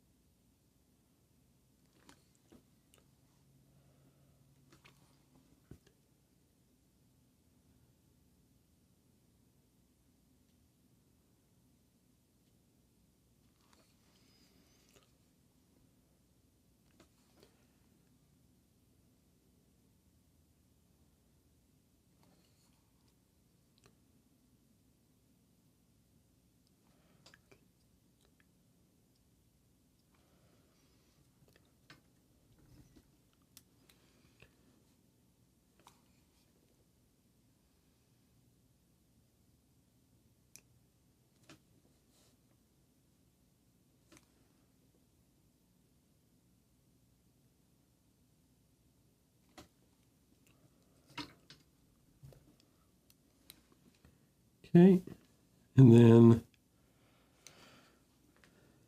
we'll put the final light right here.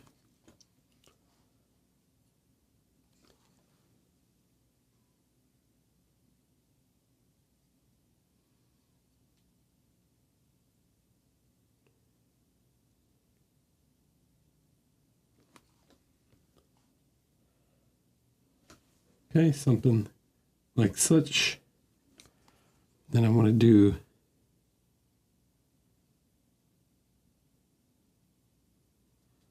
this line, separate these two planes.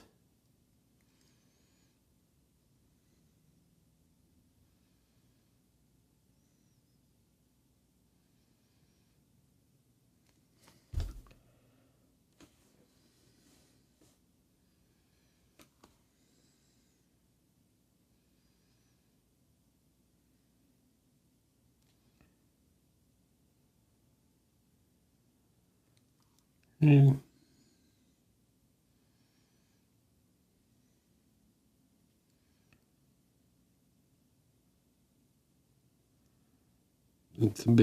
some big scratches across the blade.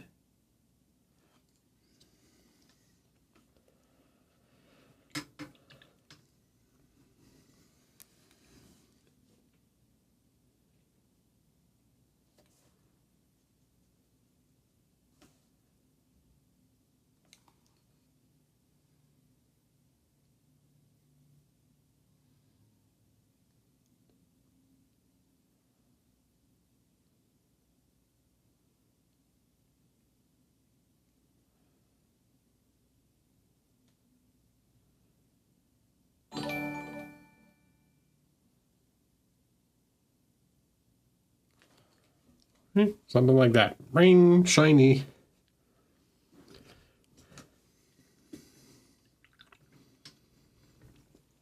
All right, let's take just a little bit of black glaze.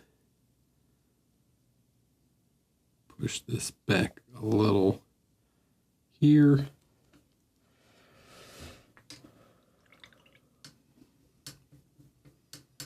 Marushiatron, hello, welcome.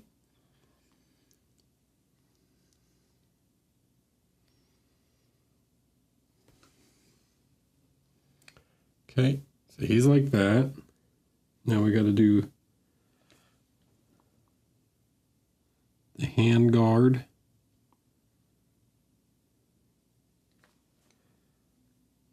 So this can be very, if I'm not going for like a super high polish, this can be a bit more stipply.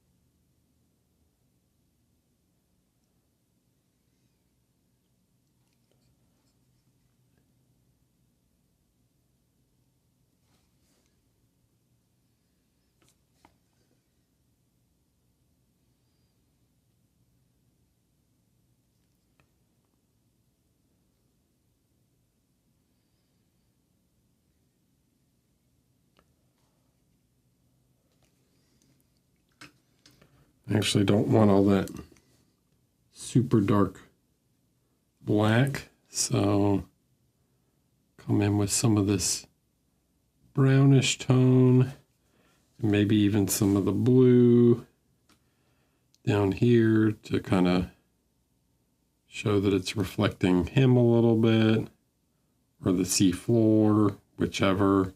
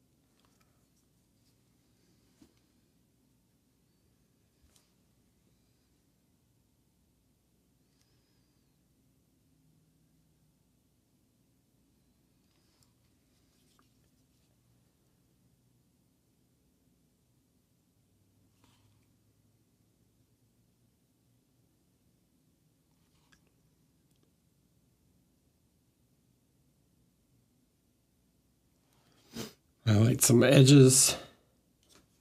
And then I need to put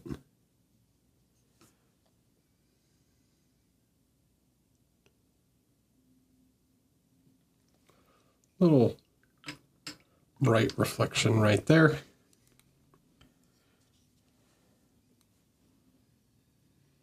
All right, let's do the same dealio to the top. So here I'm going to want a brighter reflection. And then I'll do a second reflection there.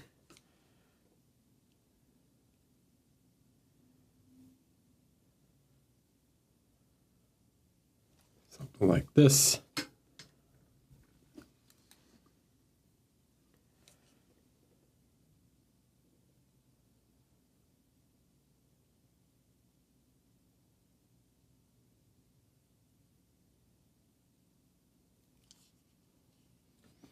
Then like such.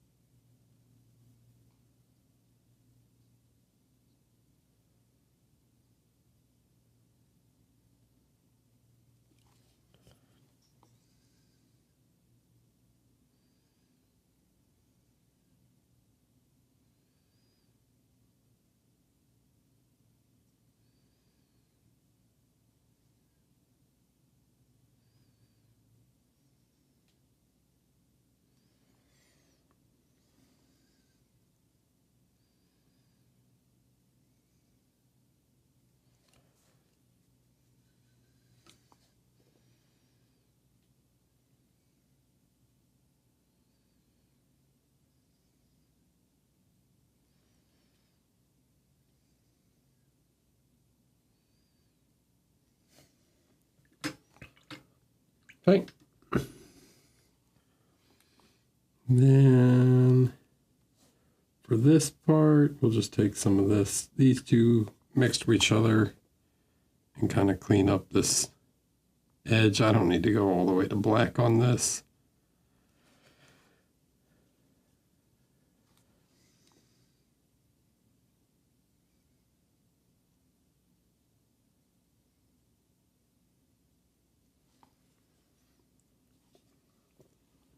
Something like that.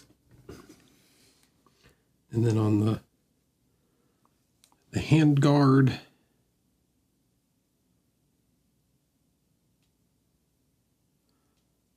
so a couple highlights on the bumps, little rivety sections.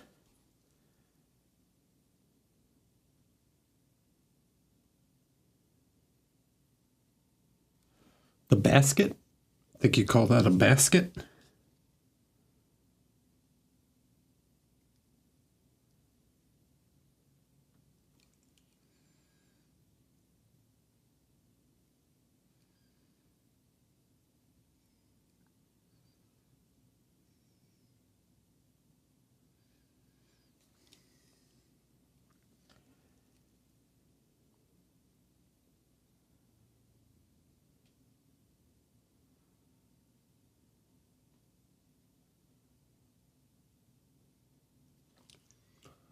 Wanted another little highlight on the sword down there, just to add some interest.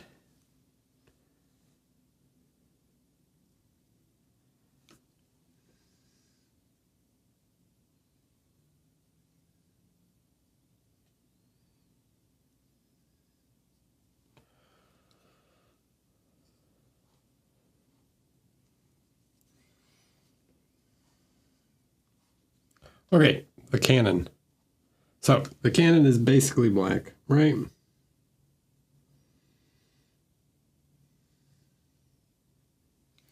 To highlight the cannon, it's going to be more about just getting some good edge highlights.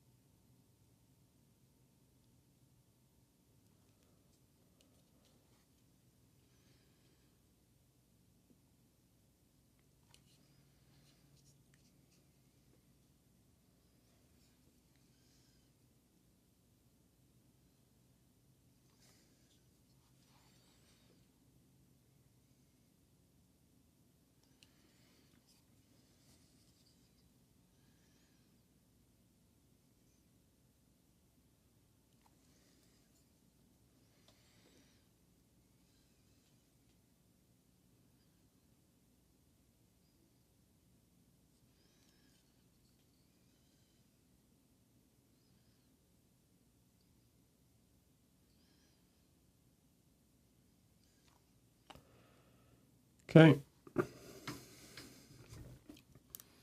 And then I want one kind of centralish highlight here.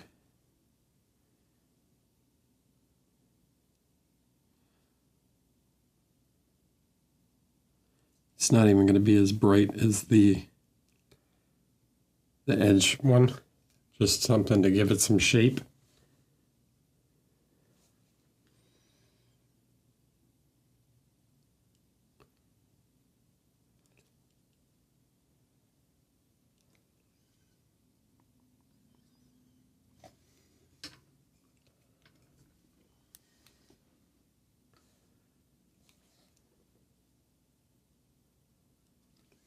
Something like that.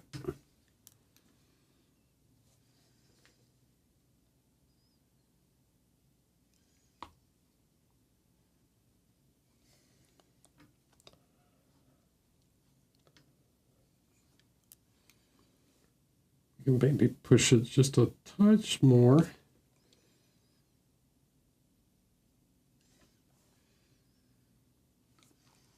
Do some little surface scratches.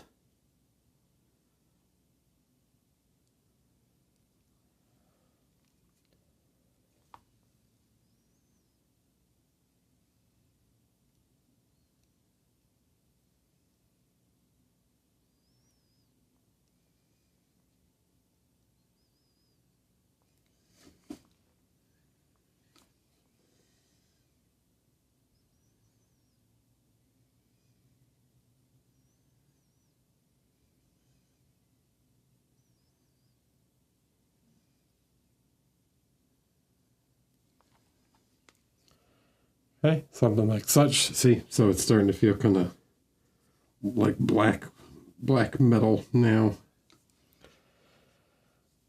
And then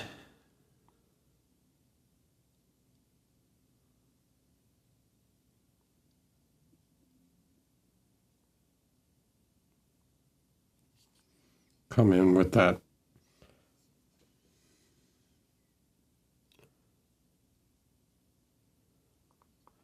the brighter highlights on the edges where you would get kind of wear and damage.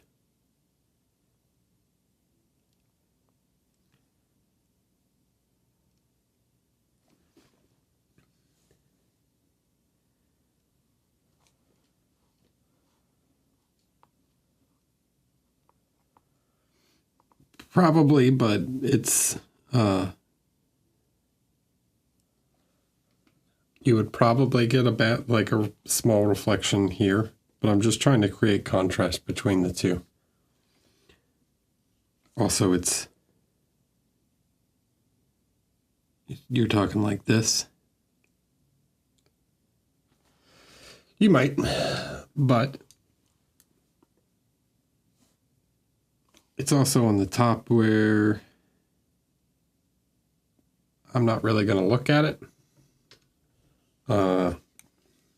He's going to sit on my shelf like this, so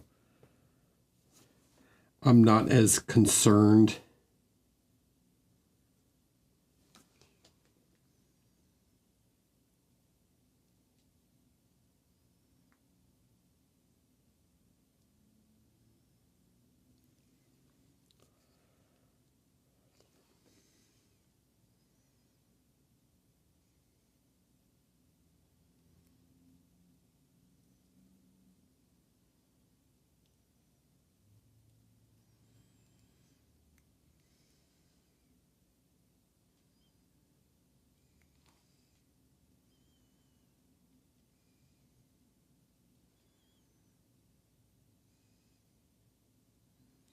If I was trying to do a super fancy paint job and really take my time with everything, then I would be much more refined with all my NMM, but I'm just trying to get a metallic effect, right? I just want it to look metallic-y.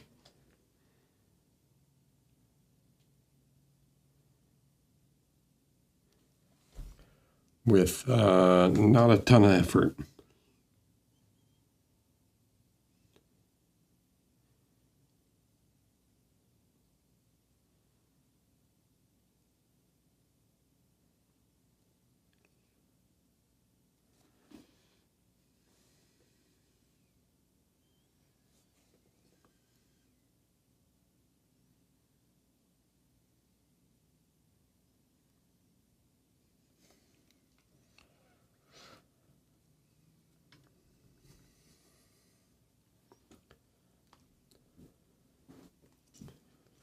Okay.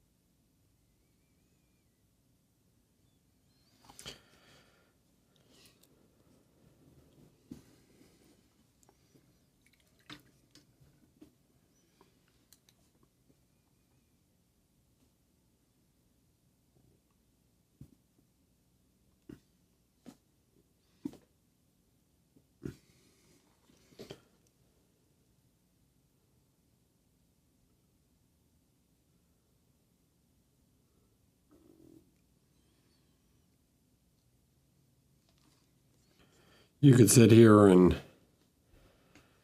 refine all day and everything, but I just want to achieve a nice effect pretty fast. Something that I can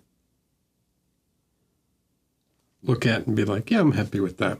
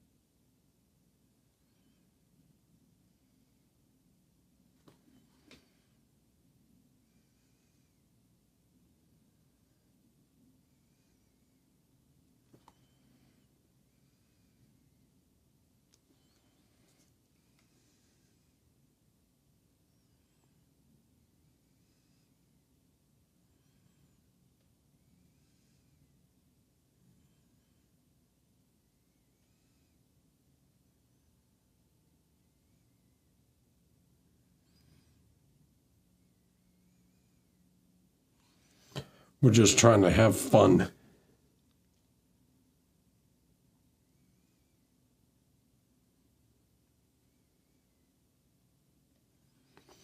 Just like the mushrooms I did last year. I still have them. I'll grab them in a second when I finish doing these last few little touches. I can show you. I painted the mushroom guys from Lucas really fast. Also, I think it was like, I don't know, 4 hours or something.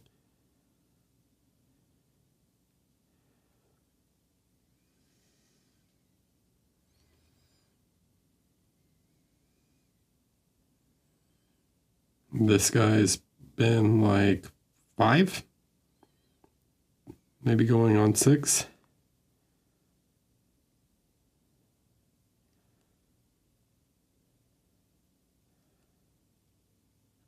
To me, it's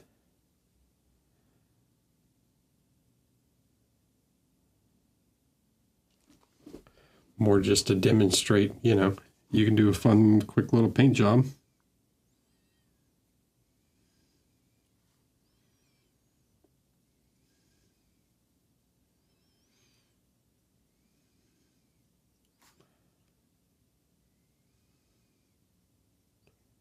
Just have a good time.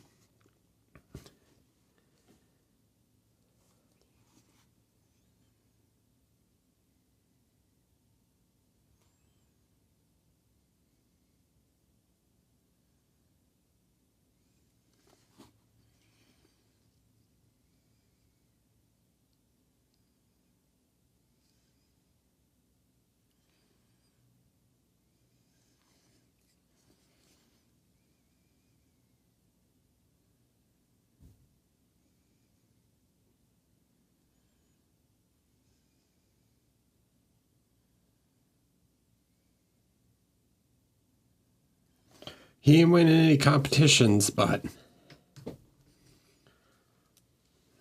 he'll look cool sitting on my shelf.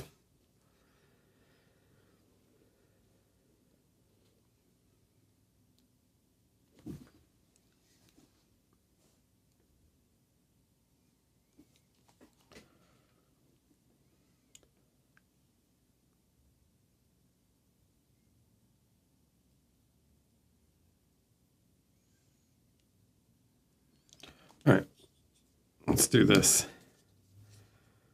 Brie, come on.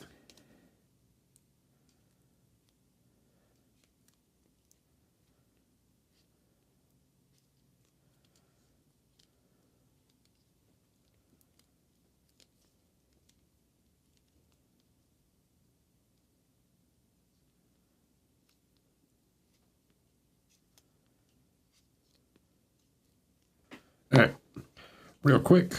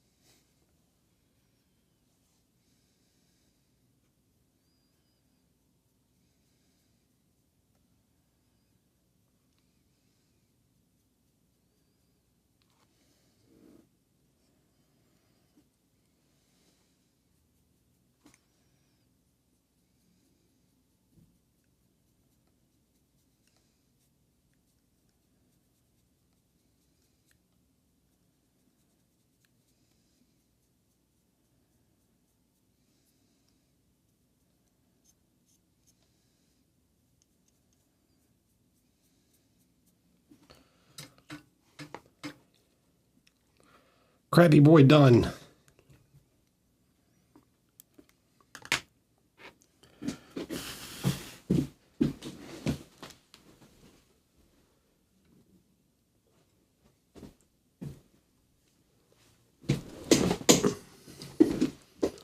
So, literally last year at this time, I did the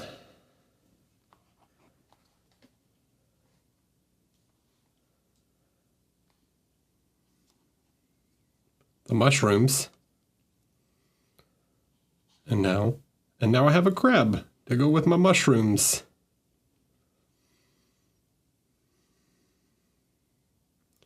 Which aren't even miniatures, technically. He would be a bigature, because this thing is both of the, well, mushrooms get pretty huge, but maybe this is 1-to-1 scale, and this is bigger than a hermit crab. So larger than an actual hermit crab. He's a bigature.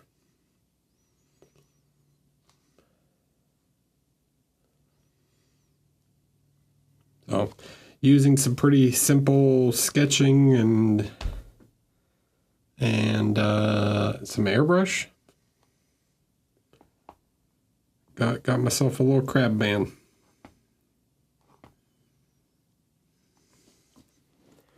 Hope it was fun to watch. Just one last time, well, before I go, if anybody else wants to check it out, that's the Kickstarter link. Also got, there's the octopus in a barrel. He's got little cleavers and things that go with it. And yeah, check out the Kickstarter. They're fun little figures to paint.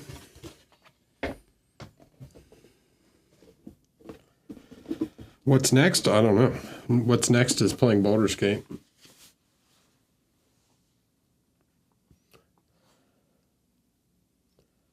But other than that, who knows? Maybe I'll go back to painting the female knight bust, or I'll work on something else. Have not decided.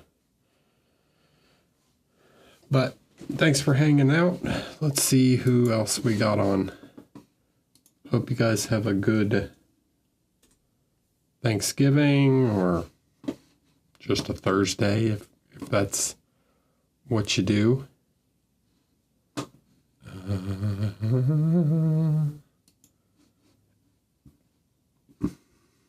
To bottom view. Yeah, oh, who's on?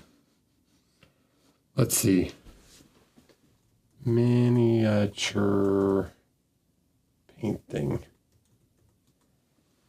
Who's doing some miniature painting? Anybody?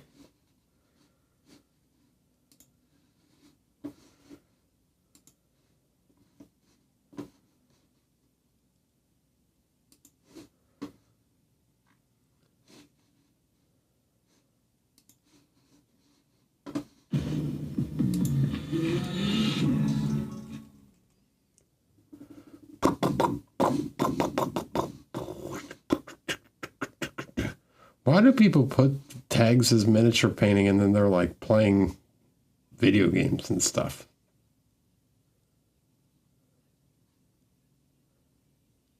That's not a thing.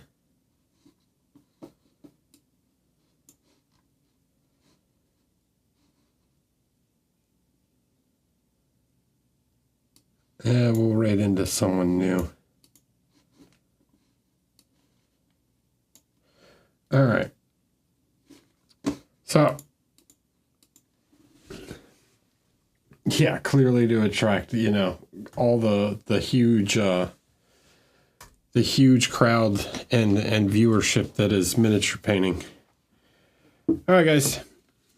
Send you to demon speed. Hope you have a great rest of your week. Enjoy your holidays, and I'll see you all next week.